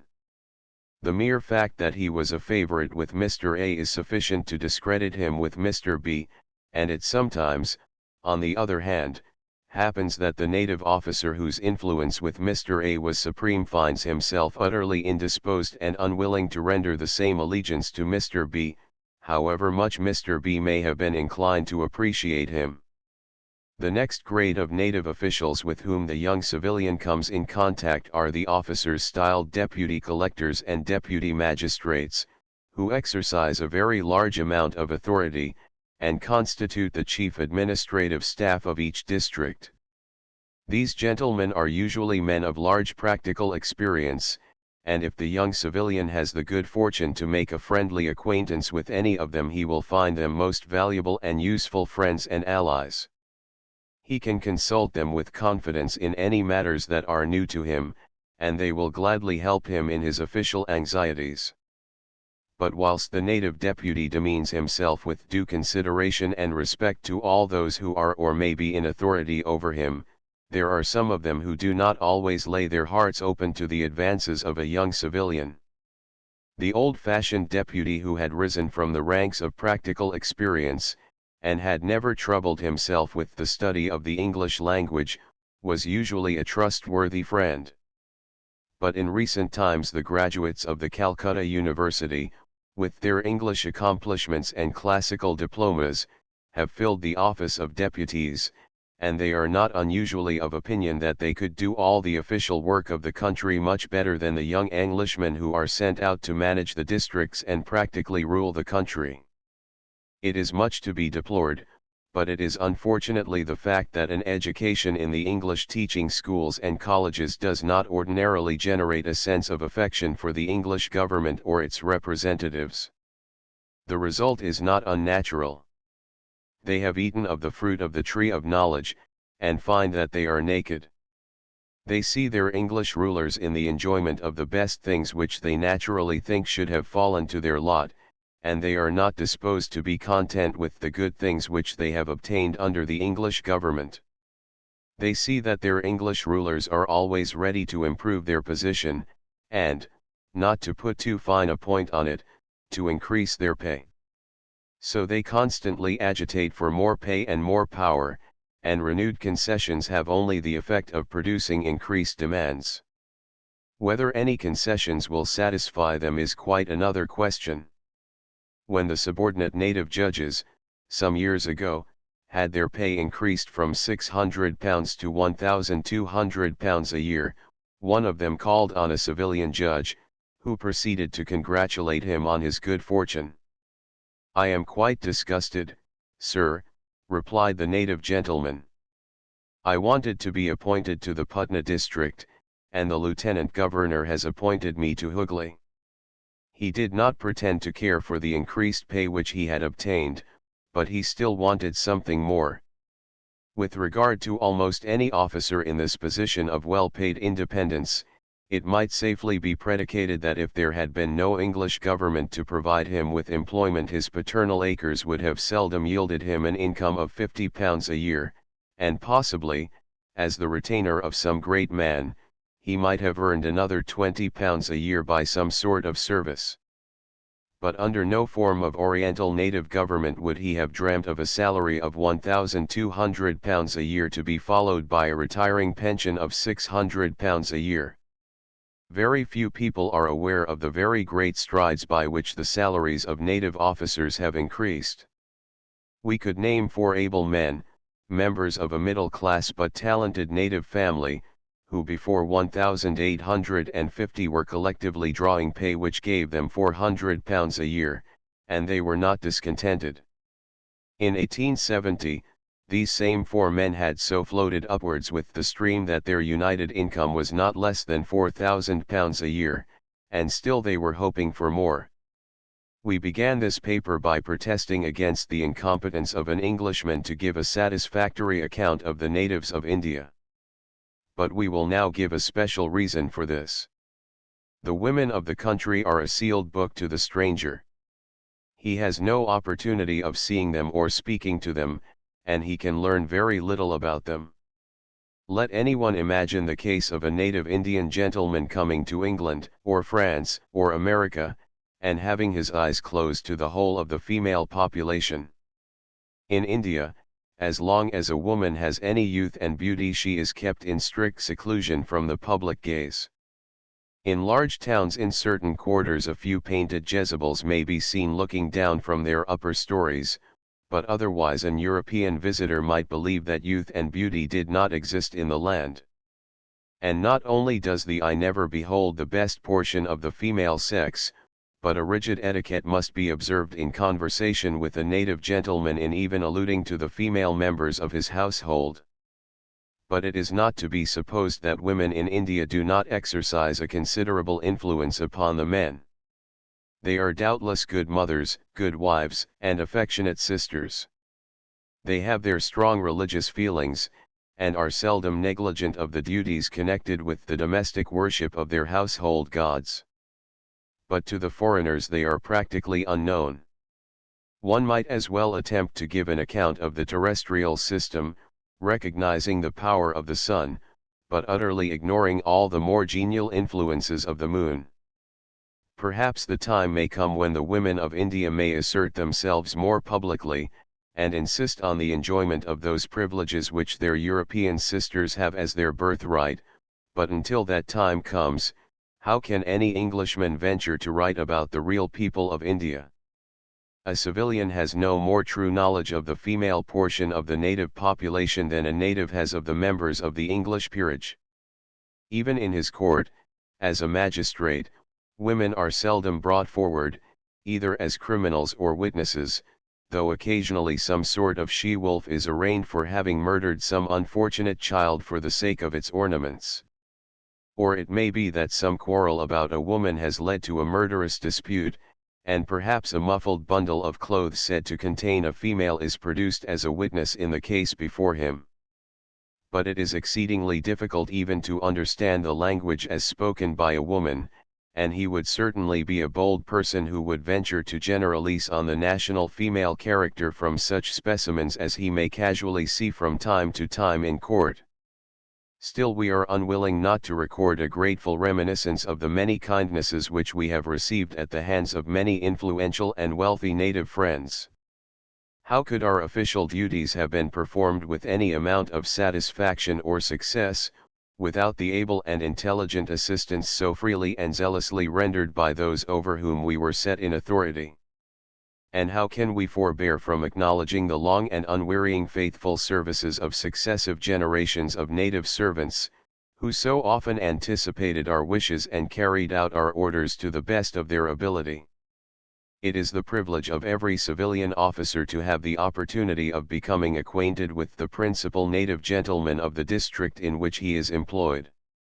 Soon after his arrival at a new station they come to call on him, whilst those who live within a convenient distance, and are inclined to be sociable, repeat their visits at intervals. There are, unfortunately, some native gentlemen who seem to think it unnecessary or undesirable to make such calls, and as the ways and habits of different civilians differ considerably, there are some officers who do not encourage such visits, so that their successors have some difficulty in making it known that they will gladly receive visitors.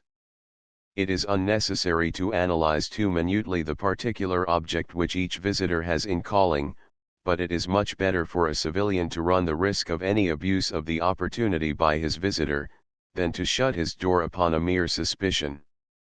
Most native gentlemen are far too honorable to attempt any allusion in the course of their visit to any subject which it would be unbecoming to mention, and if any such attempt were made, it is easily in the power of the officer receiving the visit to put the subject aside with due regard to his own dignity.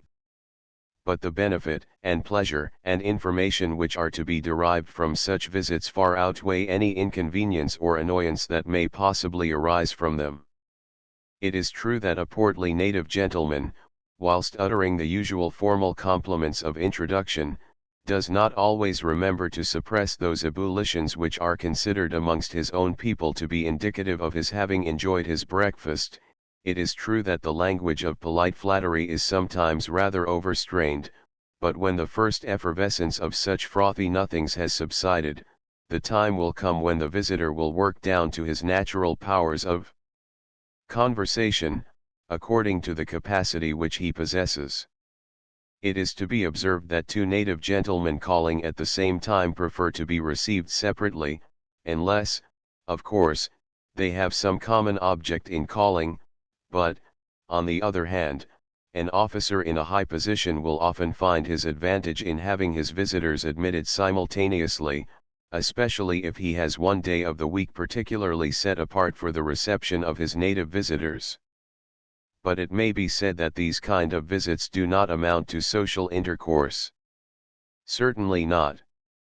Nor, on the other hand, do we admit that there is any social intercourse, in the true meaning of the word, where the official goes to a party at the house of a wealthy native gentleman, to some special entertainment such as a nautch or fireworks in honor of a wedding or any other domestic occurrence. It will be admitted that two of the main elements of social intercourse according to English ideas consist, 1. In dining together, 2. In the interchange of ladies' society.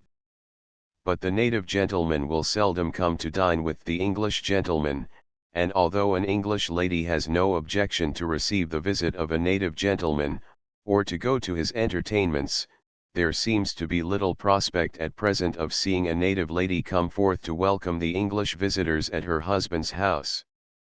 Behind the mere external difficulties there come all the complications of caste and religious observance, and also of dress, of which the etiquette is almost unfathomable. The natives themselves are not in accord with one another on many points which come into prominence in their contact with English society, and although many parties are now given in the capital of Calcutta and in other large towns by high officials on the one hand, and by native gentlemen on the other hand, where people of both races meet for 1 or 2 hours, we fear that on such occasions there is very little real mutual enjoyment, and that the hosts are usually very glad when the last of the guests has departed. Several wealthy native noblemen and gentlemen in the interior keep a neatly furnished bungalow or house, in which they can entertain their English friends who visit them on their estates for the sake of hunting and shooting. In the Burdwan district the late Maharaja used in former years to entertain parties of his English friends at the Dakusha and Kishansagar garden houses, especially at the time of the Burdwan races. We could name several other similar places, but we must give the preference to the recollection of the happy days spent in the country house of our good old friend Raja Kalinarayan Roy of Dhaka. He had built a suite of apartments contiguous to his own old native palace, and it was his pleasure to invite his English friends from Dhaka to come out and stay with him, to shoot tigers and hunt wild hogs. His property was very extensive, and contained a great portion of the Madhupur jungle, which runs more than 50 miles to the north of Dhaka, with an average breadth of about 10 miles. The ground is undulating and slightly hilly in parts, and is well intersected with streams of fresh water, so that it afforded a good harbor for all sorts of game, tigers, leopards, bears, buffaloes, sambar and spotted and hog deer, and a few wild boars, with a fair sprinkling of hares and partridges and jungle fowl, and occasionally a woodcock. An easy drive of about 20 miles from Dhaka brought the visitors to the Raja's palace, where the Raja was sure to be ready to greet them on their arrival. He was a fine-looking man, with pleasant features and a strong vigorous figure. When he came out to join the shooting party on his elephant he used to be stripped to the waist, and his shoulders and chest were covered with thick grey hairs, which were suggestive of the sigma tau eta theta epsilon sigma sigma iota nu lambda alpha sigma iota omicron iota sigma iota of Homer. A little fillet of white muslin bound round his temples protected his head from the sun, but of course his servant behind him in the howdah always carried an umbrella. He had a good battery of guns and rifles, and was a very good shot. It was almost always a sure sign that there was a tiger to be got when the Raja came out with the party. The visitors were always ready to go out at any time to shoot whatever turned up, as they had come out for perhaps only a few days' holiday and must take their chance. One great advantage of the shooting at the Raja's was that we usually went after a tiger on receiving information of a kill. An excited peasant would come rushing in with the news that his cow had just been killed, and imploring the Raja to go out to take revenge. It was a pleasure to see the Raja's face when he felt sure that the information was true, and from his knowledge of the country he also was certain that the tiger was watching the carcass from a patch of cover which could be conveniently beaten by the elephants. By approaching the cover judiciously, and with due regard to the wind, we were almost certain to find a tiger, and it was our fault if it was not killed. The Raja was a large landholder, and the visitors at his house had a most favorable opportunity of seeing how he managed his property and conducted his affairs with his tenants and his neighbors. The people flocked in daily in considerable numbers to attend the Raja's office, and if they had leisure they would come and have a good stare at the English visitors. The principal part of the office work was carried on by the Raja's native ministerial officers of various grades and titles, but he almost invariably took his seat in office for an hour or two, and had no objection to our going to hear what passed between him and his people, for he was always courteous and considerate to them, and their complaints and grievances were not often directed against him, but were chiefly the result of petty disputes among themselves about caste and other such matters of which the Raja was a highly competent judge. He would occasionally order a fine to be paid, or compensation to be levied from the delinquent party, and disregard to such an order was seldom exhibited. It sometimes happened that our visits to the Raja's palace were paid on the native holidays and festivals, and on these occasions the whole countryside used to flock to the entertainments given at the Raja's expense. It is hardly necessary to say that he distributed charitable gifts in food and money day by day to a considerable number of religious mendicants and professional beggars, but on the great holidays or festivals the expenditure of gratuitous food was something enormous, and due respect was shown to the visitors according to their various ranks and grades in native society. Music and song and dancing would last long past midnight, and few of the guests were allowed to go away empty-handed. It would be difficult to imagine a more genial and healthy state of relations than that which existed generally on the Raja's estates between him and his people. Doubtless many of them were poor and ignorant, but the mild despotism with which the Raja ruled them required very little tempering from the interference of English law or officials. With regard to his English visitors, the Raja showed the kindest hospitality. He did not object if they took out their own provisions and wines, and their own cook, for the better preservation of their own health. But the Raja always had supplies of food provided for his visitors, and his wines were undoubtedly the most costly that could be purchased by him from the Armenian shops in Dhaka. The Raja would usually look in to see his visitors when breakfast was nearly over, and preparations were beginning for the day's sport. But his great delight was to come in at dessert when the visitors had done their dinner, and he would not object to smoke a quiet cigar with them. He was full of fun, and liked his little jokes and puns, especially if any visitor had any knowledge of the Persian language to enable the Raja to show his proficiency in that tongue.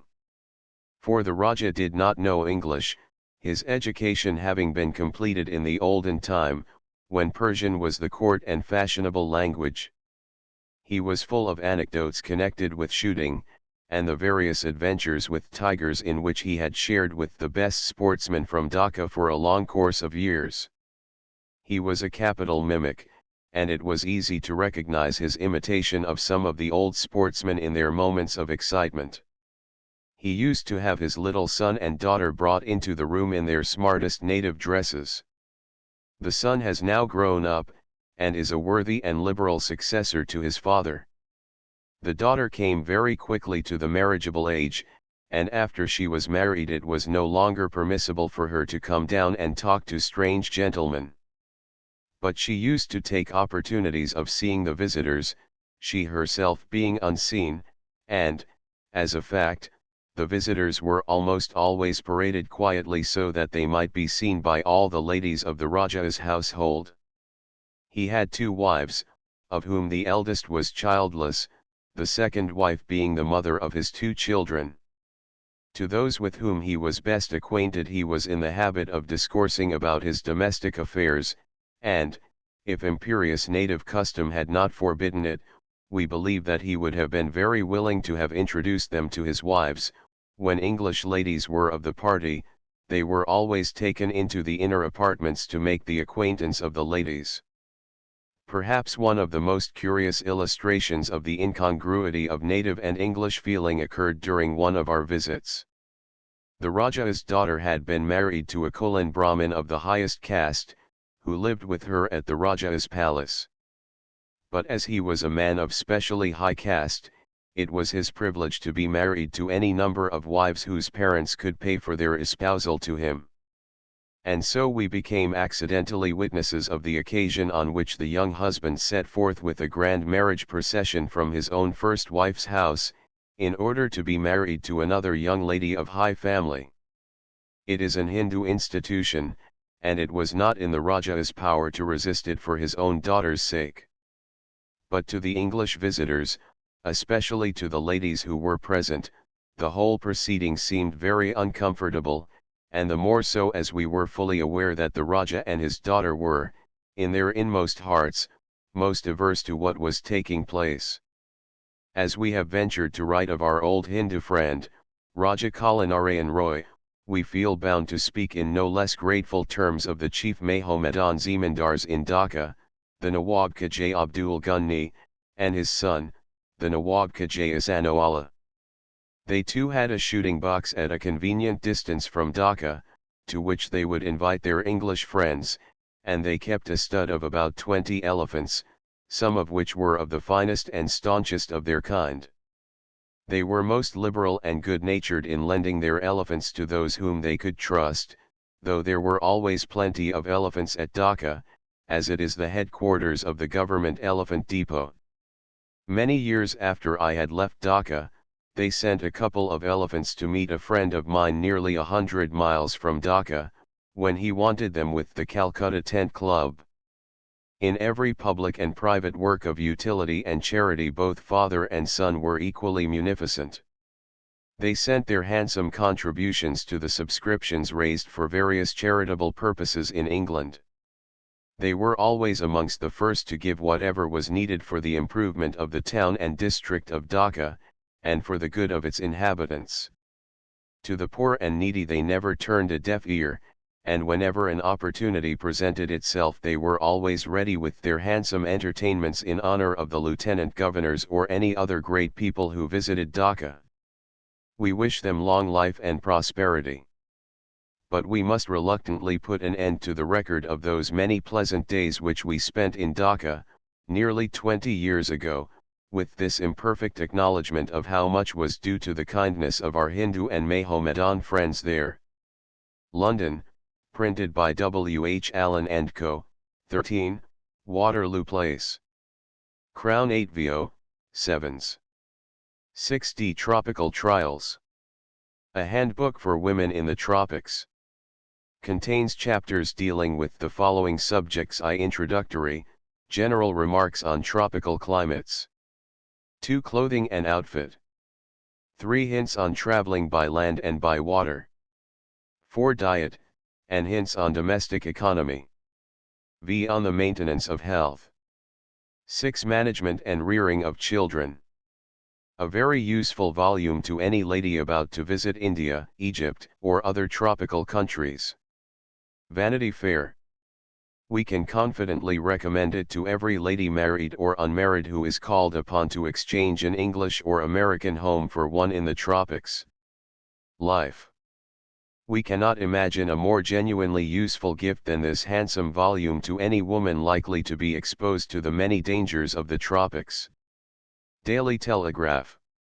The suggestions offered are based on practical experience, and the book is written in untechnical language, with a view to rendering it alike intelligible and useful to those for whom it is intended. London, W. H. Allen and Co., 13, Waterloo Place. Books on horses and riding. Ladies on horseback. Learning, park riding, and hunting, with hints upon costume, and numerous anecdotes. By Mrs. Power O'Donoghue, Nanny Lambert, authoress of The Knave of Clubs, Horses and Horsemen, Grandfather's Hunter, and C. Crown 8VO, with portrait, 5s. The Horse, as he was, as he is, and as he ought to be. By James Irvine Lupton, FRCVS, author of The External Anatomy of the Horse, and C. Crown 8VO, illustrated, 3s. 6D How to Ride and School a Horse, with a System of Horse Gymnastics. By Edward L. Anderson. Crown 8VO, 2s. 6D A System of School Training for Horses. By Edward L. Anderson, author of How to Ride and School a Horse. Crown 8VO, 2s. 6D The Management and Treatment of the Horse in Stable, Field, and on the Road. By W. Proctor, Stud Groom. New edition. CR8VOSIXS. Illustrated Horse Doctor. Being an accurate and detailed account, accompanied by more than 400 pictorial representations, characteristic of the various diseases to which the equine race are subjected, together with the latest mode of treatment, and all the requisite prescriptions written in plain English. By Edward Mayhew, MRCVS 8VO, 18s. 6D Illustrated Horse Management. Containing descriptive remarks upon anatomy, medicine, shoeing, teeth, food, vices, stables, likewise a plain account of the situation, nature, and value of the various points, together with comments on grooms, dealers, breeders, breakers, and trainers. Embellished with more than 400 engravings from original designs made expressly for this work. By E. Mayhew. A new edition, revised and improved by J. I. Lupton, MRCVS 8VO, 12s. London, W. H. Allen and Co., 13, Waterloo Place. January 1884. Books, and C. Issued by Messrs. W. H. Allen and Co., publishers and literary agents to the India Office, comprising miscellaneous publications in general literature. Military works, including those issued by the government. Indian and military law. Maps of India, and C13, Waterloo Place, London, SW works issued from the India Office, and sold by W. H. Allen and Co. Illustrations of ancient buildings in Kashmir. Prepared at the Indian Museum under the authority of the Secretary of State for India in Council. From photographs, plans, and drawings taken by order of the Government of India. By Henry Hardy Cole, Lieutenant R.E., Superintendent Archaeological Survey of India, Northwest Provinces. In one volume, half-bound, quarto. 58 plates. 3 pounds 10s. The illustrations in this work have been produced in carbon from the original negatives, and are therefore permanent. Pharmacopoeia of India. Prepared under the authority of the Secretary of State for India. By Edward John Waring, M.D. assisted by a committee appointed for the purpose. 8 VOSIXS. The Stupa of Bharhut. A Buddhist monument. Ornamented with numerous sculptures illustrative of Buddhist legend and history in the 3rd century BC. By Alexander Cunningham, CSI, CIE, Major General, Royal Engineers, Bengal retired, Director General Archaeological Survey of India. 4 to 57 plates. Cloth gilt. 3 pounds 3s. Archaeological Survey of Western India. Report of the first season's operations in the Belgaum and Kalagi districts. January to May, 1874. Prepared at the India Museum and published under the authority of the Secretary of State for India in Council. By James Burgess, author of The Rock Temples of Elephanta, N.C., and editor of the Indian Antiquary. Half-bound. Quarto. 58 plates and woodcuts. 2 pounds 2s. Archaeological Survey of Western India. Volume 2. Report on the Antiquities of Kathiawad and Kashmir, being the result of the second season's operations of the Archaeological Survey of Western India. 1874-75. By James Burgess, FRGS, MRAS, N.C., Archaeological Surveyor and Reporter to Government, Western India. 1876 half-bound. Quarto. 74 plates and woodcuts. 3 pounds 3s. Archaeological Survey of Western India. Volume 3. Report on the antiquities in the Bidar and Aurangabad districts in the territory of the Nizam of Hyderabad, being the result of the 3rd season's operations of the Archaeological Survey of Western India. 1875 to 1876. By James Burgess, FRGS, MRAS, Membre de la Société Asiatique, N.C., Archaeological Surveyor and Reporter to Government, Western India. Half-bound. Quarto. 66 plates and woodcuts. 2 pounds 2s. Illustrations of buildings near Mathura and Agra, showing the mixed Hindu-Mohammedan style of Upper India prepared at the India Museum under the authority of the Secretary of State for India in Council, from photographs, plans and drawings taken by order of the Government of India. By Henry Hardy Cole, Lieutenant R.E., late Superintendent Archaeological Survey of India, Northwest Provinces. 4 to with photographs and plates. 3 pounds 10s.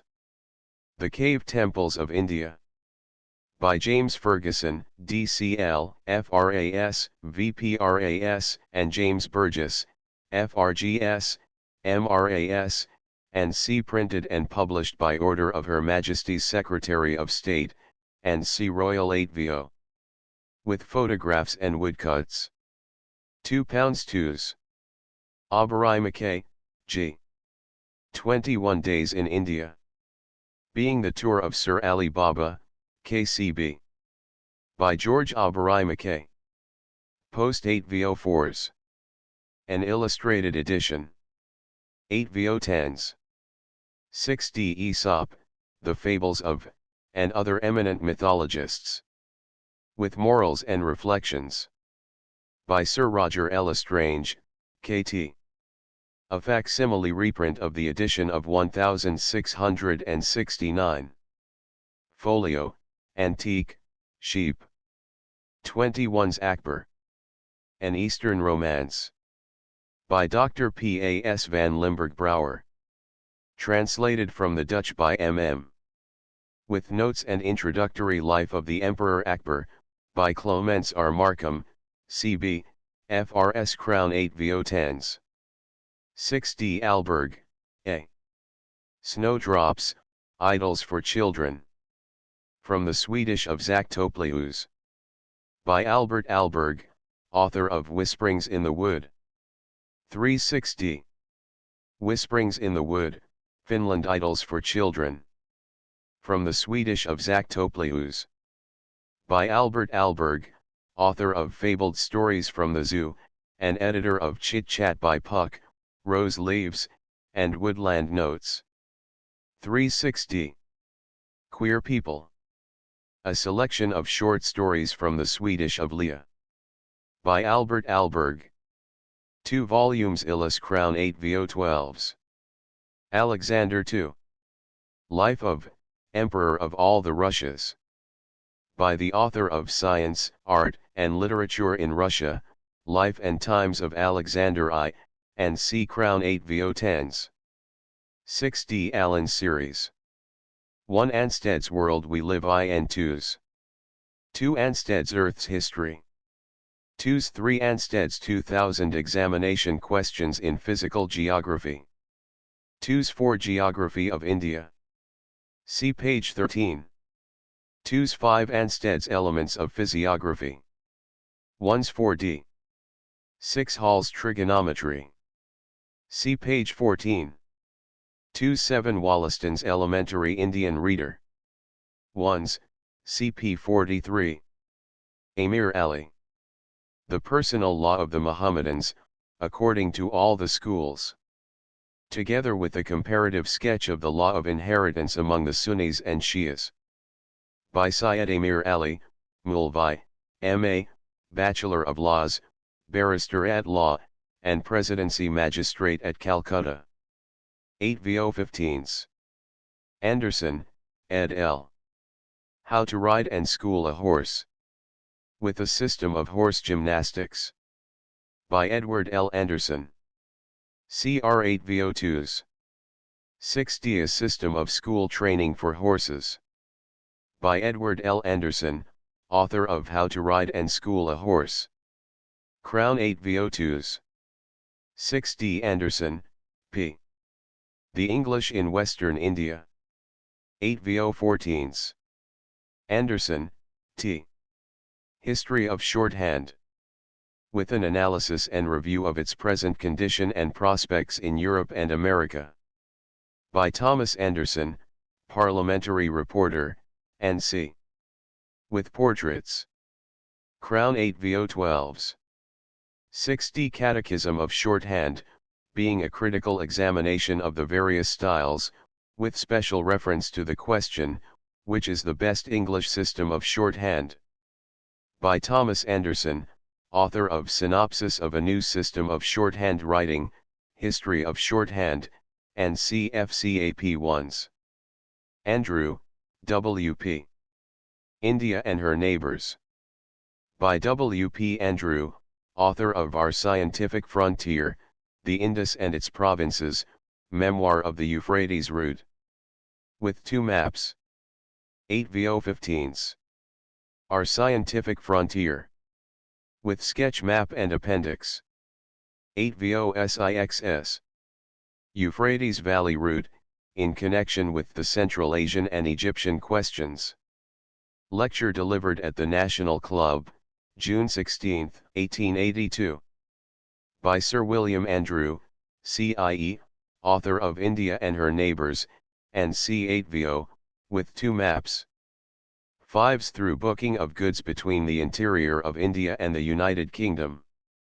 By Sir William Andrew, CIE, MRAS, FRGS, FSA, author of India and Her Neighbors, and C2s. Anstead, D.T. Physical Geography. By Professor D.T. Anstead, M.A., FRS, and C 5th edition. Post 8 VO, with illustrative maps. 7's Contents Part I Introduction The Earth as a Planet Physical Forces The Succession of Rocks. Part 2 Earth Land Mountains Hills and Valleys Plateaus and Low Plains. Part 3 Water, the ocean, rivers, lakes and waterfalls, the phenomena of ice springs. Part 4 Air, the atmosphere. Winds and storms, dew, clouds, and rain, climate and weather. Part V Fire, volcanoes and volcanic phenomena, earthquakes. Part 6 Life, the distribution of plants in the different countries of the earth, the distribution of animals on the earth, the distribution of plants and animals in time, effects of human agency on inanimate nature. The book is both valuable and comprehensive, and deserves a wide circulation. Observer. Ansted, D.T. Elements of Physiography. For the use of science schools. FCAP 8V01s. 4D The World We Live In. Or First Lessons in Physical Geography. For the use of schools and students. By D.T. Ansted, M.A., FRS, and CFCAP 2s. 25,000, with illustrations. The Earth's History. Or, First Lessons in Geology. For the use of schools and students. By D.T. Ansted. 3000. FCAP 2s. 2000 Examination Questions in Physical Geography. Pages 180. Price 2s. Water, and water supply. Chiefly with reference to the British Islands. Part I Surface waters. 8VO. With maps. 18s and Latham, R.G. Channel Islands. Jersey, Guernsey, Alderney, Sark, and C.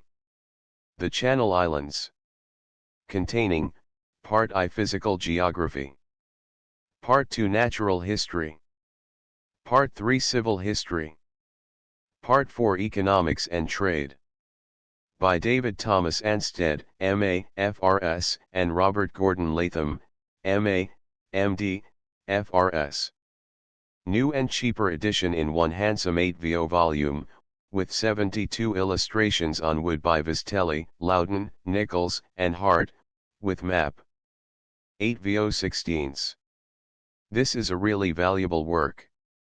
A book which will long remain the standard authority on the subject. No one who has been to the Channel Islands, or who purposes going there, will be insensible of its value. Saturday Review. It is the produce of many hands, and every hand a good one. Archer, Captain J. H. Lawrence, Commentaries on the Punjab Campaign 1848-49, including some additions to the history of the Second Sikh War, from original sources. By Captain J. H. Lawrence Archer, Bengal H.P. Crown 8VO8s. Armstrong, Annie E. Ethel's Journey to Strange Lands in Search of Her Doll. By Annie E. Armstrong. CR8VO. With illustrations by Chas Whymper. 260. Army and Navy Calendar for the financial year 1883-84. Being a compendium of general information relating to the Army, Navy, Militia, and Volunteers, and containing maps, plans, tabulated statements, abstracts, and compiled from authentic sources. 260. Army and Navy Magazine. Volumes I to V are issued. 760. Each. Ainsley, Mrs., Our Visit to Hindustan, Kashmir, and Ladakh. By Mrs. J. C. Murray Ainsley. 8VO 14s. Baildon, S. The Tea Industry in India. A Review of Finance and Labor, and a Guide for Capitalists and Assistants. By Samuel Baildon, author of Tea in Assam 8VO 10s. 60 Belgium of the East, the. By the author of Egypt under Ismail Pasha, Egypt for the Egyptians, and C. Crown 8VO SIXS. Bellew, Captain, Memoirs of a Griffin, or, A Cadet's First Year in India. By Captain Bellew. Illustrated from designs by the author. A new edition. CR8VO 10s. 6D Birdmore, September, Nemshivik, a scratch team of essays never before put together. Reprinted, from the Quarterly and Westminster Reviews. On the Kitchen and the Cellar Thackeray Russia Carriages, Roads, and Coaches. By September Birdmore, Nemshivik. Crown 8 VO7s. 6D Black, CI. The Proselytes of Ishmael. Being a short historical survey of the Turanian tribes in their western migrations. With notes and appendices. By Charles Ingram Black, M.A., Vicar of Burley in Wharfedale, near Leeds. 2nd edition. Crown 8 VOSIXS. Blanchard, S. Yesterday and Today in India. By Sidney Lehman Blanchard. Post 8 VOSIXS. Contents outward bound: the old times and the new domestic life, houses and bungalows, Indian servants, the great shoe question, the garrison hack, the longbow in India, Mrs. Dulcimer's shipwreck, a traveller's tale, told in a dark bungalow, Punch in India, Anglo-Indian literature, Christmas in India, the seasons in Calcutta, farmers in muslin, homeward bound India as it is. Blenkinsop, Reverend E.L. Doctrine of Development in the Bible and in the Church. By Reverend E.L. Blenkinsop, M.A., Rector of Springthorpe. 2nd edition. 12 MOSIXS. Boileau, Major General J.T. A new and complete set of traverse tables, showing the differences of latitude and the departures to every minute of the quadrant and to 5 places of decimals. Together with the table of the lengths of each degree of latitude and corresponding degree of longitude from the equator to the poles, with other tables useful to the surveyor and engineer. 4th edition, thoroughly revised and corrected by the author. Royal 8 VO12s. London, 1876. Bulger, D.C. History of China. By Demetrius Charles Bulger, author of England and Russia in Central Asia, and C8 VO Volume I. With portrait. 18's Volume 2. 18's England and Russia in Central Asia. With appendices and 2 maps, one being the latest Russian official map of Central Asia. 2 volumes 8 VO 30 SIXS. Central Asian Portraits, or the Celebrities of the Khanates and the Neighboring States. By Demetrius Charles Bulger, MRAS Crown 8 VO7s. 6D The Life of Yaqub Beg, Athalik Ghazi and Badalat, Emir of Kashgar. By Demetrius Charles Bulger, MRAS 8 VO. With map and appendix. 16 Bowles, Thomas Gibson, Flotsam and Jetsam. A Yachtman's Experiences at Sea and Ashore. By Thomas Gibson Bowles, Master Mariner. CR8 VO7s. 6D Boyd, R. Nelson, Chile and the Chileans, during the war 1879-80. By R. Nelson Boyd, FRGS, FGS, author of Coal Mines Inspection. Cloth, Illustrated. CR8 VO10s. 6D Coal Mines Inspection, Its History and Results. 8 VO14s.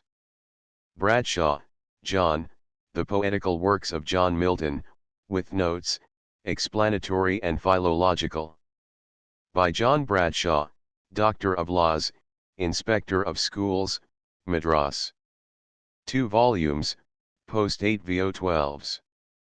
6D Brandis Forest Flora of Northwestern and Central India. By Dr. Brandis, Inspector General of Forests to the Government of India. Text and plates. £2.18. Brereton, W.H. The Truth About Opium. Being the substance of 3 lectures delivered at St. James's Hall. By William H. Brereton, late of Hong Kong, solicitor. 8 VO7s. 6D Cheap Edition, Sewed, 1s. Bright, W. Red Book for Sergeants. 5th and revised edition, 1880. By W. Bright, late Color Sergeant, 19th Middlesex RVFCAP interleaved. 1's Buckland, CT. Whist for Beginners. 2nd edition. 1's Buckle, the late Captain E. Bengal Artillery. A memoir of the services of the Bengal Artillery from the formation of the Corps. By the late Captain E. Buckle, Assistant Judd. General Ben. Art. Edit. By Sir J. W. K. 8 VO London, 1852. 10's Buckley, R.B. The Irrigation Works of India, and their Financial Results. Being a brief history and description of the irrigation works of India, and of the profits and losses they have caused to the state. By Robert B. Buckley, AMICE, Executive Engineer of the Public Works Department of India. 8 VO. With map and appendix. 9's Burke, P. Celebrated Naval and Military Trials. By Peter Burke, Sergeant at Law. Author of celebrated trials connected with the aristocracy. Post 8 VO 10's. 6d by the Tiber. By the author of Signor Monaldini's Niece. 2 volumes 21's. Carlyle, Thomas, Memoirs of the Life and Writings of, with personal reminiscences and selections from his private letters to numerous correspondents. Edited by Richard Hearn Shepherd, assisted by Charles N. Williamson. 2 volumes with portrait and illustrations. Crown 8 VO 21's. Chaffers, William, Gilda Orifabrorum. A History of London Goldsmiths and Plate Workers, with their marks stamped on plate, copied in facsimile from celebrated examples and the earliest records preserved at Goldsmiths Hall, London, with their names, addresses, and dates of entry. 2,500 illustrations. By William Chaffers, author of Hallmarks on Plate 8 VO 18's. Challenge of Barletta, the. By Massimo Diazelio. Rendered into English by Lady Louisa Maginnis. 2 volumes Crown 8 VO 21's. Colette, C.H. The Roman Breviary. A critical and historical review, with copious classified extracts. By Charles Hastings Colette. 2nd edition. Revised and enlarged. 8 VO 5's. Colette, C.H. Henry VIII. An historical sketch as affecting the Reformation in England. By Charles Hastings Colette. Post 8 VO SIXS. Saint Augustine, Aurelius Augustinus Episcopus Hipponiensis, a sketch of his life and writings as affecting the controversy with Rome. By Charles Hastings Colette.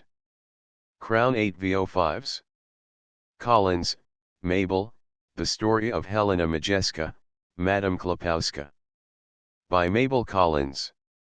Crown 8 VO 7's. 6d Calhoun, Major JAS. With the Curram force in the Kabul campaign of 1878-79. By Major JAS Calhoun, RA with illustrations from the author's drawings, and 2 maps. 8 VO 16's. Cooper's Hill College. Calendar of the Royal Indian Engineering College, Cooper's Hill. Published by authority in January each year. 5's Contents Staff of the College, Prospectus for the Year, Table of Marks, Syllabus of Course of Study, Leave and Pension Rules of Indian Service, Class and Prize Lists, Past Students Serving in India, Entrance Examination Papers, and C. Corbett, M.E.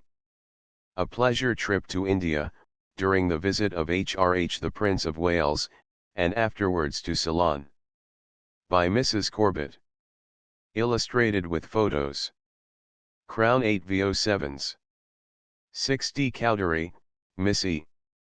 Franz Liszt, Artist and Man. By L. Raymond. Translated from the German by Miss E. Cowdery. 2 volumes Crown 8 VO 21s. Crossland, Mrs. N. Stories of the City of London, retold for youthful readers. By Mrs. Newton Crossland. With 10 illustrations. CR8 VOSIXS. These stories range from the early days of Old London Bridge and the settlement of the Knights Templars in England to the time of the Gordon riots, with incidents in the life of Brunel in relation to the Thames Tunnel, narrated from personal recollections. Cruise of HMS Galatea, Captain H.R.H. the Duke of Edinburgh, K.G., in 1867 to 1868. By the Reverend John Milner, B.A., Chaplain, and Oswald W. Brearley. Illustrated by a photograph of H.R.H. the Duke of Edinburgh, and by chromolithographs and graphotypes from sketches taken on the spot by O.W. Brearley. 8 VO16s. Cunningham, H.S. British India, and its Rulers. By H.S. Cunningham, M.A., one of the judges of the High Court of Calcutta, and late member of the Famine Commission. 1060. Damas, E. Horses of the Sahara, and the Manners of the Desert. By E. Damas, General of the Division commanding at Bordeaux, Senator, N.C., N.C. With commentaries by the Emir Abd el-Kadir, authorized edition. 8 VOSIXS. We have rarely read a work giving a more picturesque and, at the same time, practical account of the manners and customs of a people, than this book on the Arabs and their horses. Edinburgh Courant. Dayton, K. Shakespeare's King Henry V. With notes and an introduction. By K. Dayton, Principal of Agra College. Crown 8 VO5s. Destruction of life by snakes, hydrophobia, N.C., in Western India. By an ex-commissioner. FCAP 2s. 6D Dickens, F.V. Kayashingura, or The Loyal League. A Japanese Romance.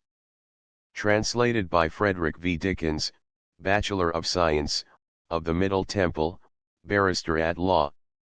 With notes and an appendix containing a metrical version of the Ballad of Takasako, and a specimen of the original text in Japanese character. Illustrated by numerous engravings on wood, drawn and executed by Japanese artists and printed on Japanese paper. 8 VO10s. 6D Diplomatic Study on the Crimean War, 1852 to 1856. Russian official publication. 2 volumes 8 VO28s. Doran, Dr. J. Their Majesties' Servants, Annals of the English Stage. Actors, Authors, and Audiences, from Thomas Betterton to Edmund Kean. By Dr. Doran, F.S.A., author of Table Traits, Lives of the Queens of England of the House of Hanover, and see Post 8 VOSIXS. Every page of the work is barbed with wit, and will make its way point foremost, provides entertainment for the most diverse tastes. Daily News. Douglas, M. Countess Violet, or, What Grandmama Saw in the Fire. A Book for Girls. By Minnie Douglas. Author of 2 Rose Trees. Illustrated. Fives Drury, Colonel H. The Useful Plants of India, with notices of their chief value in commerce, medicine, and the arts. By Colonel Heber Drury. 2nd edition, with additions and corrections. Royal 8 VO16s. Durand, H.M. The Life of Major General Sir Henry Marion Durand, KCSI, CB, of the Royal Engineers. By H.M. Durand, CSI, of the Bengal Civil Service, Barrister at Law. 2 volumes 8 VO, with portrait. 42's Dutton, Major Honorable C. Life in India. By Major the Honorable Charles Dutton. Crown 8 VO2s. 6d Duke, J. Recollections of the Kabul Campaign 1879–1880. By Joshua Duke, Ben. Med Service, FRAS 8 VO, with illustrations and map. 15th White, H.O. Turkish Life in Wartime. By Henry O. Dwight. Crown 8 VO12s. Écarté. By Aquarius. Square 16 MO1s. Edwards, G. Sutherland, A Female Nihilist. By Ernest Levine. Translated from the French by G. Sutherland Edwards. Crown 8 VO9s. Edwards, H.S. The Lyrical Drama, Essays on Subjects, Composers, and Executants of Modern Opera. By H. Sutherland Edwards, author of The Russians at Home and Abroad, N.C. 2 volumes. Crown 8 VO21s. The Russians at Home and the Russians Abroad. Sketches, Unpolitical and Political, of Russian Life under Alexander II. By H. Sutherland Edwards. 2 volumes. Crown 8 VO21s. Ensor, F. Sidney, The Queen's Speeches in Parliament, from her accession to the present time. A compendium of the history of Her Majesty's reign told from the throne. Edited and compiled by F. Sidney Ensor, author of Through Nubia to Darfur. Crown 8 VO7s. 6d Incidents of a Journey Through Nubia to Darfur. By F. Sidney Ensor, CE 10s. 6d Air, Major General Survey, KCSI, CB. The Kabul Insurrection of 1841–42. Revised and corrected from Lieutenant Ayre's original manuscript. Edited by Colonel G. B. Mallison, CSI Crown 8 VO, with map and illustrations. 9 Fearon, A. Kenneth Trelawney. By Alec Fearon. Author of Touch Not the Nettle. 2 volumes. Crown 8 VO21s. Forbes, Captain CJFS. Comparative Grammar of the Languages of Further India. A Fragment, and Other Essays, The Literary Remains of Captain CJFS Forbes, of the British Burma Commission. Author of British Burma and Its People, Sketches of Native Manners, Customs, and Religion.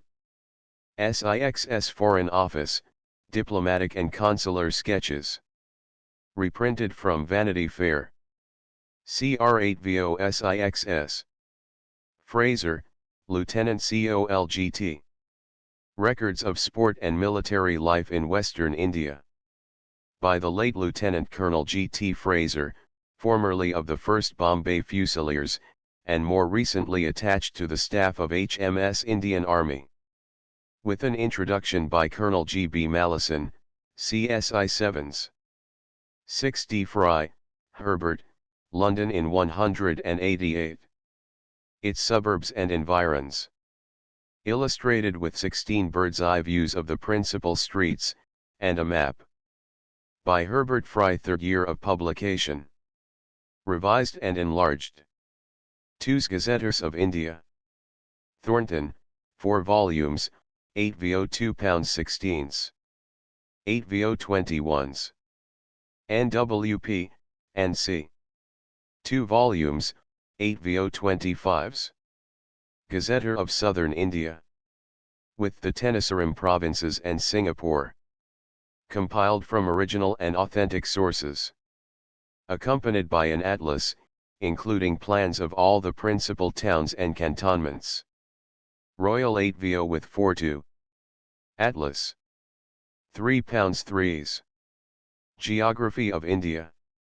Comprising an account of British India, and the various states enclosed and adjoining. FCAP pages 250. 2's Geological Papers on Western India. Including Kutch, Sindh, and the southeast coast of Arabia. To which is added a summary of the geology of India generally. Edited for the government by Henry J. Carter, Assistant Surgeon, Bombay Army. Royal 8VO with folio atlas of maps and plates, half-bound. £2 twos. Gibney, Major R.D. Ernest Maidment, A Tale of Wiltshire. By Major R.D. Gibney, late Adjutant 1st Wilts Rifle Volunteers. CR8VO-SIXS. Dedicated by permission to Lieutenant Gen Sir Garnet Wolseley, GCB. Gilmore, Parker, Encounters with Wild Beasts. By Parker Gilmore, author of The Great Thirst Land, A Ride Through Hostile Africa, NC. With 10 full-page illustrations. CR8VO7s. 6D Prairie and Forest. A description of the game of North America, with personal adventures in its pursuit. By Parker Gilmore, Ubique. With 37 illustrations. Crown 8VO7s. 6D Goldstucker, Professor Theodore, the late. The Literary Remains of. With a Memoir. 2 volumes 8VO21s. Graham, Alex. Genealogical and Chronological Tables, Illustrative of Indian History. 4 to 5s. Grant, J.A.S., Derville Hampton, A Story of the Sea. By James Grant, author of The Romance of War, and C. 2 volumes Crown 8VO21s. Green, F.V.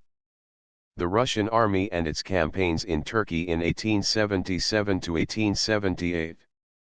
By F.V. Green, First Lieutenant in the Corps of Engineers, U.S. Army, and lately military attaché to the United States Legation at St. Petersburg. 8VO. With Atlas. 32 2nd edition. Sketches of Army Life in Russia. Crown 8VO9s.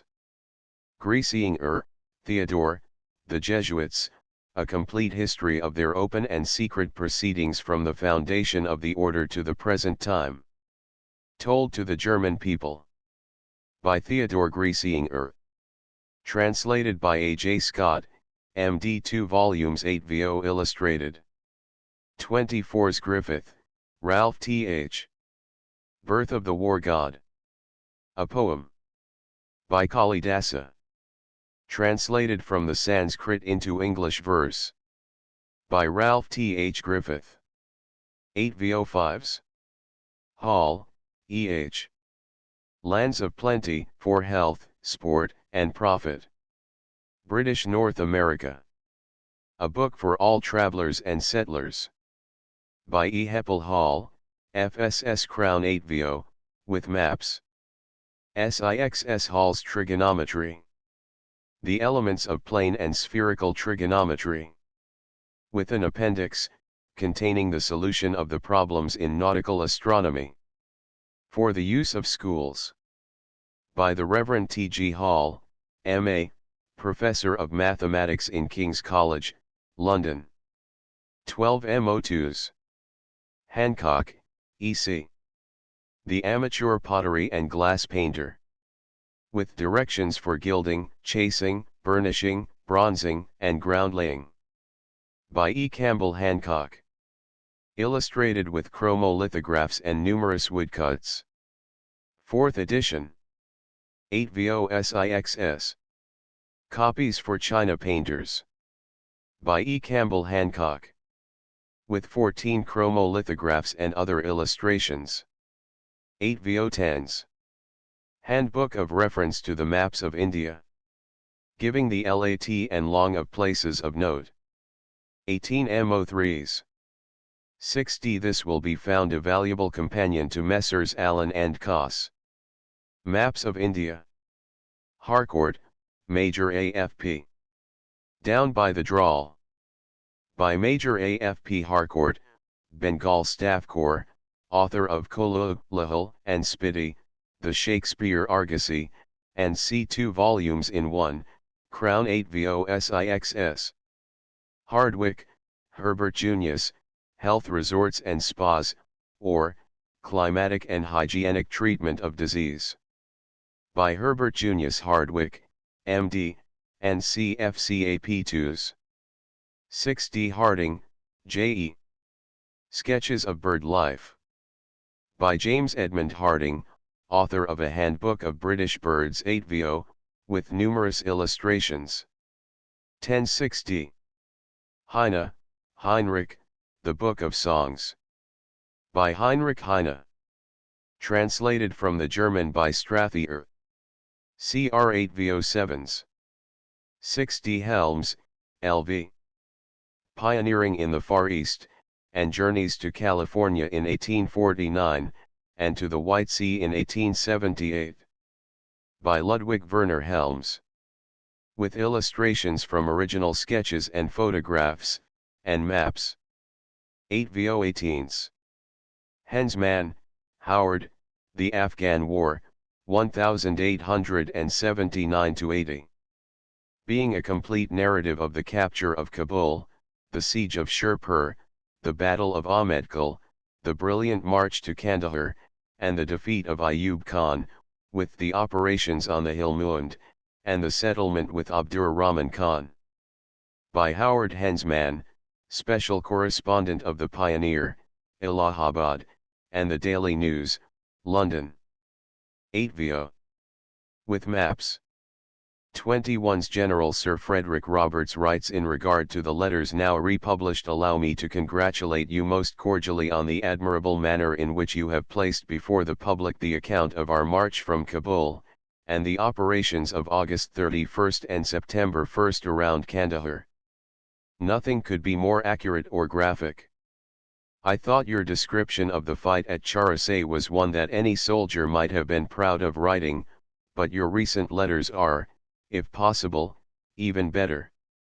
Holden, E.S. Sir William Herschel. His Life and Works. By Edward S. Holden, United States Naval Observatory, Washington. CR 8vo6ix. Holland. By Edmondo de Amicis. Translated from the Italian by Caroline Tilton. Crown 8vo10s. 6D Holmes, TRE. A History of the Indian Mutiny, and of the disturbances which accompanied it among the civil population. By TRE Holmes. 8vo, with maps and plans. 21's Hoff, Lieutenant COLW. Precedents in Military Law. 8vo Cloth. 25's Hughes, Reverend T.P. Notes on Muhammadanism. 2nd edition, revised and enlarged. FCAP 8vo6ix. Hunt and Kenny. On Duty Under a Tropical Sunday, being some practical suggestions for the maintenance of health and bodily comfort, and the treatment of simple diseases, with remarks on clothing and equipment for the guidance of travelers in tropical countries. By Major S. Lee Hunt, Madras Army, and Alexander S. Kenny, MRCSE, AKC, Senior Demonstrator of Anatomy at King's College, London, author of The Tissues and Their Structure. 2nd edition. Crown 8vo4s. Tropical Trials. A Handbook for Women in the Tropics. By Major S. Lee Hunt, and Alexander S. Kenny. CR 8vo7s. 6D Hutton, J. Thugs and Dacoits of India. A popular account of the thugs and dacoits, the hereditary garrotters and gang robbers of India. By James Hutton. Post 8vo5s. India Directory, the for the guidance of commanders of steamers and sailing vessels. Founded upon the work of the late Captain James Horsburgh, FRS Part I, the East Indies, and interjacent ports of Africa and South America. Revised, extended, and illustrated with charts of winds, currents, passages, variation, and tides. By Commander Alfred Dundas Taylor, FRGS, Superintendent of Marine Surveys to the Government of India. £1.18s. Part 2, the China Sea, with the ports of Java, Australia, and Japan, and the Indian archipelago harbors, as well as those of New Zealand. Illustrated with charts of the winds, currents, passages, and sea. By the same. In preparation. Indian and military law. Mohammedan law of inheritance, and c. A manual of the Mohammedan law of inheritance and contract, comprising the doctrine of the Sunni and Shia schools, and based upon the text of Sir H. W. Macnaghten's principles and precedents, together with the decisions of the Privy Council and High Courts of the Presidencies in India. For the use of schools and students. By Standish Grove Grady, Barrister at Law, Reader of Hindu, Mohammedan, and Indian Law to the Inns of Court. 8 VO 14s. Hidayah, or Guide, a commentary on the Musalman laws, translated by order of the Governor-General and Council of Bengal. By Charles Hamilton. Second edition, with preface and index by Standish Grove Grady. 8 VO £1.15s. Institutes of Menu in English. The Institutes of Hindu Law or the Ordinances of Menu, according to Gloss of Kalaka. Comprising the Indian system of duties, religious and civil, verbally translated from the original, with a preface by Sir William Jones, and collated with the Sanskrit text by Graves Chamney Houghton, M.A., F.R.S., Professor of Hindu Literature in the East India College. New edition, with preface and index by Standish G. Grady, Barrister at Law, and Reader of Hindu, Mohammedan, and Indian Law to the Inns of Court. 8 VO, Cloth. 12's Indian Code of Criminal Procedure. Being Act X of 1872, passed by the Governor-General of India in Council on the 25th of April, 1872. 8 VO 12s. Indian Code of Civil Procedure. Being Act X of 1877. 8 VO SIXS. Indian Code of Civil Procedure. In the form of questions and answers, with explanatory and illustrative notes. By Angelo J. Lewis, Barrister at Law. 12 MO 12s. 6D Indian Penal Code. In the form of questions and answers. With explanatory and illustrative notes. By Angelo J. Lewis, Barrister at Law. Post 8 VO 7s. 6D Hindu Law. Defense of the Diabhaga. Notice of the case on Prosuno Kumar Tajari's will. Judgment of the Judicial Committee of the Privy Council. Examination of such judgment. By John Cochrane, Barrister at Law.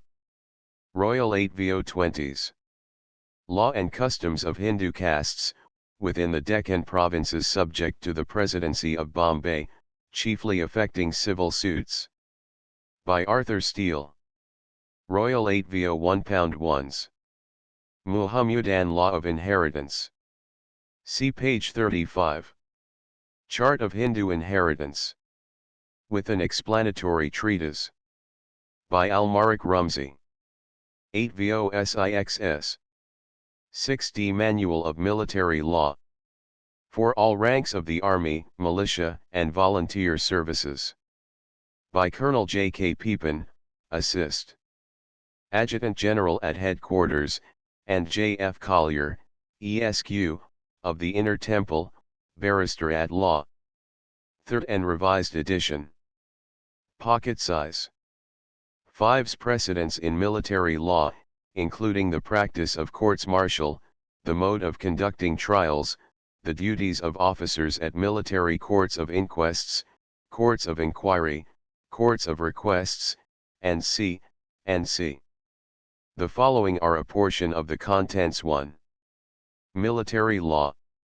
2. Martial law. 3. Courts martial. 4. Courts of inquiry. 5. Courts of inquest. 6. Courts of request. 7. Forms of courts martial.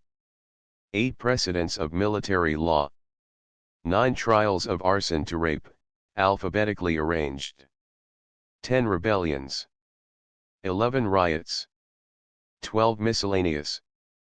By Lieutenant Colw Hoff, late Deputy Judge Advocate General, Bengal Army, and author of several works on courts martial.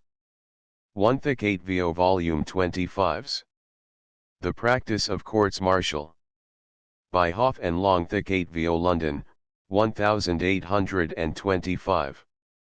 20 SIXS Indian Criminal Law and Procedure, including the procedure in the High Courts, as well as that in the courts not established by Royal Charter, with forms of charges and notes on evidence, illustrated by a large number of English cases, and cases decided in the High Courts of India, and an appendix of selected acts passed by the Legislative Council relating to criminal matters.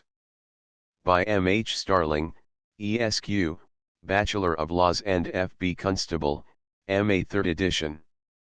8 VO 2 pounds 2s. In the Company's Service. A Reminiscence. 8 VO 10s. 6 D. Irwin, H.C. The Garden of India, or, Chapters on Audit History and Affairs. By H. C. Irwin, B.A. Oxon, Bengal Civil Service. 8 VO 12s. Jackson, Light Colb. Military Surveying, and C 8 VO 14s. See page 28. Jackson, Lois D.A. Canal and Culvert Tables. Based on the formula of Cutter, under a modified classification, with explanatory text and examples. By Lois D.A. Jackson, AMICE, author of Hydraulic Manual and Statistics, and C. Roy. 8 VO 28s. Pocket logarithms and other tables for ordinary calculations of quantity, cost, interest, annuities, assurance, and angular functions, obtaining results correct in the fourth figure. By Lois D.A. Jackson. Cloth, 2s. 6D, leather, 3s. 6D Jackson, Lois D.A. Accented four-figure logarithms, and other tables. For purposes both of ordinary and of trigonometrical calculation, and for the correction of altitudes and lunar distances. Arranged and accented by Lois D.A. Jackson, AMICE, author of Canal and Culvert Tables, Hydraulic Manual, and C. Crown 8 VO 9s. Accented five-figure logarithms of numbers from 1 to 99,999, without differences. Arranged and accented by Lois D.A. Jackson. Royal 8 VO 16s. Units of Measurement for Scientific and Professional Men. By Lois D.A. Jackson. CR 42. 2s James, A.G. F. Elliott, Indian Industries. By A.G. F. Elliott James, author of A Guide to Indian Household Management, and C. Crown 8 VO 9s.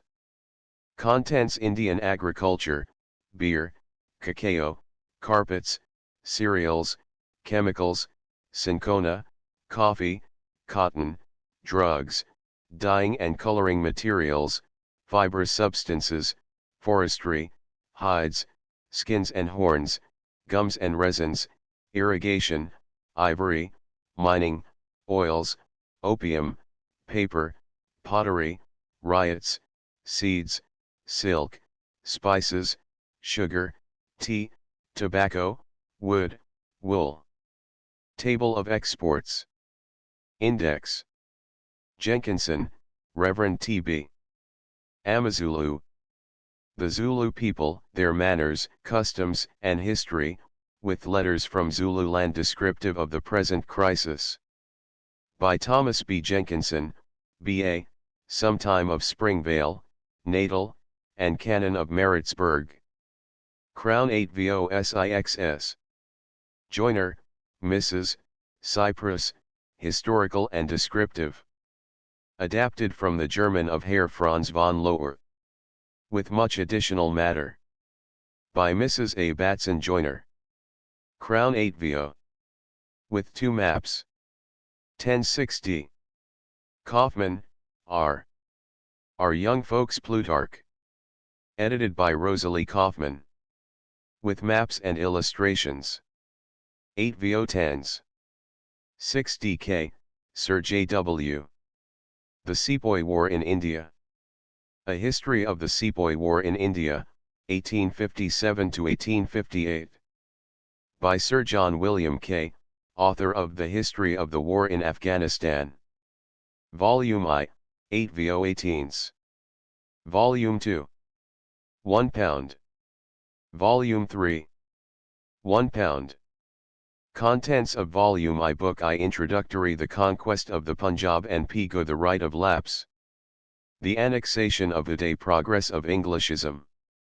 Book 2. The Sepoy Army, its rise, progress, and decline. Early history of the native army. Deteriorating influences. The Sindh mutinies. The Punjab mutinies. Discipline of the Bengal Army.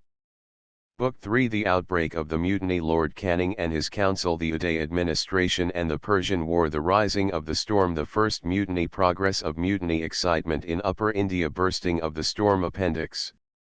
Contents of Vol. 2. Book 4. The rising in the northwest. The Delhi history. The outbreak at Meerut. The seizure of Delhi. Calcutta in May. Last days of General Anson. The march upon Delhi.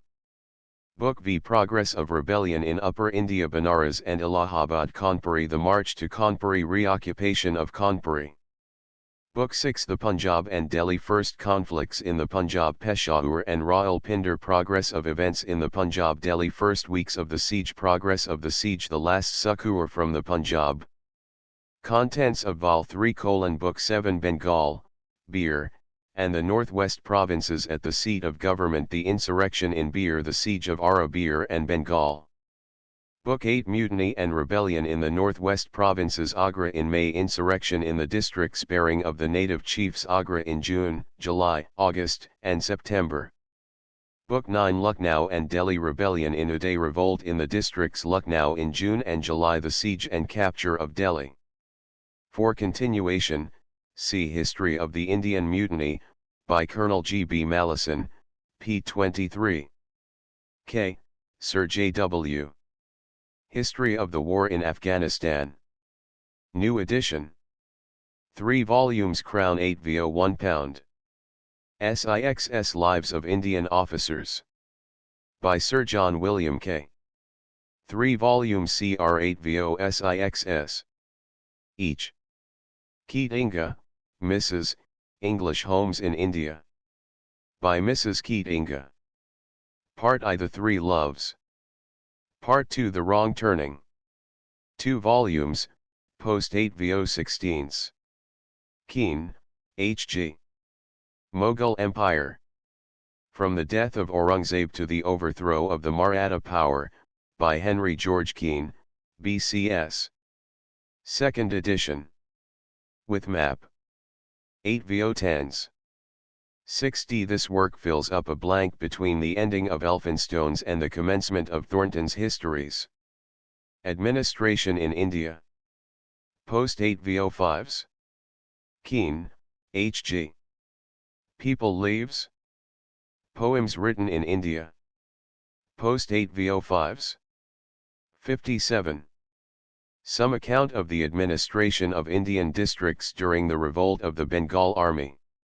By Henry George Keane, CIE, MRAS, author of The Fall of the Mughal Empire 8 VOSIXS. The Turks in India. Historical chapters on the administration of Hindustan by the Chugtai Tartar, Babar, and his descendants. 1260. King, D.B. The Irish Question. By David Bennett King, Professor in Lafayette College, USA CR 8 VO9s. Lanepool, S. Studies in a Mosque. By Stanley Lanepool, Laureate de l'Institut de France. 8 VO Latham, Dr. R.G. Russian and Turk, from a geographical, ethnological, and historical point of view. 8 VO18s. Laurie, Colonel W.F.B. Our Burmese Wars and Relations with Burma. With a summary of events from 1826 to 1879, including a sketch of King Thibaut's progress. With various local, statistical, and commercial information. By Colonel W. F. B. Laurie, author of Rangoon, Narrative of the Second Burmese War, and C8VO. With plans and map. 16th Ashpai, the superior country, or the great attractions of Burma to British enterprise and commerce. By Colonel W. F. B. Laurie, author of Our Burmese Wars and Relations with Burma. Crown 8VO5s. Lee, F.G. The Church under Queen Elizabeth. An Historical Sketch. By the Reverend F.G. Lee, D.D. 2 volumes, Crown 8VO21s. Reginald Barrentine, or Liberty Without Limit. A Tale of the Times. By Frederick George Lee. With portrait of the author. Crown 8VO. Second edition. 5's The Words from the Cross, 7 Sermons for Lent, Passiontide, and Holy Week. By the Reverend F.G. Lee, D.D. 3rd edition revised. FCAP 3's. 6d Order Out of Chaos. 2 Sermons. By the Reverend Frederick George Lee, D.D. FCAP 2's. 6d Lees, Drive WN. Drain of Silver to the East. Post 8VO8's. L.E. Mesurier, Major A. Kandahar in 1879. Being the diary of Major A. L.E. Mesurier, R.E., Brigade Major R.E. with the Quetta column. Crown 8VO8's. Lethbridge, R. High Education in India. A Plea for the State Colleges. By Roper Lethbridge, CIE, M.A. Crown 8VO5's. Lewin, T.H. Wild Races of the Southeastern Frontier of India. Including an account of the Lashai country. By Captain T.H. Lewin, DEPCOMM of Hill Tracts. Post 8VO10s. 6d Lewis, A.J. Indian Penal Code in the form of questions and answers. With explanatory and illustrative notes. By Angelo J. Lewis. Post 8VO7s. 6d Indian Code of Civil Procedure. In the form of questions and answers. With explanatory and illustrative notes. By Angelo J. Lewis. Post 8VO12s. 6d Leon Courts and Pincott's Primitive and Universal Laws of the Formation and Development of Language, a rational and inductive system founded on the natural basis of onomatops. 8VO12s. 6d Lloyd, J.S. Shadows of the Past. Being the Autobiography of General Kenyon. Edited by J.S. Lloyd, authoress of Ruth Everingham, The Silent Shadow, N.C. Second edition. Crown 8VO6IXS. Honesty Seeds, and How They Grew, or, Tony Wixton's Firm Bank. CR8VO Illustrated. 260. Lockwood, ed., Natural History, Sport, and Travel. By Edward Lockwood, Bengal Civil Service, late Magistrate of Munghir. Crown 8VO. With numerous illustrations. 9's Lovell, Vice ADM, Personal Narrative of Events from 1799 to 1815. With anecdotes. By the late Vice ADM W.M. Stanhope Lovell, R.N., K.H. Second edition. Crown 8VO4s. Low, Charles Rathbone, Major General Sir Frederick S. Roberts, Bart, V.C., G.C.B., C.I.E., R.A., A Memoir. By Charles Rathbone Low, author of History of the Indian Navy, and C8VO, with portrait. 18th Lupton, J.I. The Horse, as he was, as he is, and as he ought to be. By James Irvine Lupton, F.R.C.V.S., author of The External Anatomy of the Horse, and CNC Illustrated. 360. MacDonald, D.G.F. Grouse disease, its causes and remedies. By Duncan George Forbes MacDonald, Doctor of Laws, C.E., J.P., F.R.G.S., author of What the Farmers May Do with the Land, Estate Management, Cattle, Sheep and Deer, and C8VO Illustrated. 3rd edition. 1060. MacGregor, Colonel C.M. Narrative of a journey through the province of Khorasan and on the NW frontier of Afghanistan in 1875. By Colonel C.M. MacGregor, CSI, CIE, Bengal Staff Corps. 2 volumes 8 vo. With map and numerous illustrations. 30s Wanderings in Balochistan. By Major General Sir C.M. MacGregor, KCB, CSI, CIE, Bengal Staff Corps, and Quartermaster General in India. 8 vo. With illustrations and map. 18s Mackay, C. Luck, and What Came of It? A Tale of Our Times. By Charles Mackay, LL.D. 3 volumes 31s. 6D Mackenzie, Captain C.F. The Romantic Land of Hind. By L. Musanif, Captain C.F. Mackenzie. Crown 8 VOSIXS. Mags, J. Round Europe with the Crowd. Crown 8 VO5s. Maginnis, Lady Louisa, The Challenge of Barletta. By Massimo Diazelia. Rendered into English by Lady Louisa Maginnis. 2 volumes, Crown 8 VO21s. Malabari, B.M. Gujarat and the Gujaratis. Pictures of Men and Manners Taken from Life. By Biram G. M. Malabari, author of The Indian Muse in English Garb, Pleasures of Morality, and C. Crown 8 VOSIXS. Malleson, Colonel G.B. Final French Struggles in India and on the Indian Seas. Including an account of the capture of the Isles of France and Bourbon, and sketches of the most eminent foreign adventurers in India up to the period of that capture. With an appendix containing an account of the expedition from India to Egypt in 1801. By Colonel G.B. Malleson, CSI Crown 8 VO10s.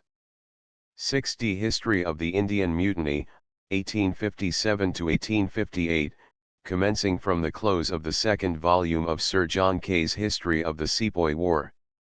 Volume I8 VO. With map.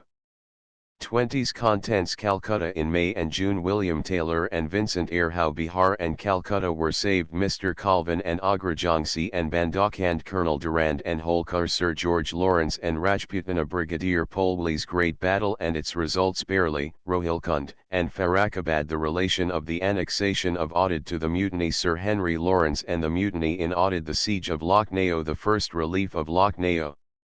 Volume 2 The storming of Delhi, the relief of Lucknow, the 2 battles of Kanpuri, the campaign in Rohilkund, and the movements of the several columns in the NW provinces, the Azimgurh district, and on the eastern and southeastern frontiers. 8 VO. With 4 plans. 20s Volume 3 Bombay in 1857.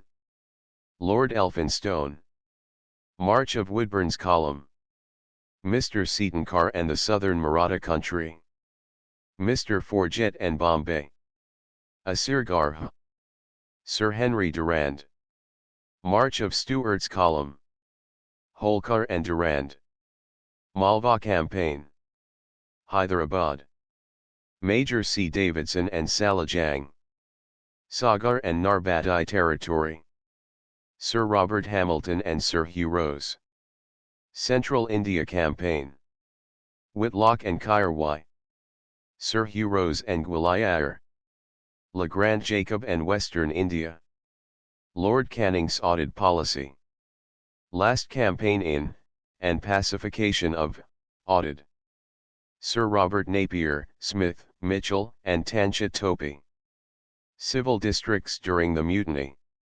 Minor actions at outstations. Conclusion. 8 VO. With plans. 20s Malison, Colonel GB.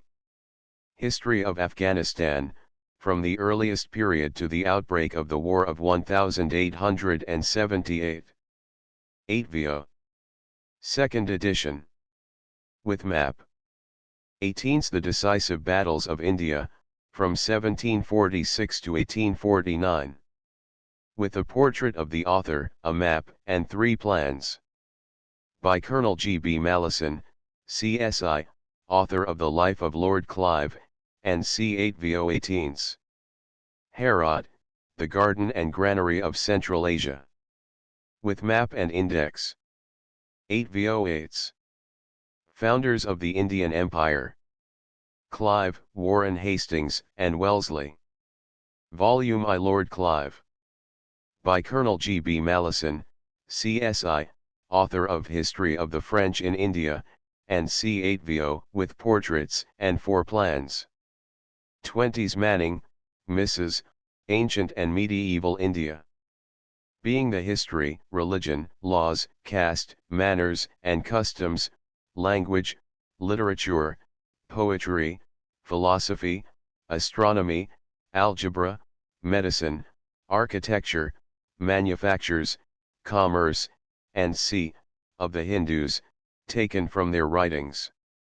Amongst the works consulted and gleaned from may be named the Rig Veda, Samaveda, Yajurveda, Sathapatha Brahmana, Bhagavad Gita, the Puranas, Code of Manu, Code of Yajnavalkya, Mitakshara, Dayabhaga, Mahabharata, Atraya, Sharaka, Susruta, Ramayana, Raghuvansa, Bhattikavya, Sakuntala, Vikramavasi, Malati, and Madhav, Madrarakshasa, Ratnavali, Kumarasamhava, Prabodha, Chandrodaya, Meghatuta, Gita Govinda, Panchatantra, Hitapadsa, Kathasarith, Sagara, Ketala, Punchavansati, Dasakumara, Karita, and c.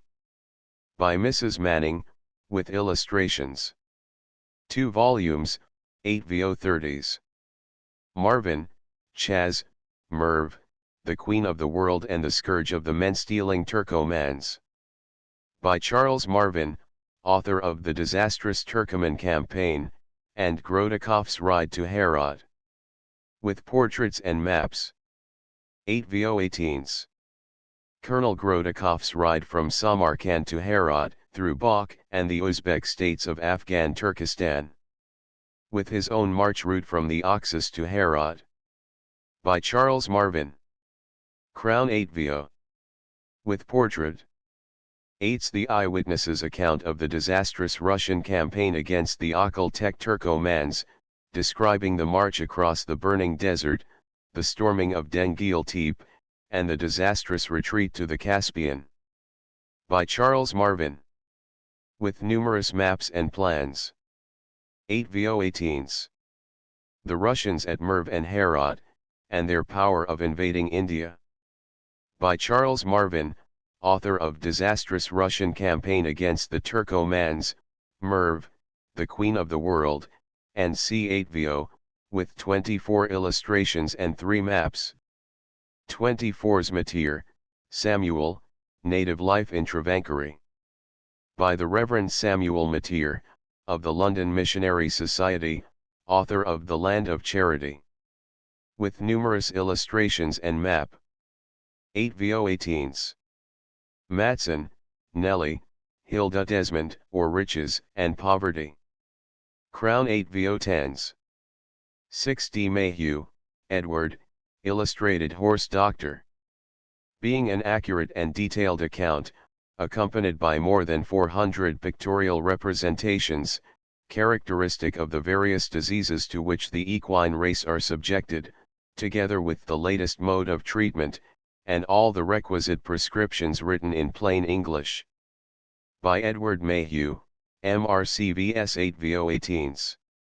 6D contents: the brain and nervous system, the eyes, the mouth, the nostrils, the throat, the chest and its contents, the stomach, liver, and C. The abdomen, the urinary organs, the skin, specific diseases, limbs, the feet, injuries, operations.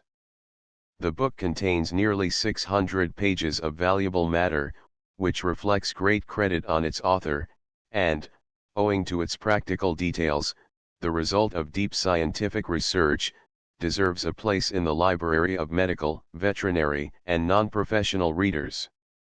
Field. The book furnishes at once the bane and the antidote, as the drawings show the horse not only suffering from every kind of disease, but in the different stages of it, while the alphabetical summary at the end gives the cause, symptoms, and treatment of each. Illustrated London News. Illustrated Horse Management. Containing descriptive remarks upon anatomy, medicine, shoeing, teeth, food, vices, stables, likewise a plain account of the situation, nature, and value of the various points, together with comments on grooms, dealers, breeders, breakers, and trainers, embellished with more than 400 engravings from original designs made expressly for this work.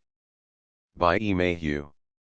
A new edition, revised and improved by J. I. Lupton. MRCVS 8VO12s. Contents: the body of the horse anatomically considered. Physic, the mode of administering it, and minor operations. Shoeing, its origin, its uses, and its varieties. The teeth, their natural growth, and the abuses to which they are liable.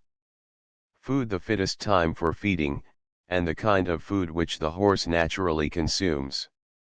The evils which are occasioned by modern stables. The faults inseparable from stables. The so-called incapacitating vices, which are the results of injury or of disease. Stables as they should be. Grooms, their prejudices, their injuries, and their duties. Points, their relative importance and where to look for their development. Breeding, its inconsistencies and its disappointments. Breaking and training, their errors and their results.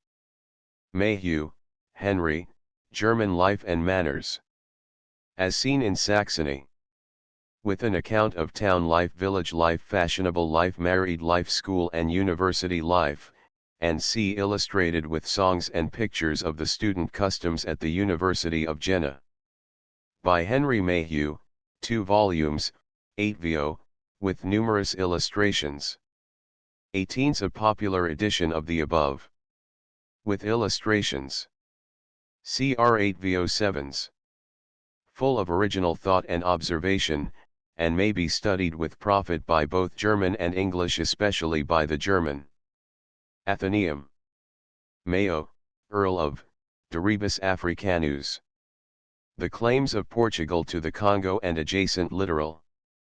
With remarks on the French annexation. By the Earl of Mayo, FRGS 8vo, with map. 360. McCarthy, T.A. An easy system of calisthenics and drilling, including light dumbbell and Indian club exercises. By T.A. McCarthy, Chief Instructor at Mr. Moss's Gymnasium, Brighton. FCAP 1s. 6D. McCosh, J. Advice to Officers in India. By John McCosh, M.D. Post 8vo8s. Meadow, T. Notes on China. Desultory Notes on the Government and People of China and on the Chinese Language. By T. T. Meadows. 8vo9s. Menzies, S. Turkey Old and New, Historical, Geographical, and Statistical. By Sutherland Menzies. With map and numerous illustrations.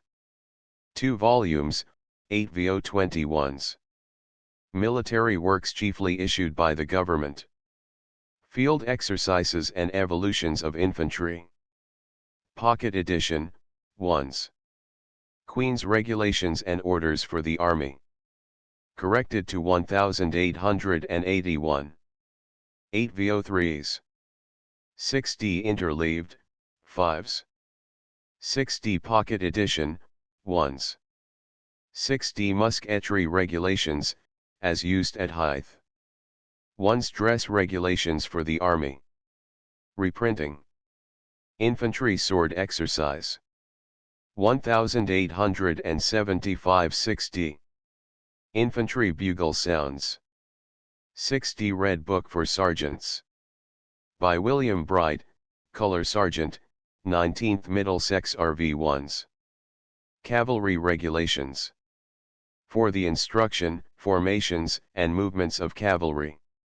Royal 8V04s. 6D Manual of Artillery Exercises, 1873. 8V05s. Manual of Field Artillery Exercises.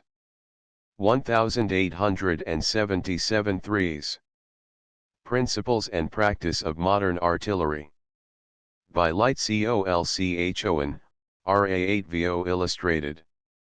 15's Volunteer Artillery Drill Book. By Captain W. Brookhagen, RA, Adjutant 1st Shropshire and Staffordshire VA2s. Artillerist's Manual and British Soldiers' Compendium. By Major F. A. Griffiths. 11th edition. 5's Compendium of Artillery Exercises Smoothbore, Field, and Garrison Artillery for Reserve Forces. By Captain J. M. Mackenzie. 360. Principles of Gunnery.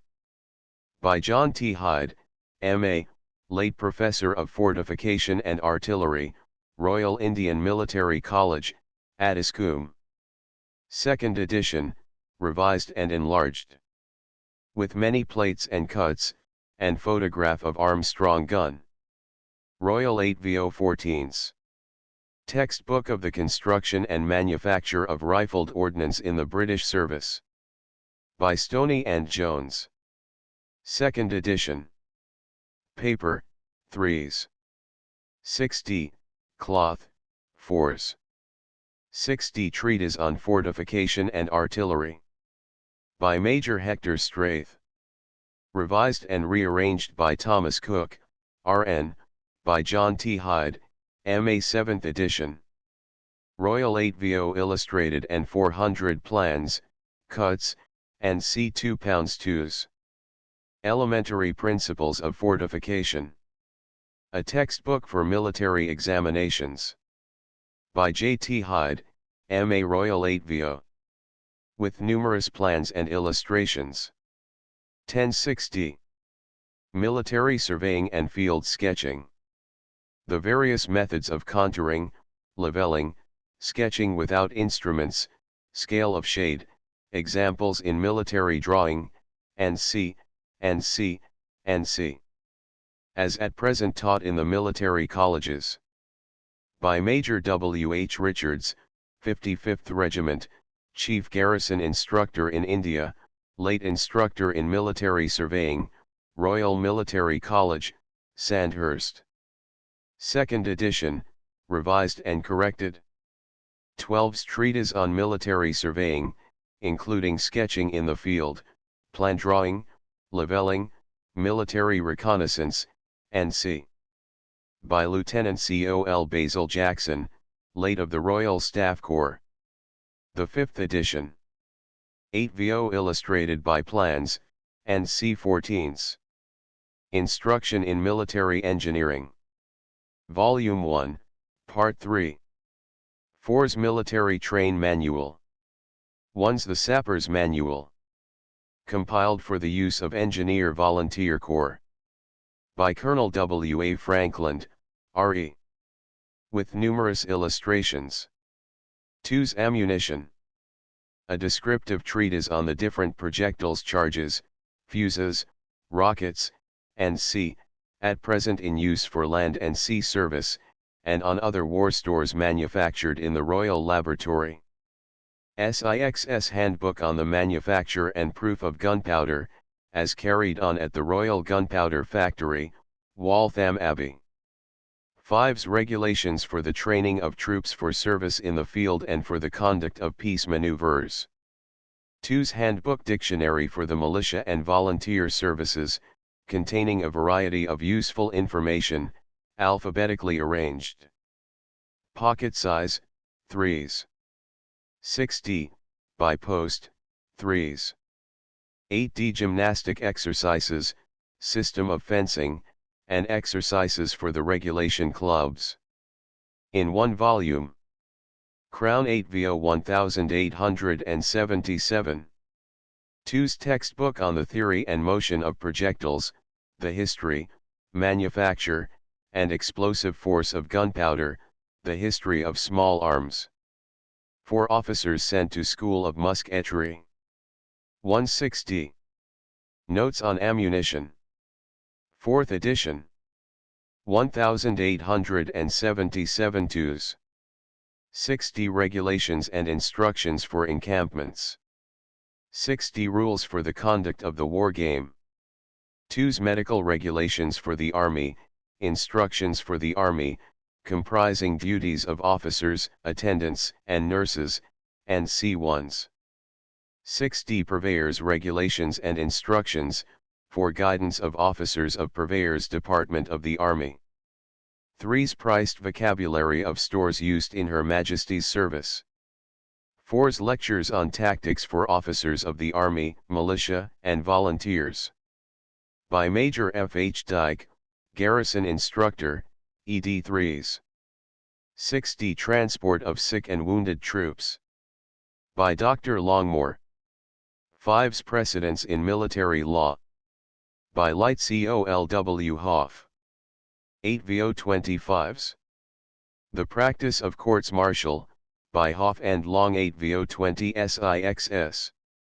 Reserve Force, Guide to Examinations, for the use of captains and subalterns of infantry, militia, and rifle volunteers, and for sergeants of volunteers. By Captain G. H. Greaves. 2nd edit. 2's The Military Encyclopedia, referring exclusively to the military sciences, memoirs of distinguished soldiers, and the narratives of remarkable battles. By J. H. Stockler. 8 VO 12's. The Operations of War Explained and Illustrated. By Colonel Hamley. New edition revised, with plates. Royal 8 VO 30's. Lessons of War. As taught by the great masters and others, selected and arranged from the various operations in war. By Franz James Soddy, Lieutenant Col. R.A. Royal 8 VO 21's. The Surgeon's Pocket Book, an essay on the best treatment of wounded in war. By Surgeon Major J. H. Porter. 760. A Précis of Modern Tactics. By Colonel Home. 8 VO 8's. 60 Armed Strength of Austria. By Captain Cook. 2.1 pound 2's.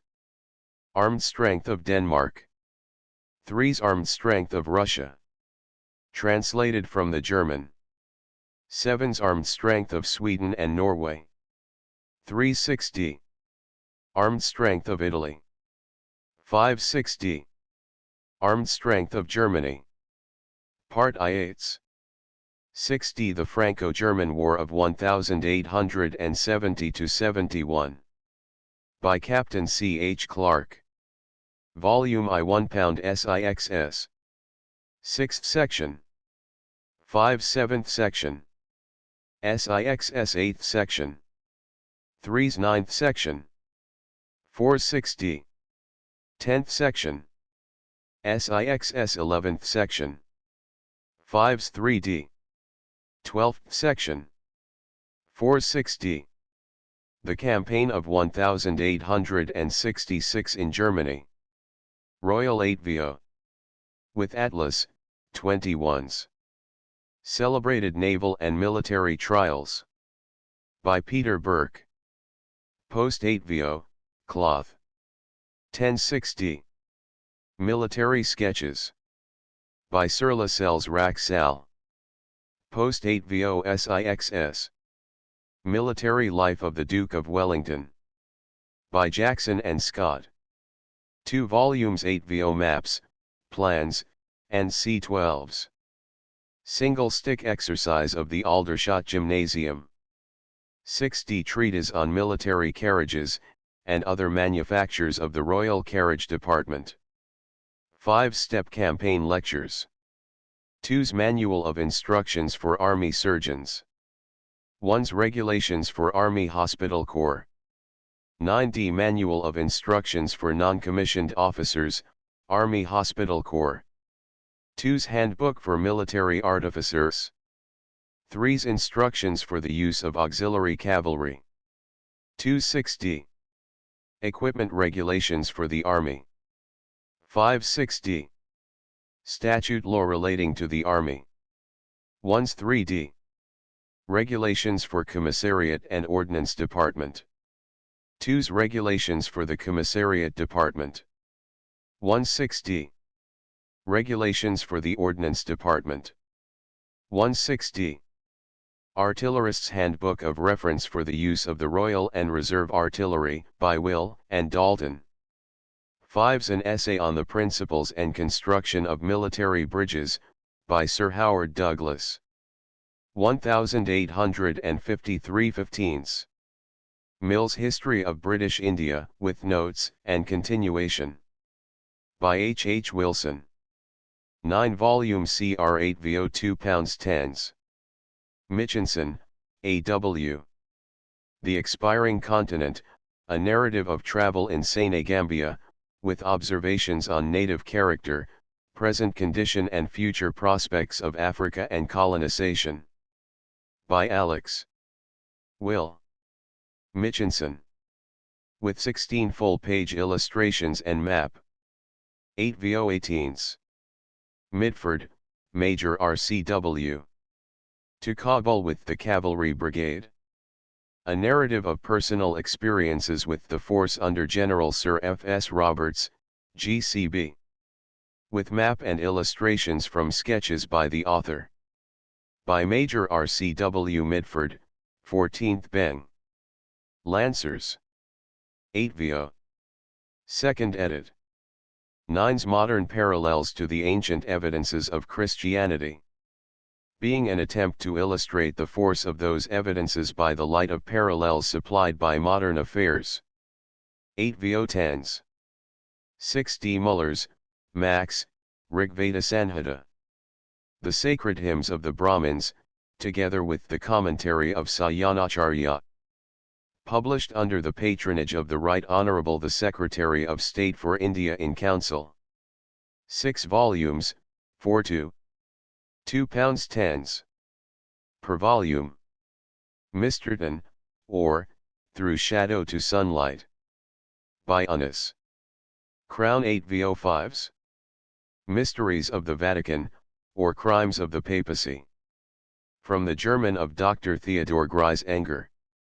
2 volumes post 8 VO 21s. Neville, Ralph, The Squire's Heir. By Ralph Neville, author of Lloyd Pennant. 2 volumes 21s. Nicholson, Captain H. W. From Sword to Share, or, A Fortune in 5 Years at Hawaii. By Captain H. Wally Nicholson. Crown 8 VO. With map and photographs. 1260. Nirgis and Bismillah. Nirgis, A Tale of the Indian Mutiny, from the Diary of a Slave Girl, and Bismillah, or, Happy Days in Kashmir. By Hafiz Allard. Post 8 VO 10s. 6d Norris Newman, C.L. In Zululand with the British, throughout the War of 1879. By Charles L. Norris Newman, Special Correspondent of the London Standard, Cape Town Standard and Mail, and the Times of Natal. With plans and 4 portraits. 8 VO 16s. Norris Newman, C.L. With the Boers in the Transvaal and Orange Free State in 1880–81. By C. L. Norris Newman, Special War Correspondent, author of In Zululand with the British 8 VO. With maps. 14th Notes on the Northwestern Provinces of India. By a District Officer. 2nd edition. Post 8 VO, cloth. 5's Contents Area and Population Soils Crops Irrigation Rent Rates Land Tenures. O'Donoghue, Mrs. P. Ladies on Horseback. Learning, Park Riding, and Hunting. With notes upon costume, and numerous anecdotes. By Mrs. Power O'Donoghue, authoress of The Knave of Clubs, Horses and Horsemen, Grandfather's Hunter, 1 in 10,000, and CNCCR 8VO. With portrait. 2nd edition. Fives Oldfield, H.A. Sketches from Nepal, historical and descriptive, with anecdotes of the court life and wild sports of the country in the time of Maharaja Jang Bahadur, GCB, to which is added an essay on Nepalese Buddhism, and illustrations of religious monuments, architecture, and scenery, from the author's own drawings. By the late Henry Ambrose Oldfield, M.D., of HMS Indian Army, many years resident at Kathmandu.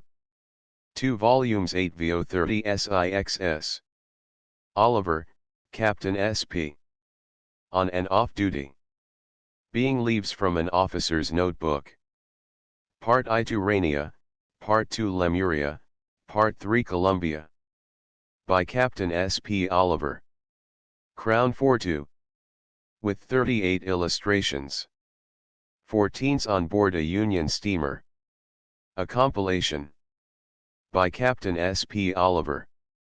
To which is added a sketch abroad, by Miss de Vuitton. 8VO. With frontispiece.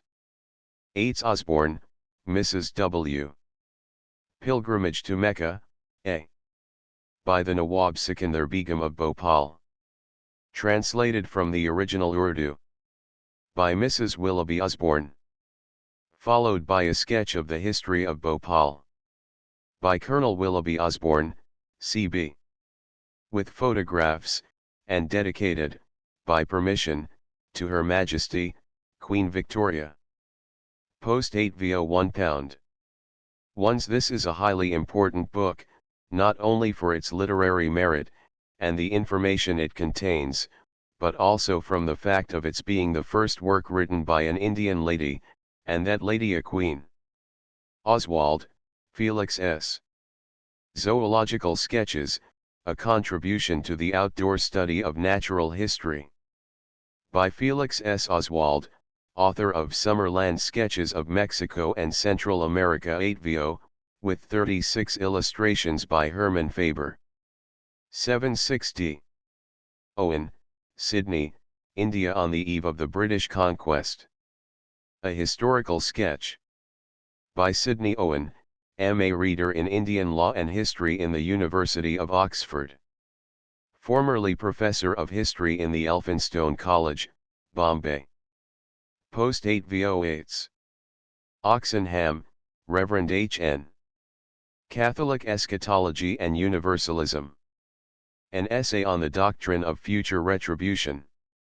2nd edition, revised and enlarged. Crown 8VO7s. 60 Catholic Doctrine of the Atonement. An historical inquiry into its development in the Church, with an introduction on the principle of theological development. By H. Nutcombe Oxenham, M.A. 3rd edition and enlarged. 8VO14s. It is one of the ablest and probably one of the most charmingly written treatises on the subject which exists in our language. Times. The First Age of Christianity and the Church. By John Ignatius Dollinger, D.D., Professor of Ecclesiastical History in the University of Munich, and C. translated from the German by Henry Nutcombe Oxenham, M.A., late scholar of Balliol College, Oxford. 3rd edition. 2 volumes Crown 8VO18s. Ozanams, A.F. History of Civilization in the 5th Century. From the French. By the Honorable A.C. Glynn. 2 volumes, post 8VO21s. Peabody, Charles, Authors at Work. Francis Jeffrey Sir Walter Scott Robert Burns Charles Lamb R.B. Sheridan Sidney Smith Macaulay Byron Wordsworth Tom Moore Sir James Mackintosh. Post 8VO10s. 6D Pelly, Sir Lewis. The Miracle Play of Hassan and Husayn. Collected from oral tradition by Colonel Sir Lewis Pelly, KCB, KCSI, formerly serving in Persia as Secretary of Legation, and political resident in the Persian Gulf. Revised, with explanatory notes, by Arthur N. Wollaston, H.M. Indian, Home, Service, translator of Anwar-I Suhaili, and C2 volumes Royal 8 VO 32s. Pen and ink sketches of military subjects. By Ignotus.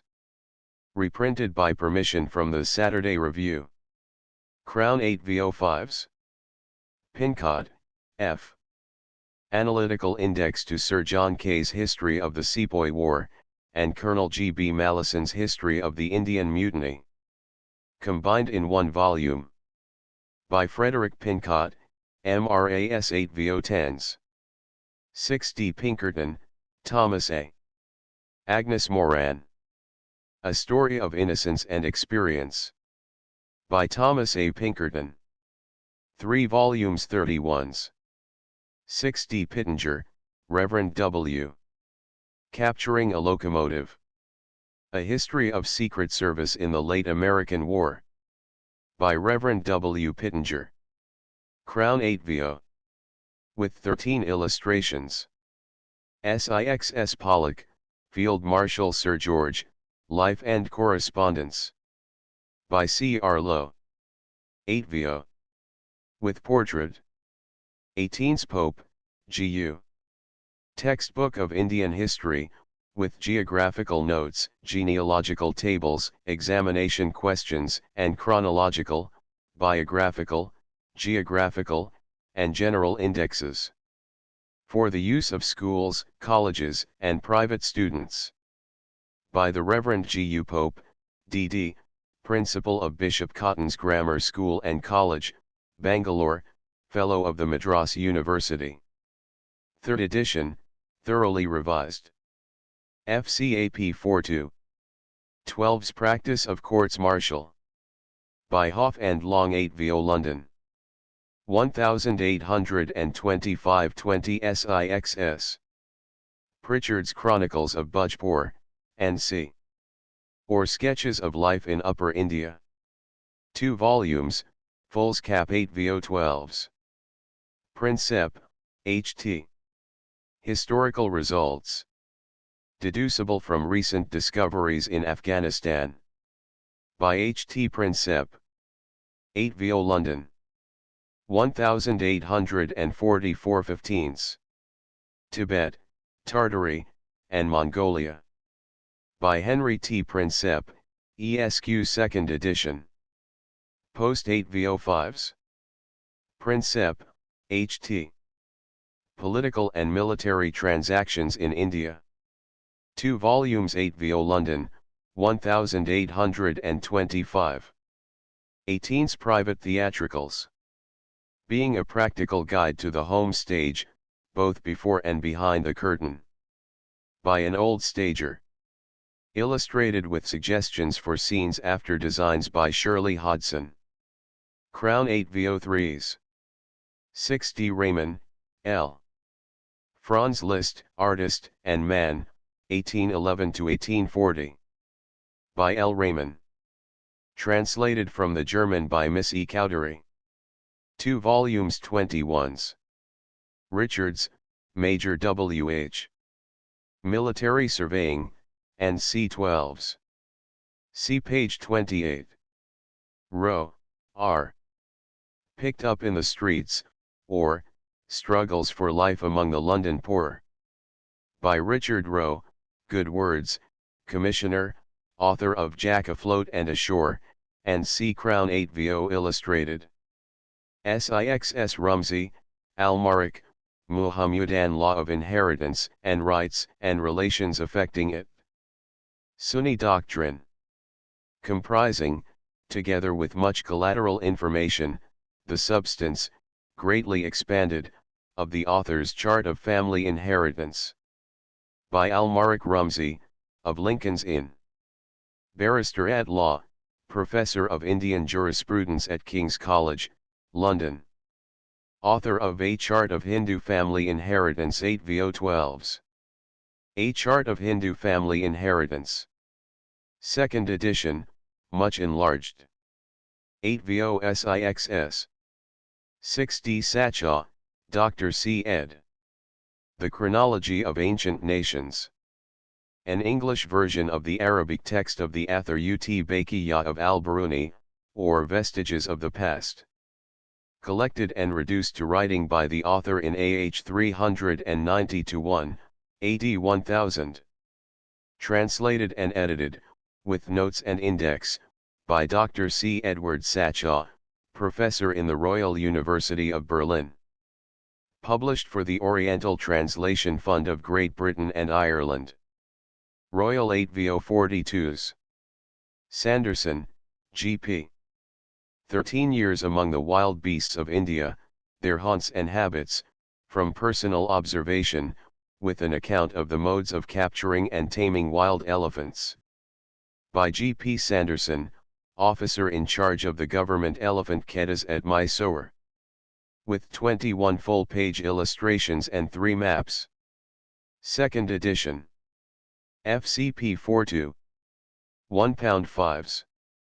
Scudamore, F.I. France in the East. A contribution towards the consideration of the Eastern question. By Frank Ives Scudamore, C.B. Crown 8vo6ix. Sewell, R.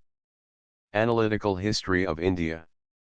From the earliest times to the abolition of the East India Company in 1858. By Robert Sewell, Madras Civil Service. Post 8vo8s.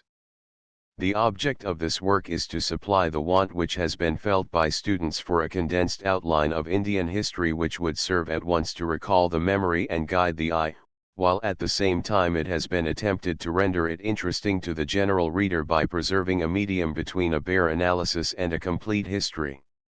Shadow of a Life, A Girl's Story. By Beryl Hope. 3 volumes, post 8vo31s. 6d Scherer, J.W. The Conjurer's Daughter.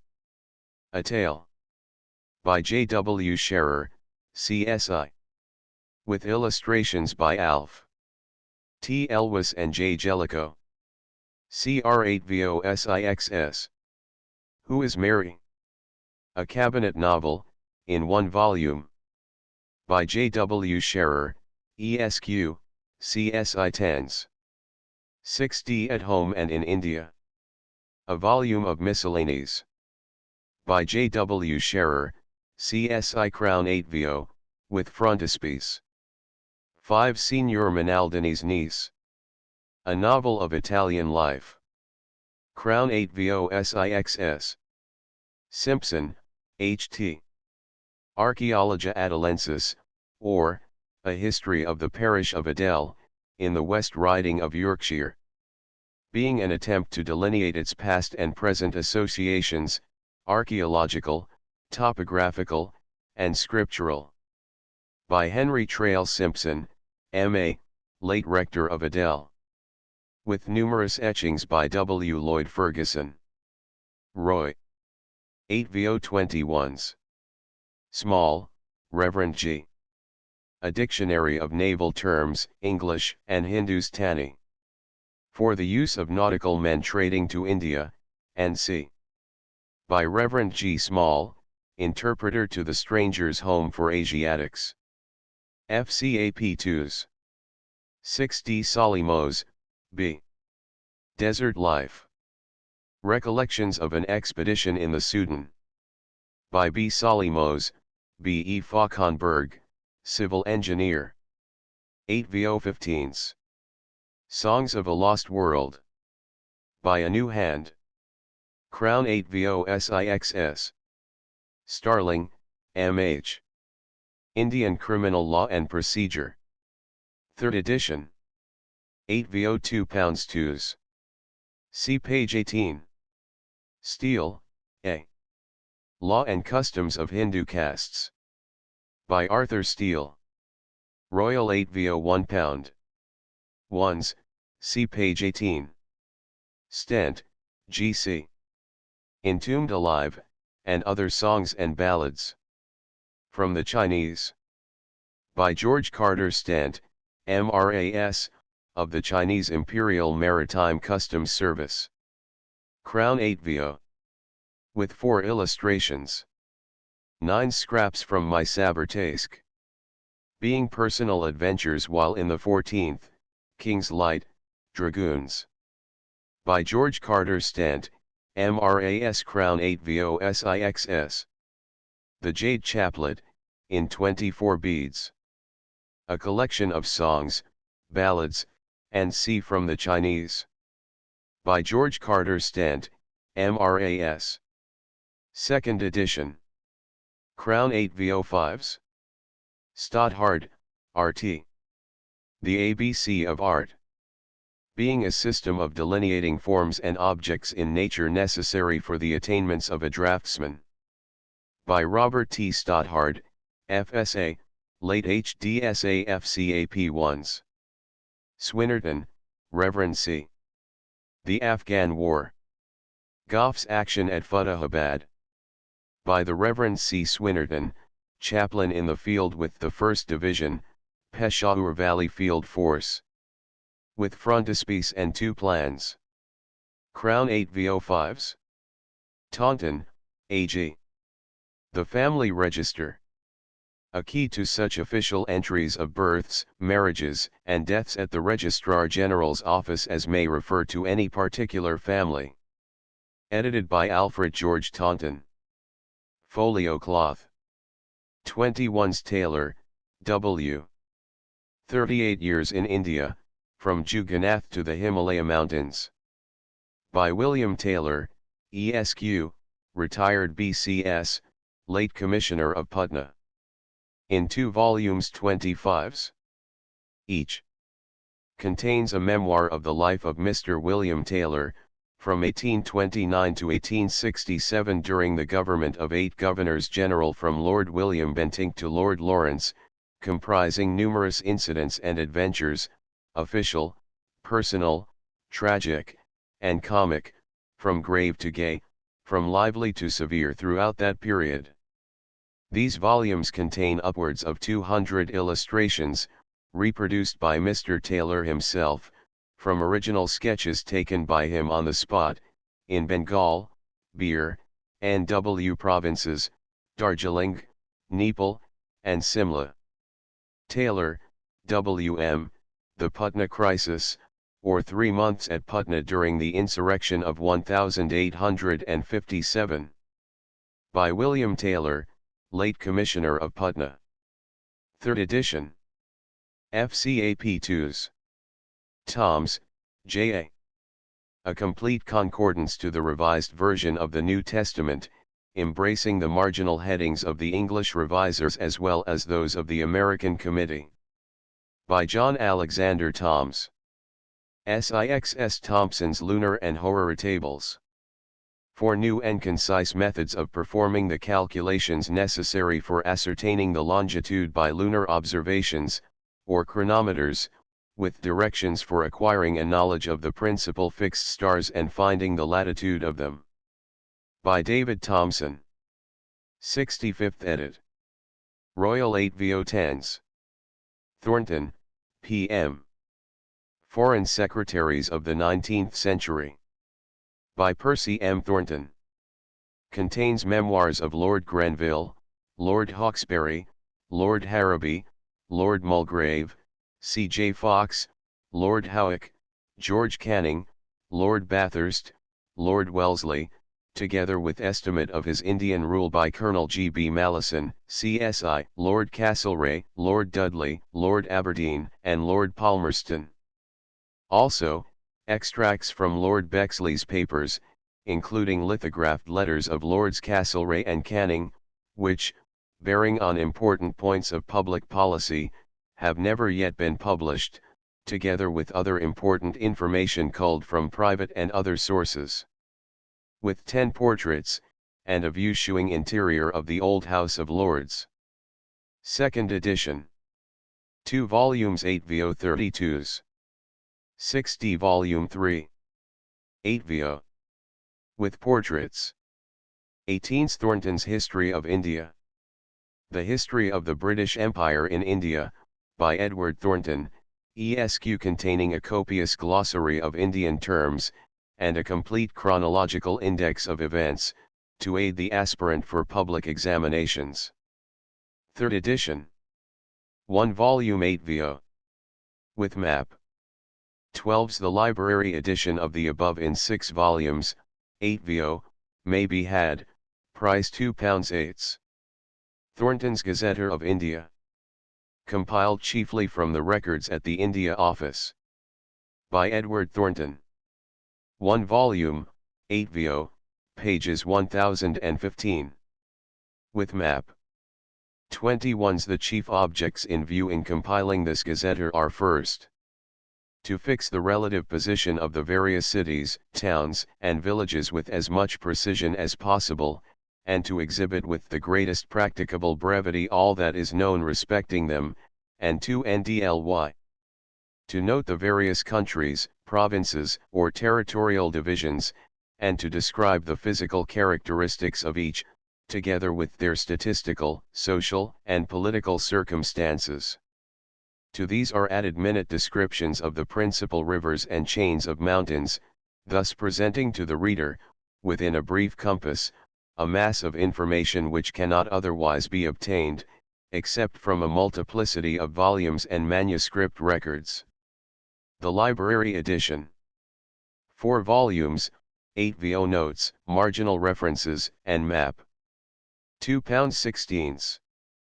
Gazetteer of the Punjab, Afghanistan, and C. Gazetteer of the countries adjacent to India, on the northwest, including Sindh, Afghanistan, Baluchistan, the Punjab, and the neighboring states.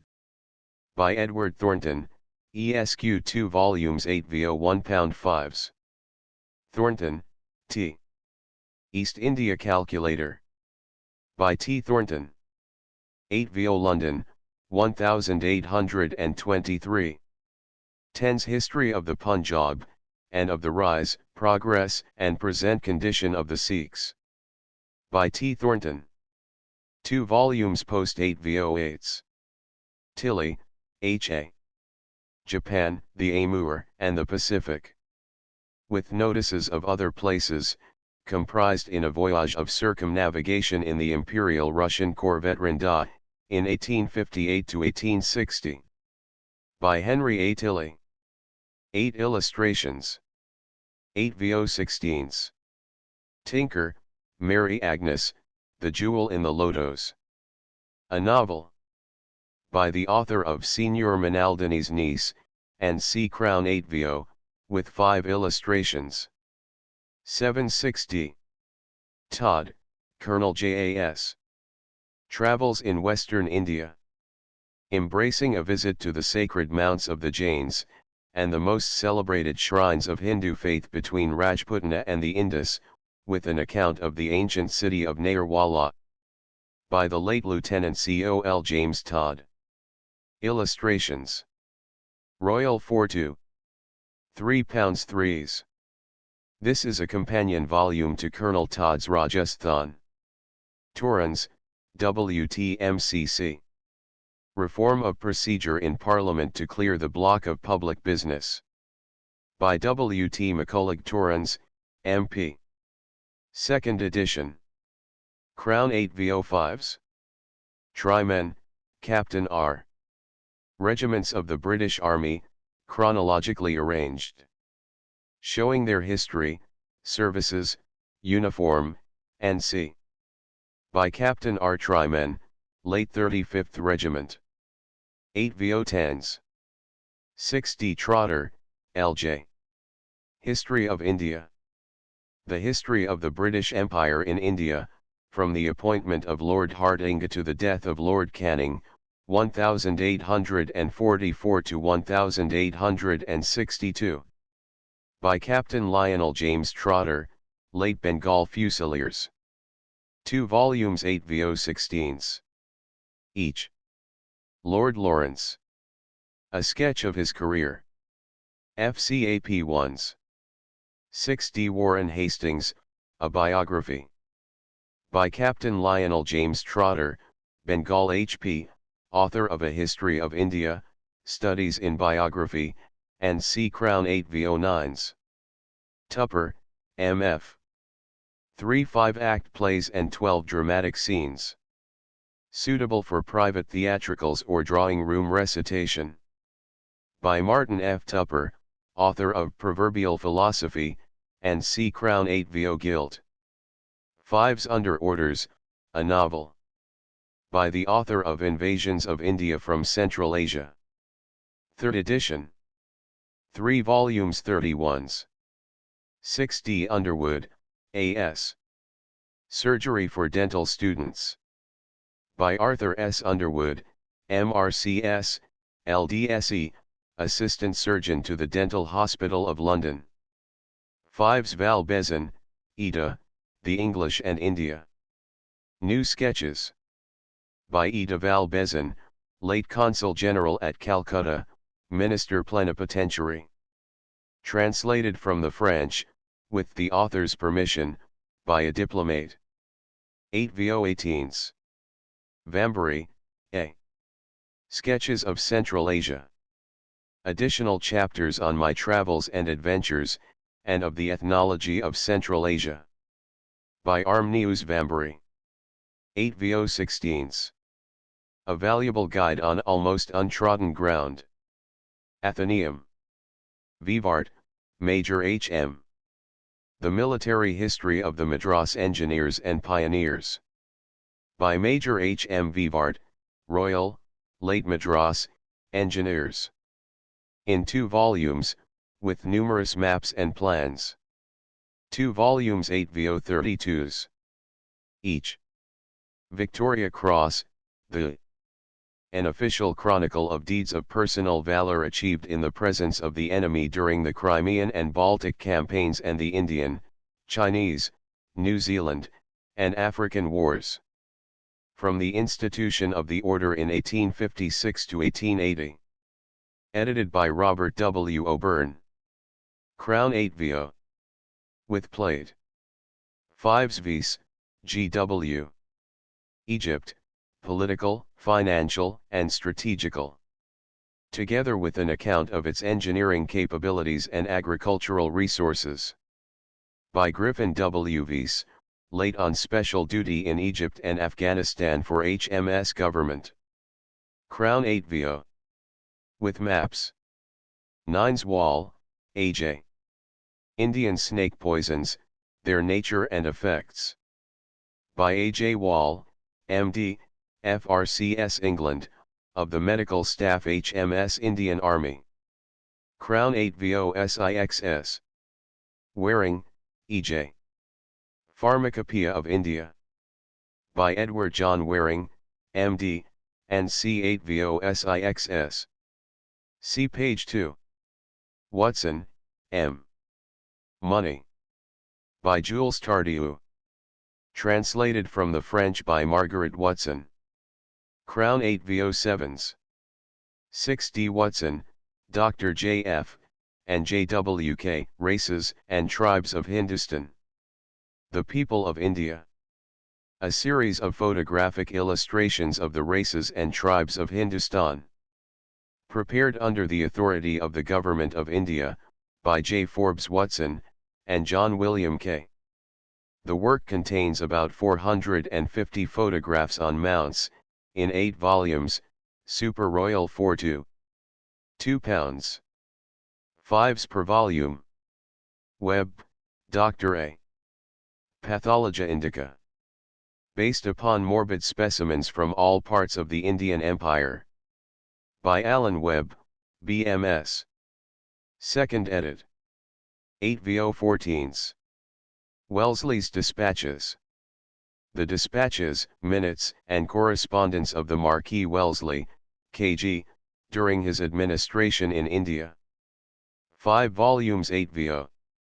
With portrait, map, and £6. 10s. This work should be perused by all who proceed to India in the civil services. Wellington in India.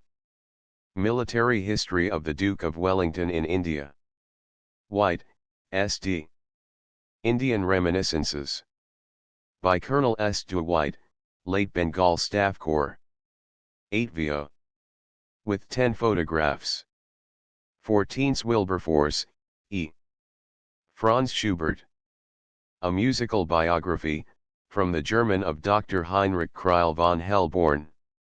By Edward Wilberforce, ESQ, author of Social Life in Munich. Post 8 VOSIXS. Wilkes, South of India. 3 volumes 4 £5. 5s Wilkin, Mrs., The Shackles of an Old Love. By Mara, Mrs. Wilkin. Crown 8 VO7s. 6 D. Wilkins, W.N., Visual Art, or Nature Through the Healthy Eye. With some remarks on originality and free trade, artistic copyright, and durability.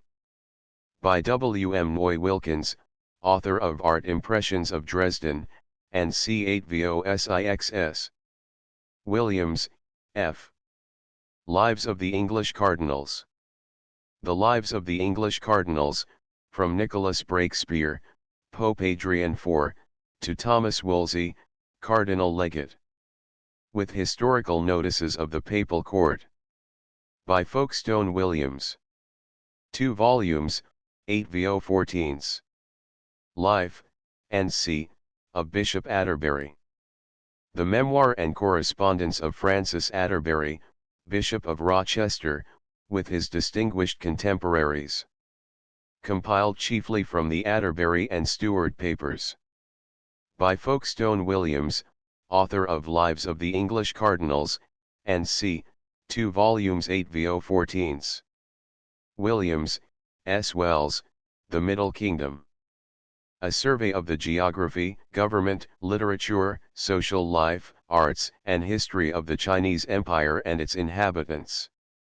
By S. Wells Willems, Doctor of Laws, Professor of the Chinese Language and Literature at Yale College, author of tonic and syllabic dictionaries of the Chinese language.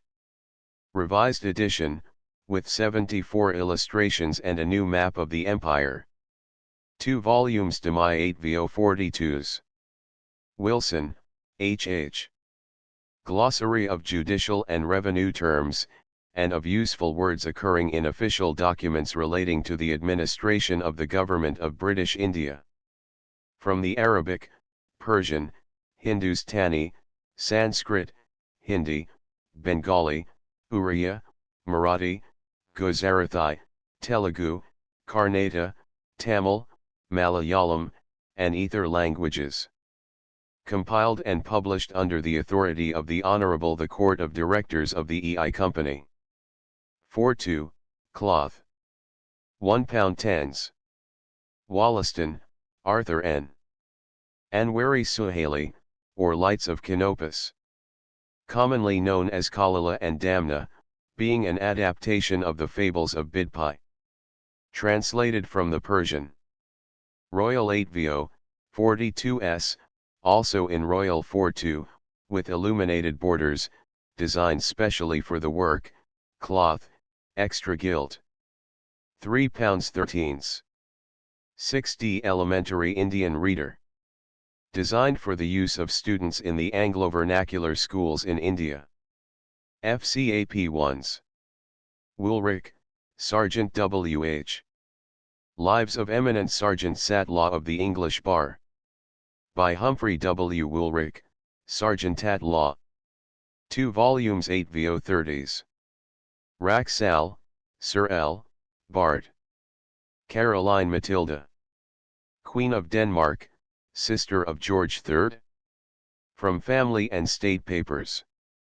By Sir Lascelles Raxall, Bard. 3 volumes, 8 VO18s. Young, J.R. Course of Mathematics. A course of elementary mathematics for the use of candidates for admission into either of the military colleges, of applicants for appointments in the Home or Indian Civil Services, and of mathematical students generally. By Professor J.R. Young. In one closely printed volume. 8 VO, pages 648. 12's in the work before us. He has digested a complete elementary course, by aid of his long experience as a teacher and writer, and he has produced a very useful book. Mr. Young has not allowed his own taste to rule the distribution, but has adjusted his parts with the skill of a veteran. Athenaeum. Young, M., and Trent, R. A Home Ruler. A Story for Girls. By Minnie Young and Rachel Trent. Illustrated by C.P. Carnegie. Crown 8vo3s. 6D works in the press. Malison's Capt Musafir's Rambles in Alpine Lands. By Colonel G. B. Malison, CSI 42. 1060. Life of Gustave Doré. By Blanchard Gerald. Personal Reminiscences of General Skobelev. By Nemirovich Danchenko. Translated by E. A. Braley Hodgetts. With 3 portraits. A Land March from England to Ceylon 40 years ago. By Edward Mitford. With map and numerous illustrations. At Home in Paris. By Blanchard Gerald. 2 volumes, Crown 8vo21s. My Musical Life. By the Reverend H. R. Hauius, author of Music and Morals. With portraits. Koruna to Sevastopol. By Colonel F. A. Wynne Yates. Thoughts on Reading Shakespeare. By the Honorable A. S. G. Canning. Games of Cards for 3 Players. By Aquarius. Author of Écarté Dot. Piquet and Cribbage. By the same author. The Army and Navy Magazine, a monthly service review. 1 shilling. London, W. H. Allen and Co., 13, Waterloo Place. London in 1884. Illustrated with 16 bird's-eye views of the principal streets and a map. By Herbert Fry. New edition, revised and enlarged. Crown 8vo cloth, 2s. London, W. H. Allen and Co., 13, Waterloo Place. Price, 2s. Academy Sketches, including various exhibitions. With about 200 illustrations. Edited by Henry Blackburn, editor of the Academy and Grosvenor Notes. 1883 London, W. H. Allen and Co., 13, Waterloo Place, SW.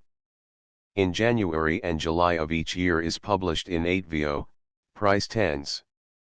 6d, The India List, Civil and Military. By permission of the Secretary of State for India in Council. Contents. Civil gradation lists of civil service, Bengal, Madras, and Bombay. Civil annuitants. Legislative Council, Ecclesiastical Establishments, Educational, Public Works, Judicial, Marine, Medical, Land Revenue, Political, Postal, Police, Customs and Salt, Forest, Registration and Railway and Telegraph Departments, Law Courts, Surveys, and CNC Military gradation list of the General and Field Officers, British and local, of the 3 presidencies, Staff Corps, Adjutants Generals and Quartermasters General's offices, Army Commissariat departments, British troops serving in India. Including Royal Artillery, Royal Engineers, Cavalry, Infantry, and Medical Department, list of native regiments, Commander-in-Chief, and Staff, Garrison Instruction Staff, Indian Medical Department, Ordnance Departments, Punjab Frontier Force, Military Departments of the 3 presidencies, Veterinary Departments, tables showing the distribution of the Army in India, lists of retired officers of the 3 presidencies. Home Departments of the Officer of the Secretary of State, Coopers Hill College, list of selected candidates for the Civil and Forest Services, Indian Troop Service. Miscellaneous Orders of the Bath, Star of India, and St. Michael and St. George. Order of Precedence in India. Regulations for admission to civil service. Regulations for admission of chaplains. Civil Leave Code and Supplements. Civil Service Pension Code relating to the covenanted and uncovenanted services. Rules for the Indian Medical Service. Furlough and Retirement Regulations of the Indian Army. Family Pension Fund.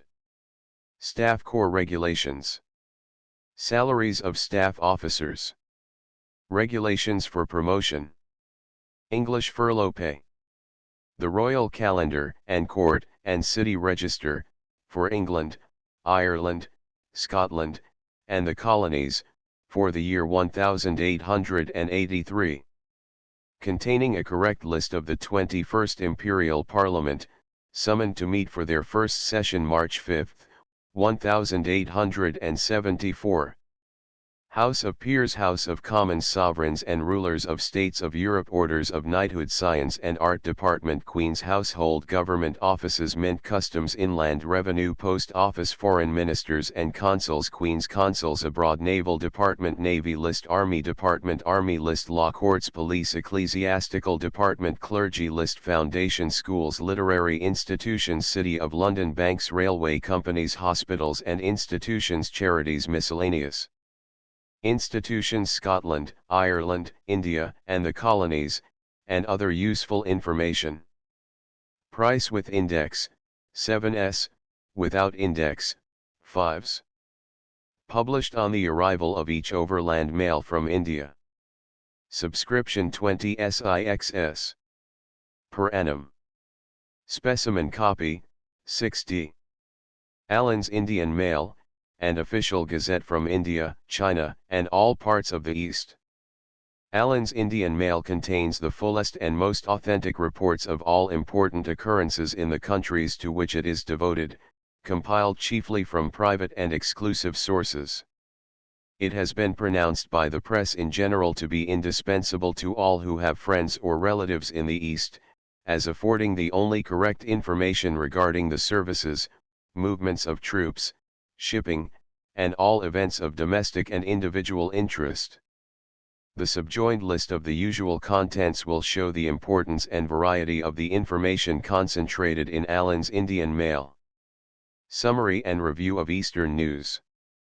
Précis of public intelligence, selections from the Indian press, movements of troops, the government gazette, courts martial, domestic intelligence, births, marriages, deaths, shipping, arrival of ships, passengers, departure of ships, passengers, commercial state of the markets, Indian securities, freights, and C home intelligence relating to India, and C original articles, miscellaneous information, appointments, extensions of furloughs, and C civil, military, ecclesiastical and marine arrivals reported in England, departures, shipping, arrival of ships, passengers, departure of ships, passengers, vessels, spoken with NC review of works on the East, and notices of all affairs connected with India and the services. Throughout the paper one uniform system of arrangement prevails, and at the conclusion of each year an index is furnished, to enable subscribers to bind up the volume, which forms a complete Asiatic annual register and library of reference. London, W. H. Allen & Co., 13, Waterloo Place, S.W., Publishers to the India Office, to whom communications for the editor, and advertisements, are requested to be addressed. Crown 8 VO, 3s. 6d each. Eminent Women series edited by John H. Ingram. Already issued George Eliot. By Matilde Blind. Emily Bronte. By A. Mary F. Robinson. George Sand. By Bertha Thomas. Mary Lamb. By Anne Gilchrist. Margaret Fuller. By Julia Ward Howe. Maria Edgeworth. By Helen Zimmern. London, W. H. Allen & Co., 13, Waterloo Place. SW transcribers notes typos fixed, non-standard spelling and dialect retained. End of the project. Gutenberg ebook sketches of social life in India. Updated editions will replace the previous one. The old editions will be renamed. Creating the works from print editions not protected by U.S. copyright law means that no one owns a United States copyright in these works, so the foundation, and you, can copy and distribute it in the United States without permission and without paying copyright royalties. Special rules, set forth in the general terms of use part of this license, apply to copying and distributing Project Gutenberg trademark electronic works to protect the Project Gutenberg trademark concept and trademark.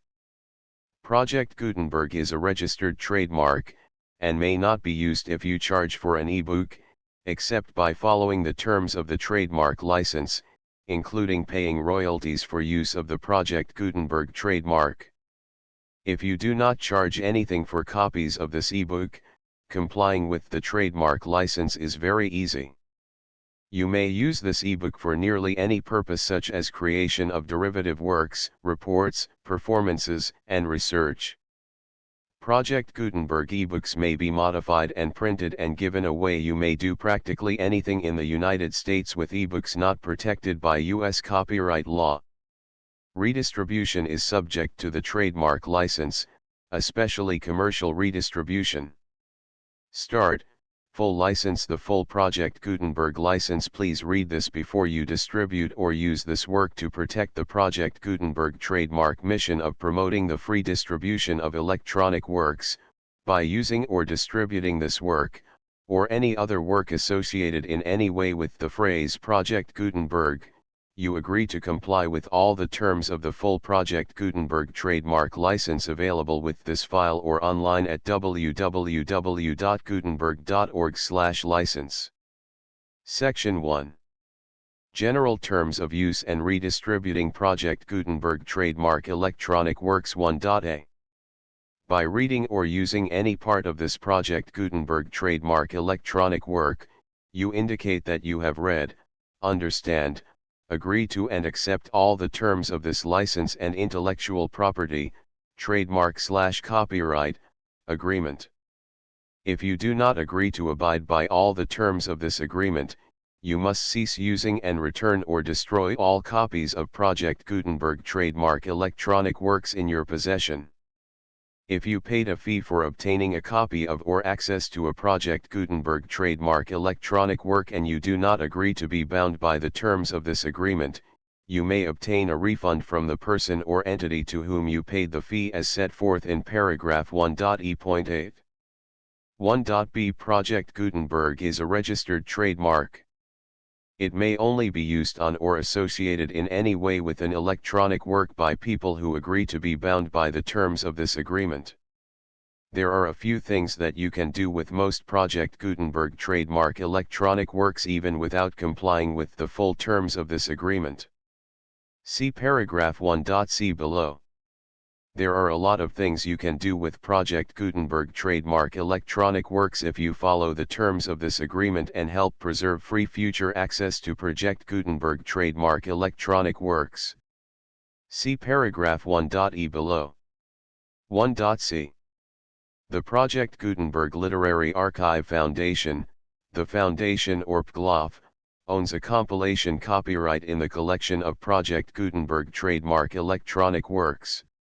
Nearly all the individual works in the collection are in the public domain in the United States. If an individual work is unprotected by copyright law in the United States and you are located in the United States, we do not claim a right to prevent you from copying, distributing, performing, displaying, or creating derivative works based on the work as long as all references to Project Gutenberg are removed. Of course, we hope that you will support the Project Gutenberg trademark mission of promoting free access to electronic works by freely sharing Project Gutenberg trademark works in compliance with the terms of this agreement for keeping the Project Gutenberg trademark name associated with the work. You can easily comply with the terms of this agreement by keeping this work in the same format with its attached full Project Gutenberg trademark license when you share it without charge with others. 1.d. The copyright laws of the place where you are located also govern what you can do with this work.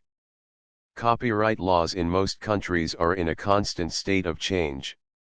If you are outside the United States, check the laws of your country in addition to the terms of this agreement before downloading, copying, displaying, performing, distributing or creating derivative works based on this work or any other Project Gutenberg trademark work.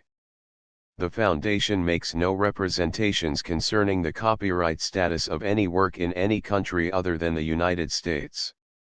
1.e Unless you have removed all references to Project Gutenberg, 1.e.1. The following sentence, with active links to, or other immediate access to, the full Project Gutenberg trademark license must appear prominently whenever any copy of a Project Gutenberg trademark work, any work on which the phrase Project Gutenberg appears, or with which the phrase Project Gutenberg is associated, is accessed, displayed, performed, viewed, copied or distributed. This ebook is for the use of anyone anywhere in the United States and most other parts of the world at no cost and with almost no restrictions whatsoever. You may copy it, give it away or reuse it under the terms of the Project Gutenberg license included with this ebook or online at www.gutenberg.org. If you are not located in the United States, you will have to check the laws of the country where you are located before using this ebook. 1.e.2. If an individual Project Gutenberg trademark electronic work is derived from texts not protected by U.S. copyright law, does not contain a notice indicating that it is posted with permission of the copyright holder, the work can be copied and distributed to anyone in the United States without paying any fees or charges. If you are redistributing or providing access to a work with the phrase Project Gutenberg associated with or appearing on the work, you must comply either with the requirements of paragraphs 1.e.1 through 1.e.7 or obtain permission for the use of the work and the Project Gutenberg trademark as set forth in paragraphs 1.e.8 or 1.e.9. 1.e.3. If an individual Project Gutenberg trademark electronic work is posted with the permission of the copyright holder, your use and distribution must comply with both paragraphs 1.e.1 through 1.e.7 and any additional terms imposed by the copyright holder. Additional terms will be linked to the Project Gutenberg trademark license for all works posted with the permission of the copyright holder found at the beginning of this work. 1.e.4. Do not unlink or detach or remove the full Project Gutenberg trademark license terms from this work, or any files containing a part of this work or any other work associated with Project Gutenberg trademark. 1.e.5.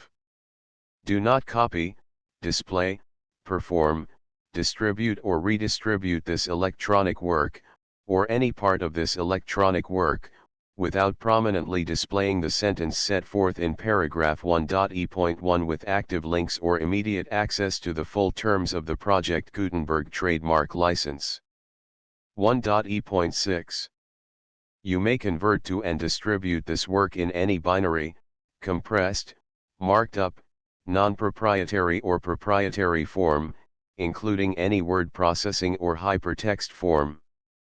However, if you provide access to or distribute copies of a Project Gutenberg trademark work in a format other than plain vanilla ASCII or other format used in the official version posted on the official Project Gutenberg trademark website, www.gutenberg.org, you must, at no additional cost, fee, or expense to the user, provide a copy, a means of exporting a copy, or a means of obtaining a copy upon request, of the work in its original plain vanilla ASCII or other form. Any alternate format must include the full Project Gutenberg trademark license as specified in paragraph 1.e.1. 1.e.7. Do not charge a fee for access to, viewing, displaying, performing, copying or distributing any Project Gutenberg trademark works unless you comply with paragraph 1.e.8 or 1.e.9. 1.e.8. You may charge a reasonable fee for copies of or providing access to or distributing Project Gutenberg trademark electronic works provided that, You pay a royalty fee of 20% of the gross profits you derive from the use of Project Gutenberg trademark works calculated using the method you already used to calculate your applicable taxes. The fee is owed to the owner of the Project Gutenberg trademark, but he has agreed to donate royalties under this paragraph to the Project Gutenberg Literary Archive Foundation. Royalty payments must be paid within 60 days following each date on which you prepare, or are legally required to prepare, your periodic tax returns. Royalty payments should be clearly marked as such and sent to the Project Gutenberg Literary Archive Foundation at the address specified in Section 4, Information about donations to the Project Gutenberg Literary Archive Foundation. You provide a full refund of any money paid by a user who notifies you in writing, or by email, within 30 days of receipt that he does not agree to the terms of the full Project Gutenberg trademark license. You must require such a user to return or destroy all copies of the works possessed in a physical medium and discontinue all use of and all access to other copies of Project Gutenberg trademark works. You provide, in accordance with paragraph 1.f.3, a full refund of any money paid for a work or a replacement copy, if a defect in the electronic work is discovered and reported to you within 90 days of receipt of the work. You comply with all other terms of this agreement for free distribution of Project Gutenberg trademark works. 1.e.9. If you wish to charge a fee or distribute a Project Gutenberg trademark electronic work or group of works on different terms than are set forth in this agreement, you must obtain permission in writing from the Project Gutenberg Literary Archive Foundation, the manager of the Project Gutenberg trademark. Contact the Foundation as set forth in Section 3 below. 1.f1.f.1. Project Gutenberg volunteers and employees expend considerable effort to identify, do copyright research on, transcribe and proofread works not protected by U.S. copyright law in creating the Project Gutenberg trademark collection. Despite these efforts, Project Gutenberg trademark electronic works, and the medium on which they may be stored, may contain defects, such as, but not limited to, incomplete, inaccurate or corrupt data, transcription errors, a copyright or other intellectual property infringement, a defective or damaged disk or other medium, a computer virus, or computer codes that damage or cannot be read by your equipment. 1.f.2. Limited warranty, disclaimer of damages, except for the right of replacement or refund described in paragraph 1.f.3, the Project Gutenberg Literary Archive Foundation, the owner of the Project Gutenberg trademark, and any other party distributing a Project Gutenberg trademark electronic work under this agreement, disclaim all liability to you for damages, costs, and expenses, including legal fees. You agree that you have no remedies for negligence, strict liability, breach of warranty or breach of contract except those provided in paragraph 1.f.3. You agree that the Foundation, the trademark owner, and any distributor under this agreement will not be liable to you for actual, direct, indirect, consequential, punitive, or incidental damages even if you give notice of the possibility of such damage. 1.f.3. Limited right of replacement or refund. If you discover a defect in this electronic work within 90 days of receiving it, you can receive a refund of the money, if any, you paid for it by sending a written explanation to the person you received the work from. If you received the work on a physical medium, you must return the medium with your written explanation.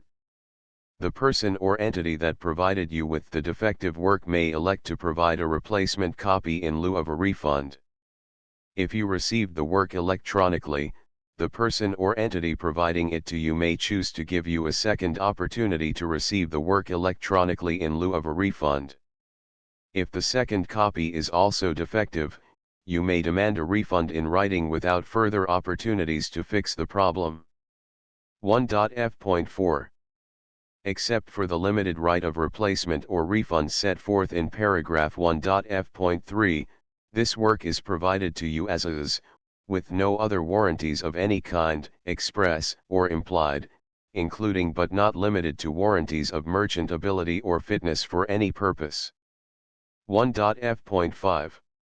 Some states do not allow disclaimers of certain implied warranties or the exclusion or limitation of certain types of damages.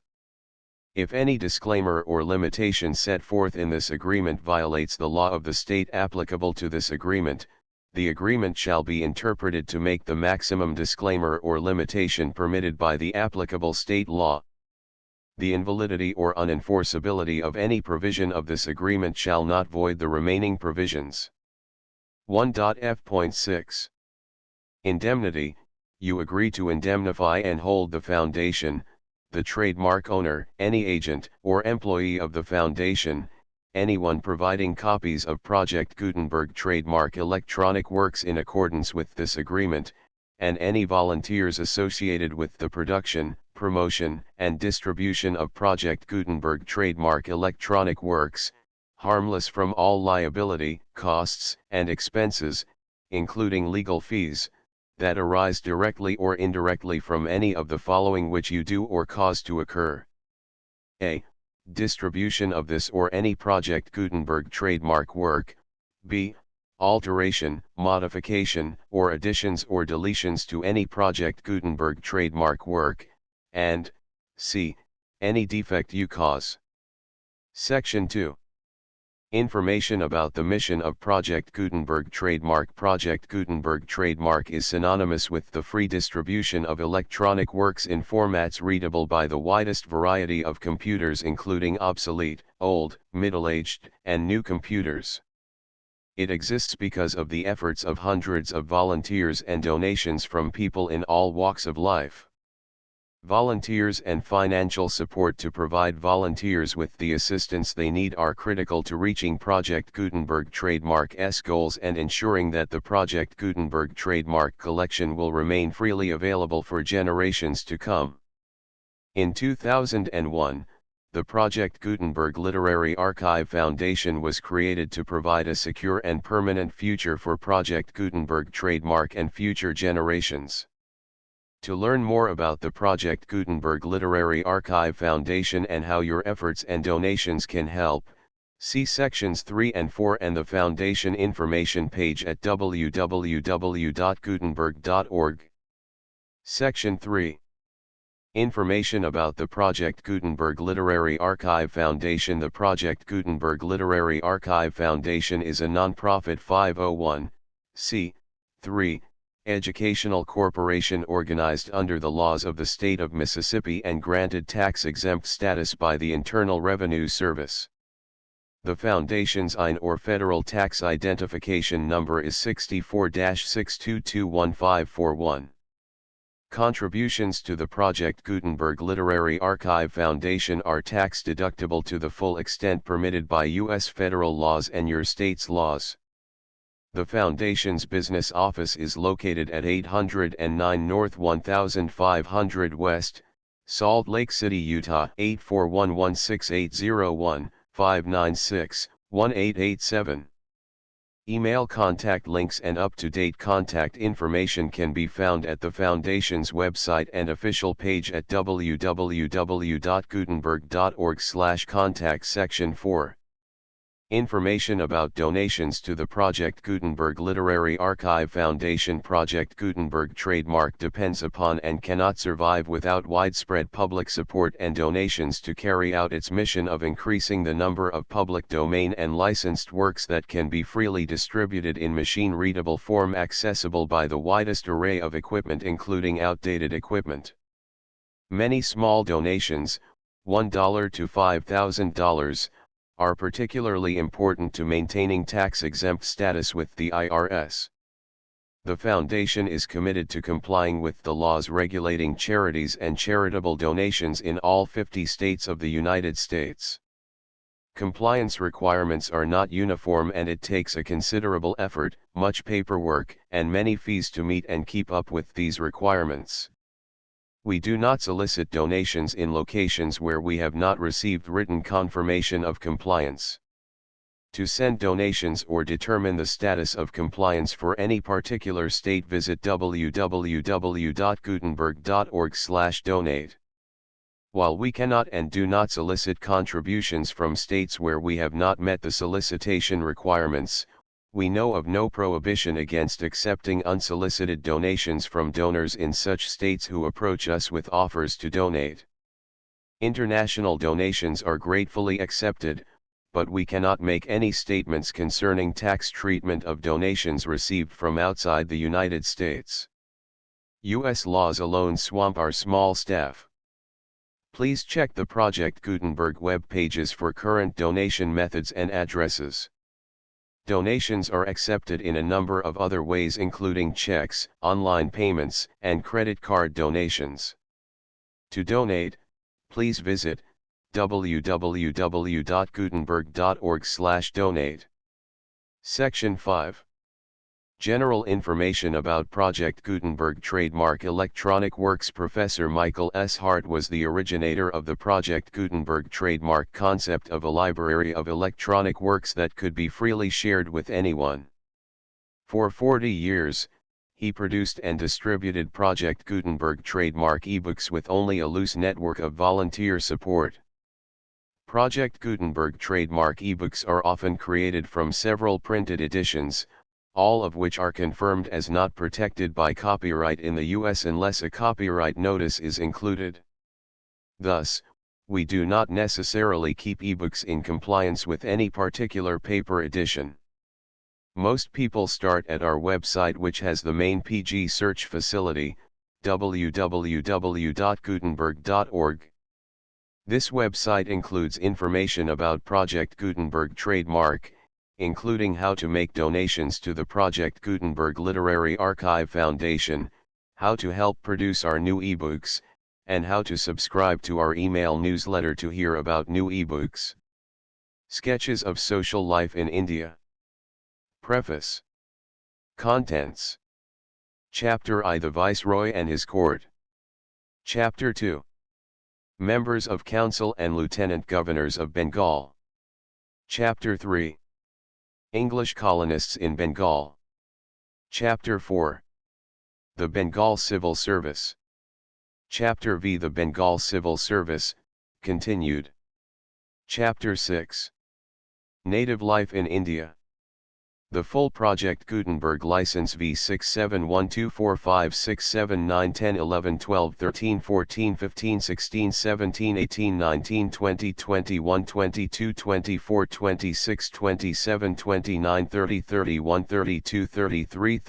35 36 39 40 41 42 43 44